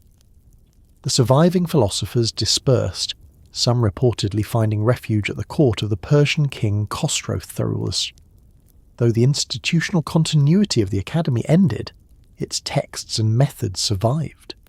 The commentaries written by its last teachers became invaluable to later generations, ensuring that Aristotle and Plato would remain central to intellectual life long after the schools that taught them were gone. While the pagan academies declined, Christian institutions of learning rose in their place. The great theological schools of Alexandria, Antioch, and Edessa became centres where Greek intellectual methods were applied to scriptural interpretation. The school of Alexandria emphasised allegorical and philosophical readings of the Bible, drawing upon Platonic ideas of the soul's ascent and the unity of the divine. The school of Antioch, by contrast, favoured a literal and historical approach, employing rhetorical precision and grammatical analysis derived from Greek philology. Together, these traditions represented not a rejection of Greek learning, but its transformation within a Christian framework. Theology became the new philosophy, and Christendom inherited the tools of dialectic and logic once used to explain the cosmos and the gods of Olympus. The monastic movement, too, played an essential role in preserving Greek knowledge. Although primarily spiritual in focus, monasteries became centres of education, translation, and manuscript preservation. In the deserts of Egypt, Syria, and Palestine, ascetic communities copied not only scripture, but also the works of Greek philosophers, physicians, and mathematicians. Their libraries served as bridges between the pagan and Christian worlds. In Constantinople, monastic scriptoria maintained the practice of copying ancient texts with meticulous care, often adding commentaries that linked classical wisdom with theological reflection. Through their quiet labour, the monks ensured the physical survival of works that might otherwise have perished in the wars and upheavals that marked the age. In the imperial capital itself, Greek learning maintained an official presence.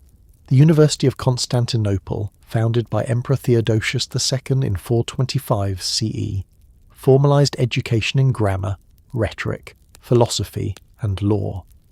Its professors, appointed by the state, were heirs to the classical tradition of teaching logic and rhetoric as essential disciplines for public service.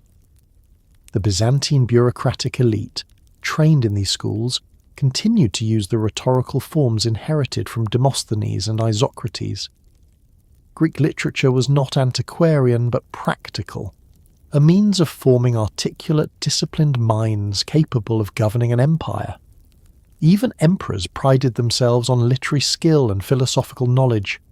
Constantine VII in the 10th century and later intellectuals such as Michael Psellus in the 11th century wrote treatises that demonstrated the enduring vitality of Greek thought within Byzantine political culture. Medicine, mathematics, and science also survived under Byzantine care. Physicians continued to study Hippocrates and Galen, whose works remain the authoritative basis for medical training. The compilations and commentaries produced in Byzantine hospitals and schools preserved anatomical and pharmacological knowledge that would later pass into Arabic and Latin translations. Mathematicians maintained the legacy of Euclid and Archimedes, applying geometry to architecture, engineering, and astronomy.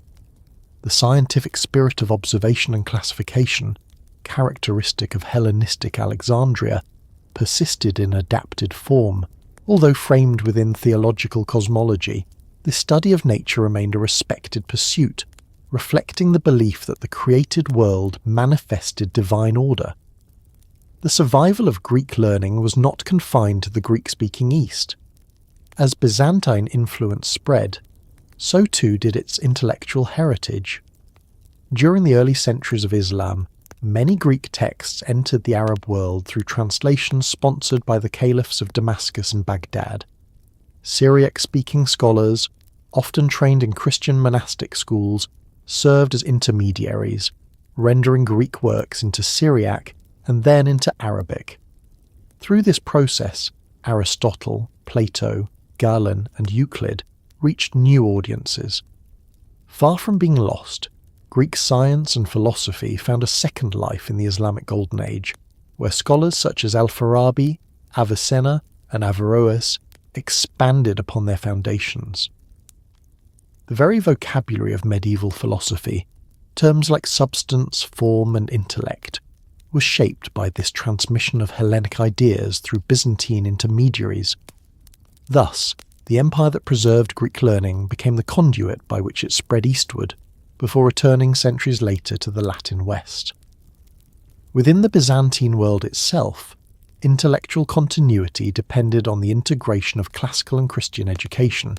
The curriculum of late antique and medieval schools revolved around the Encyclios Paideia, the circular education of the liberal arts, grammar, rhetoric, logic, arithmetic, geometry, astronomy, and music. These disciplines, inherited from antiquity, formed the foundation of higher study in theology, law, and medicine. Texts by Homer, Hesiod, and the tragedians were still read, not merely as literature but as moral and linguistic training. Commentators reinterpreted their myths as allegories of virtue or natural philosophy, reconciling the pagan past with Christian ethics. Through such reinterpretation, Greek culture remained intellectually respectable even in a Christian empire. The endurance of Greek learning through late antiquity was not the result of chance but of adaptation. Philosophy yielded to theology without vanishing. The study of rhetoric became the art of preaching and persuasion. The contemplation of nature became the contemplation of divine creation. The language of reason and inquiry survived by taking on new forms suited to the needs of faith and empire. This capacity for transformation distinguished Greek civilization from others that perished when their political structures fell. The Greeks had always valued the life of the mind as an end in itself, and that conviction proved stronger than any single religion or government. By the time the empire entered the Middle Ages, Greek learning had become inseparable from Byzantine identity. The monks, scholars, and emperors who preserved it understood themselves as custodians of a heritage reaching back to Homer and Socrates. Their manuscripts carried the voices of philosophers and poets across centuries of change. When Renaissance humanists in 15th century Italy rediscovered the Greek classics, they did so through Byzantine manuscripts and teachers who had fled west after the fall of Constantinople.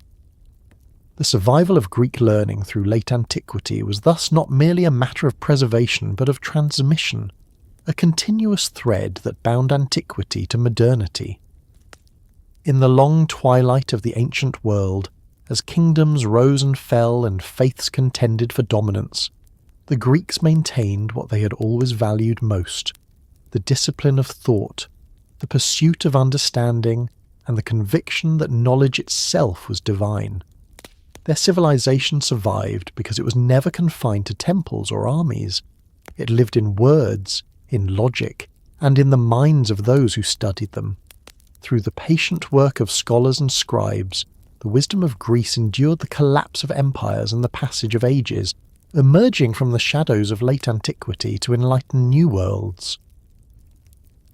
When Constantinople fell to the Ottomans in 1453, it marked not only the end of the Byzantine Empire but also the close of a millennium of Greek political sovereignty.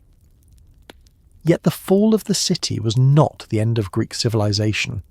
It was the beginning of another transformation, one that would see the Greek people endure centuries of foreign rule while preserving their faith, language, and identity until the dawn of modern independence.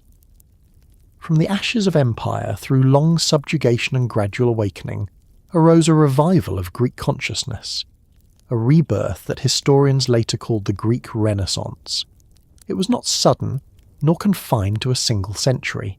It unfolded across generations, nurtured in monasteries, schools, and merchant ships, in whispered prayers and secret classrooms, and finally in revolution. It was the story of a people who, deprived of statehood, turned culture into a form of resistance, and who, after 400 years, reclaimed their nation through memory and learning as much as through war. In the aftermath of 1453, the world of the Greeks was irrevocably altered.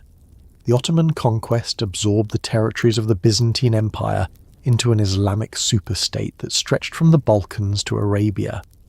Constantinople, renamed Istanbul, became the capital of a new empire that prided itself on imperial tolerance as well as control. For the Greek Orthodox population, life under Ottoman rule was defined by a delicate balance between survival and subordination.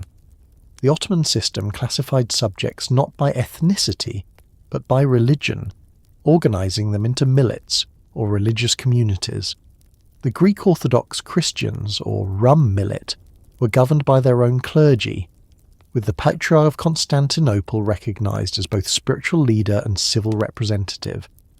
This arrangement preserved the church and allowed Greek religious institutions to function, but it also placed immense responsibility on the clergy to safeguard not just faith, but identity. In the absence of political autonomy, the Orthodox Church became the custodian of Greek language, history and moral order. The survival of Greek learning in this environment depended on the resilience of education. While many schools and libraries perished in the conquests, the monasteries of Mount Athos, Meteora and other regions became refuges for scholarship. Monks copied manuscripts, taught children, and maintained liturgical traditions in Greek. In villages and towns, priests established small local schools, some officially sanctioned, others clandestine, where children learned to read and write using religious texts. The church thus became both guardian and transmitter of literacy.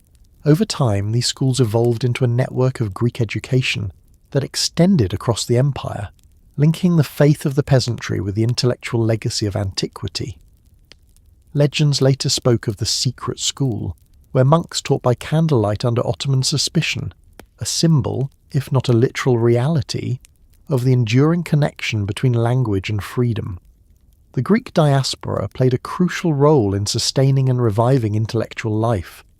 As Constantinople fell, many Greek scholars fled westward, carrying manuscripts, learning, and the Greek language into the heart of Renaissance Italy. Figures such as George Gemistus Plethon, John Argyropoulos, and Cardinal Bessarion introduced the philosophy of Plato and the works of ancient Greek authors to Western Europe, helping to ignite the humanist revival that reshaped modern thought. In Florence, Rome and Venice, Greek émigrés became teachers, translators, and advisors, bridging the gap between East and West. The rediscovery of Greek texts in the West owed much to these refugees who preserved and explained them, yet their influence did not end abroad. The intellectual exchange they initiated eventually circled back to Greek lands, inspiring a new awareness of heritage among those still under Ottoman rule. Greek identity, though politically suppressed, gained renewed prestige as the source of Europe's classical ideals.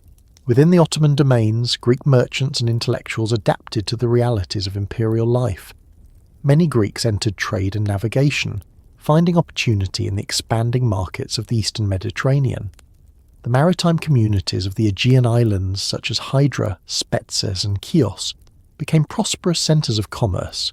Their ships carried goods between Constantinople, Smyrna and the ports of Western Europe, and in doing so they carried ideas as well. Wealth from trade-funded schools, printing presses and charitable foundations that fostered education in Greek language and culture. By the 17th and 18th centuries, a new Greek mercantile class had emerged, cosmopolitan and literate, often educated in Italy, France, or Russia. This class would later provide the leadership and financial means for national awakening. The 18th century was particularly crucial in this cultural renaissance. It was during this time that the modern Greek Enlightenment, Diaphotismos, took shape, a movement of intellectual renewal that sought to reconcile classical heritage, Christian faith, and modern reason. Inspired by the European Enlightenment but grounded in Greek tradition, thinkers such as Eugenios Vulgaris, Adamantios Korais, and Rigas Feraios articulated a new vision of Greek identity. They revived the study of ancient authors, translated modern works of science and philosophy into Greek, and promoted education as the path to liberation. Korais, living in Paris, published editions of classical texts with commentaries that link the virtues of ancient democracy with the moral dignity of modern Greeks. He argued that before political freedom could be achieved, intellectual and moral regeneration was necessary, a purification of language, thought and custom. Rigas Feraios went further, envisioning a multi-ethnic Balkan republic based on liberty and equality. His writings, smuggled across borders, circulated clandestinely among Greek communities, sowing the seeds of revolutionary thought. Printing and publishing, long suppressed, became instruments of revival. Greek presses established in Vienna, Venice, and later Constantinople produced books that combined ancient wisdom with modern science. Religious works shared space with treatises on mathematics, geography, and political theory.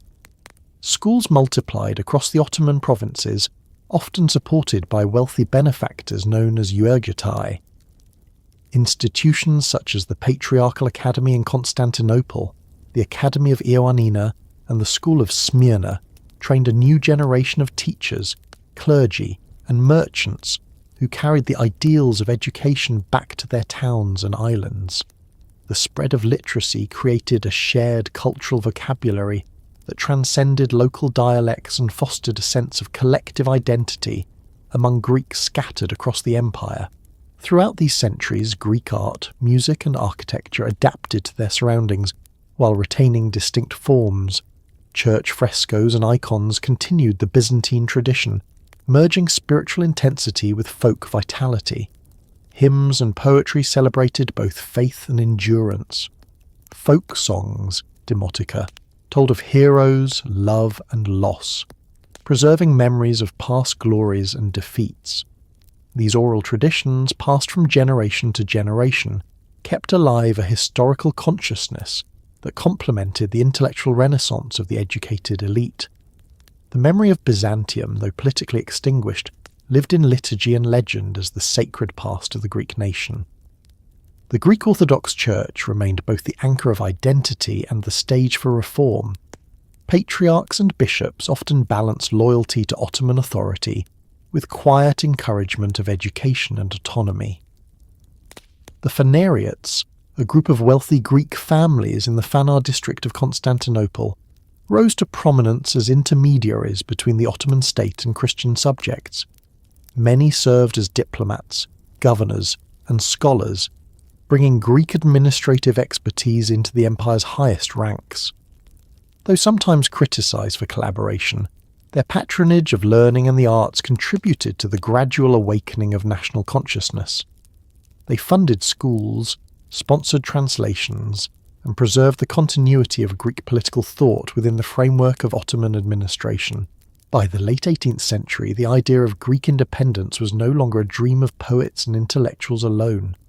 It had become a shared aspiration sustained by education, trade, and faith. Secret societies, most notably the Philiki Eteria, friendly society, organised among the diaspora in Odessa and other European cities, began to prepare for revolt. Their members, drawn from merchants, soldiers and scholars, envisioned a Greece reborn in the spirit of both ancient democracy and Christian martyrdom. When the Greek War of Independence erupted in 1821, it was the culmination of centuries of quiet resistance and cultural perseverance. The revolutionaries invoked the glory of classical Greece, the sanctity of orthodoxy, and the example of European liberty. Their slogans, freedom or death, and for faith and fatherland, summed up the dual heritage that had sustained them through centuries of subjugation. The struggle for independence was long and brutal, marked by heroism and atrocity alike. The massacre at Chios, the siege of Missolonghi, and the naval battle of Navarino became symbols of both suffering and triumph. The intervention of European powers, motivated partly by Philhellenism, the admiration of Greece as the cradle of Western civilization, proved decisive. Romantic poets and intellectuals such as Lord Byron celebrated the Greek cause as a moral crusade, blending sentiment with politics. In 1830, after nearly a decade of war, Greece emerged as an independent kingdom. small in territory but vast in symbolic significance. The rebirth of a Greek state after centuries of foreign rule marked the beginning of modern Greek history and the culmination of the long Renaissance that had begun the day Constantinople fell. Independence did not mean the end of transformation, but the start of renewal. The new Greek state faced the challenge of reconciling ancient heritage, Byzantine tradition, and modern aspiration. Athens, chosen as the capital, was rebuilt as a symbol of classical rebirth, its neoclassical architecture consciously evoking the glories of antiquity. Scholars and reformers sought to standardize the language, torn between archaic and vernacular forms in an effort to bridge past and present. Education became a national mission, with universities and schools founded to spread literacy and civic virtue. The church retained its influence, but secular institutions now joined it in shaping national identity. The Greek people, emerging from centuries of empire, reclaimed not only their land but the right to define their own destiny.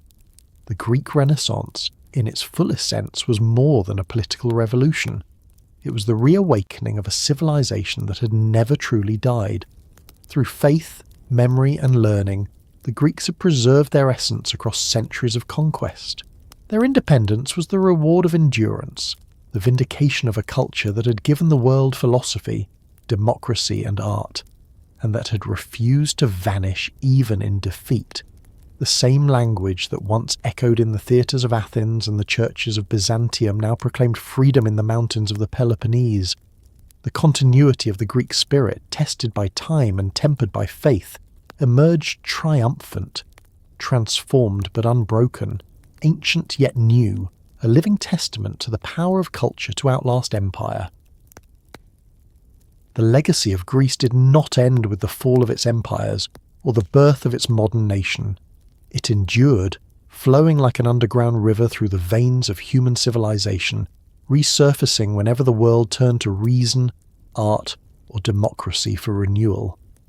The Greek achievement was not confined to a single age, city, or people. It became a permanent part of humanity's intellectual and moral vocabulary. From philosophy to politics, from architecture to science, from drama to theology, the imprint of Greece can be traced in nearly every domain of modern life. The modern world, in all its complexity, remains in countless ways a continuation of questions first asked on the hills of Athens, in the academies of Alexandria, and in the churches of Byzantium. When the modern Greek state emerged in the 19th century, it stood not only as a political entity, but as a symbol of continuity. The very idea of Greece carried immense moral weight across Europe and beyond. To the Romantic generation that had supported Greek independence, Greece was not merely a country, it was a memory of the origins of freedom, reason, and beauty.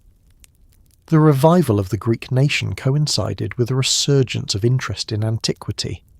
Archaeologists, philologists, and travellers flocked to its ruins, seeking to uncover the material remains of an intellectual heritage that had shaped the West. Excavations at Delphi, Olympia, and Knossos unearthed layers of history that connected modern Greeks with their ancient forebears and expanded the world's understanding of civilization itself. Yet the significance of Greece's legacy lay not in stones and statues alone, but in ideas that continued to define human aspiration. The political ideals that underpin modern democracy are rooted in Greek experience.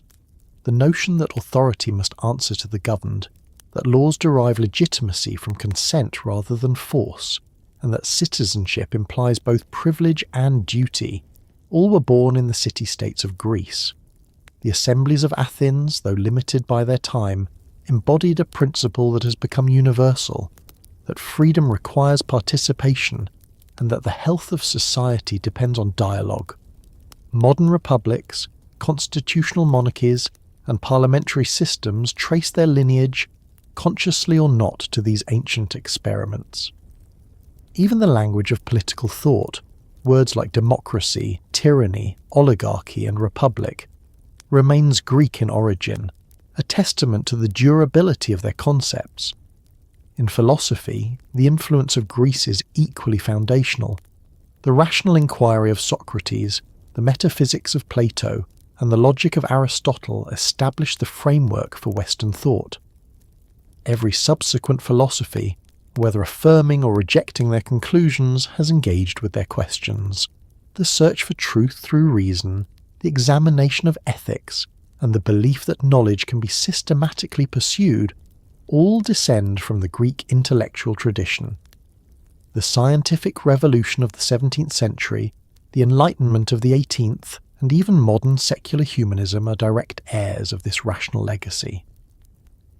The very structure of universities, with their faculties of philosophy, science, and rhetoric, mirrors the Greek ideal of paideia, education as the cultivation of the whole human being.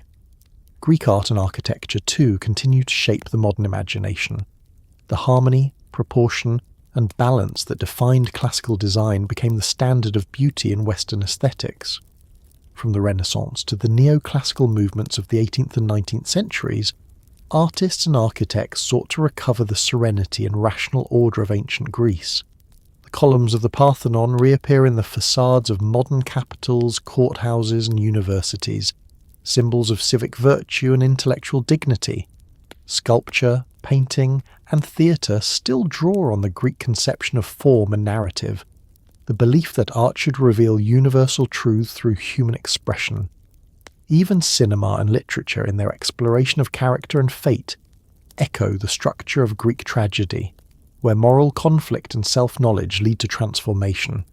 Science and mathematics, long associated with modernity, also bear the imprint of Greek inquiry. Euclid's geometry, Archimedes' mechanics, and Pythagoras' numerical philosophy laid the foundation for modern disciplines. The scientific method, which values observation, reasoning, and proof, descends from Greek attempts to understand the world without recourse to myth.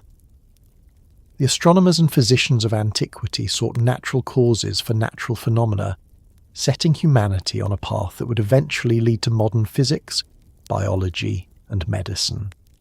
The persistence of Greek terminology in scientific vocabulary, atom, energy, cosmos, biology, astronomy, reflects not only linguistic continuity, but the enduring relevance of Greek modes of thought. In literature, the Greeks established forms that continue to define storytelling.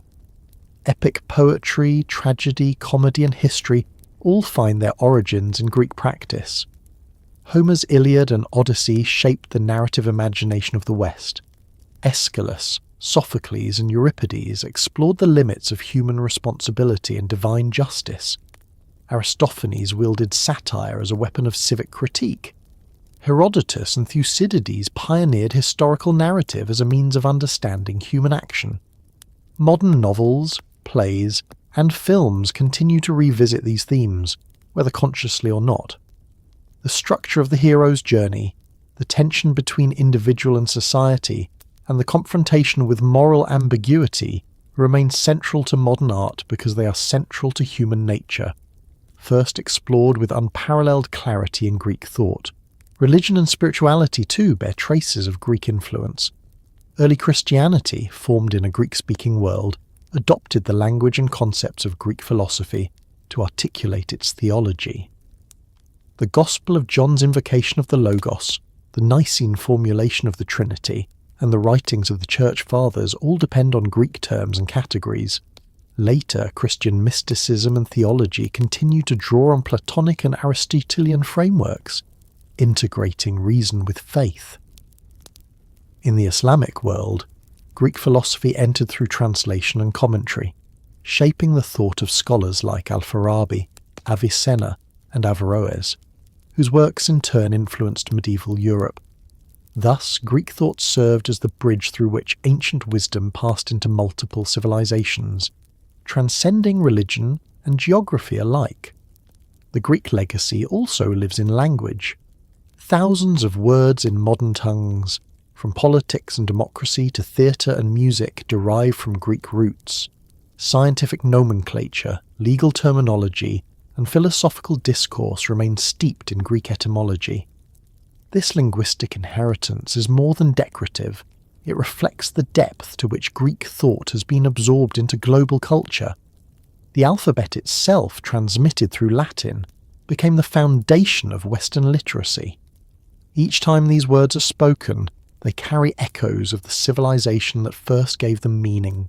Beyond intellectual inheritance, the Greek spirit endures in attitudes toward life, reason, and beauty. The Greeks viewed existence as a balance between measure and passion, between the divine and the human. Their concept of arete, or excellence, celebrated the full development of human potential, moral, physical, and intellectual. Their ideal of harmony extended from the proportions of sculpture to the conduct of the soul. Modern humanism, which regards human dignity and reason as central values, is in essence a Greek creation. The belief that individuals can shape their destinies, that knowledge ennobles, and that truth can be discovered through dialogue, all these are legacies of the Greek worldview. In the modern Greek nation itself, this inheritance continues to evolve. The struggles of the 19th and 20th centuries for independence, modernization, and democracy were accompanied by debates over language, education, and identity. Writers, poets, and thinkers sought to reconcile the ancient and Byzantine past with the realities of modern Europe. Figures such as Dionysios Solomos, Kostis Palamas, and Nikos Kazantzakis expressed in verse and prose the enduring tension between history and renewal. Their works reveal that to be Greek in the modern world meant not to imitate the past, but to live in dialogue with it. The rediscovery of folk culture, the revival of Byzantine music and art, and the preservation of ancient monuments became acts of national self-definition. In this sense, the Greek Renaissance did not end with independence. It continues as a process of cultural reflection and reinvention. Globally, the Greek contribution to civilization remains a unifying force. In education, the study of the classics continues to shape disciplines from philosophy to political science. In architecture and art, Greek forms still represent ideals of clarity and proportion. In science, Greek logic remains the foundation of inquiry.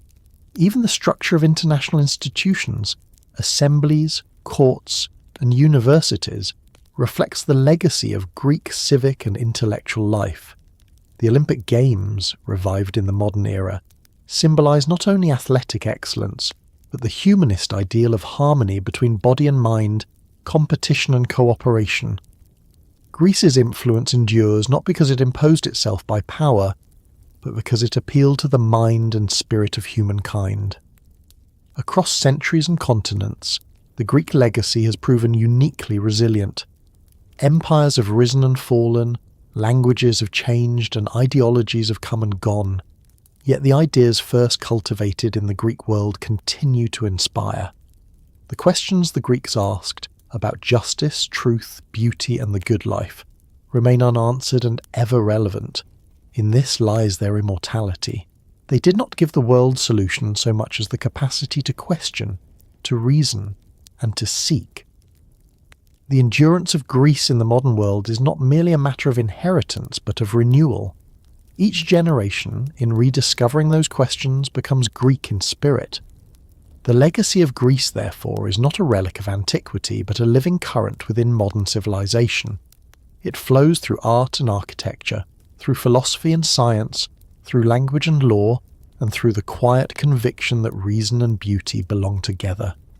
It endures wherever minds pursue truth and hearts aspire to excellence. In the long continuum of human history, Greece remains both foundation and horizon, a civilization whose ancient light still guides the modern world, illuminating the path of those who seek to understand what it means to be human.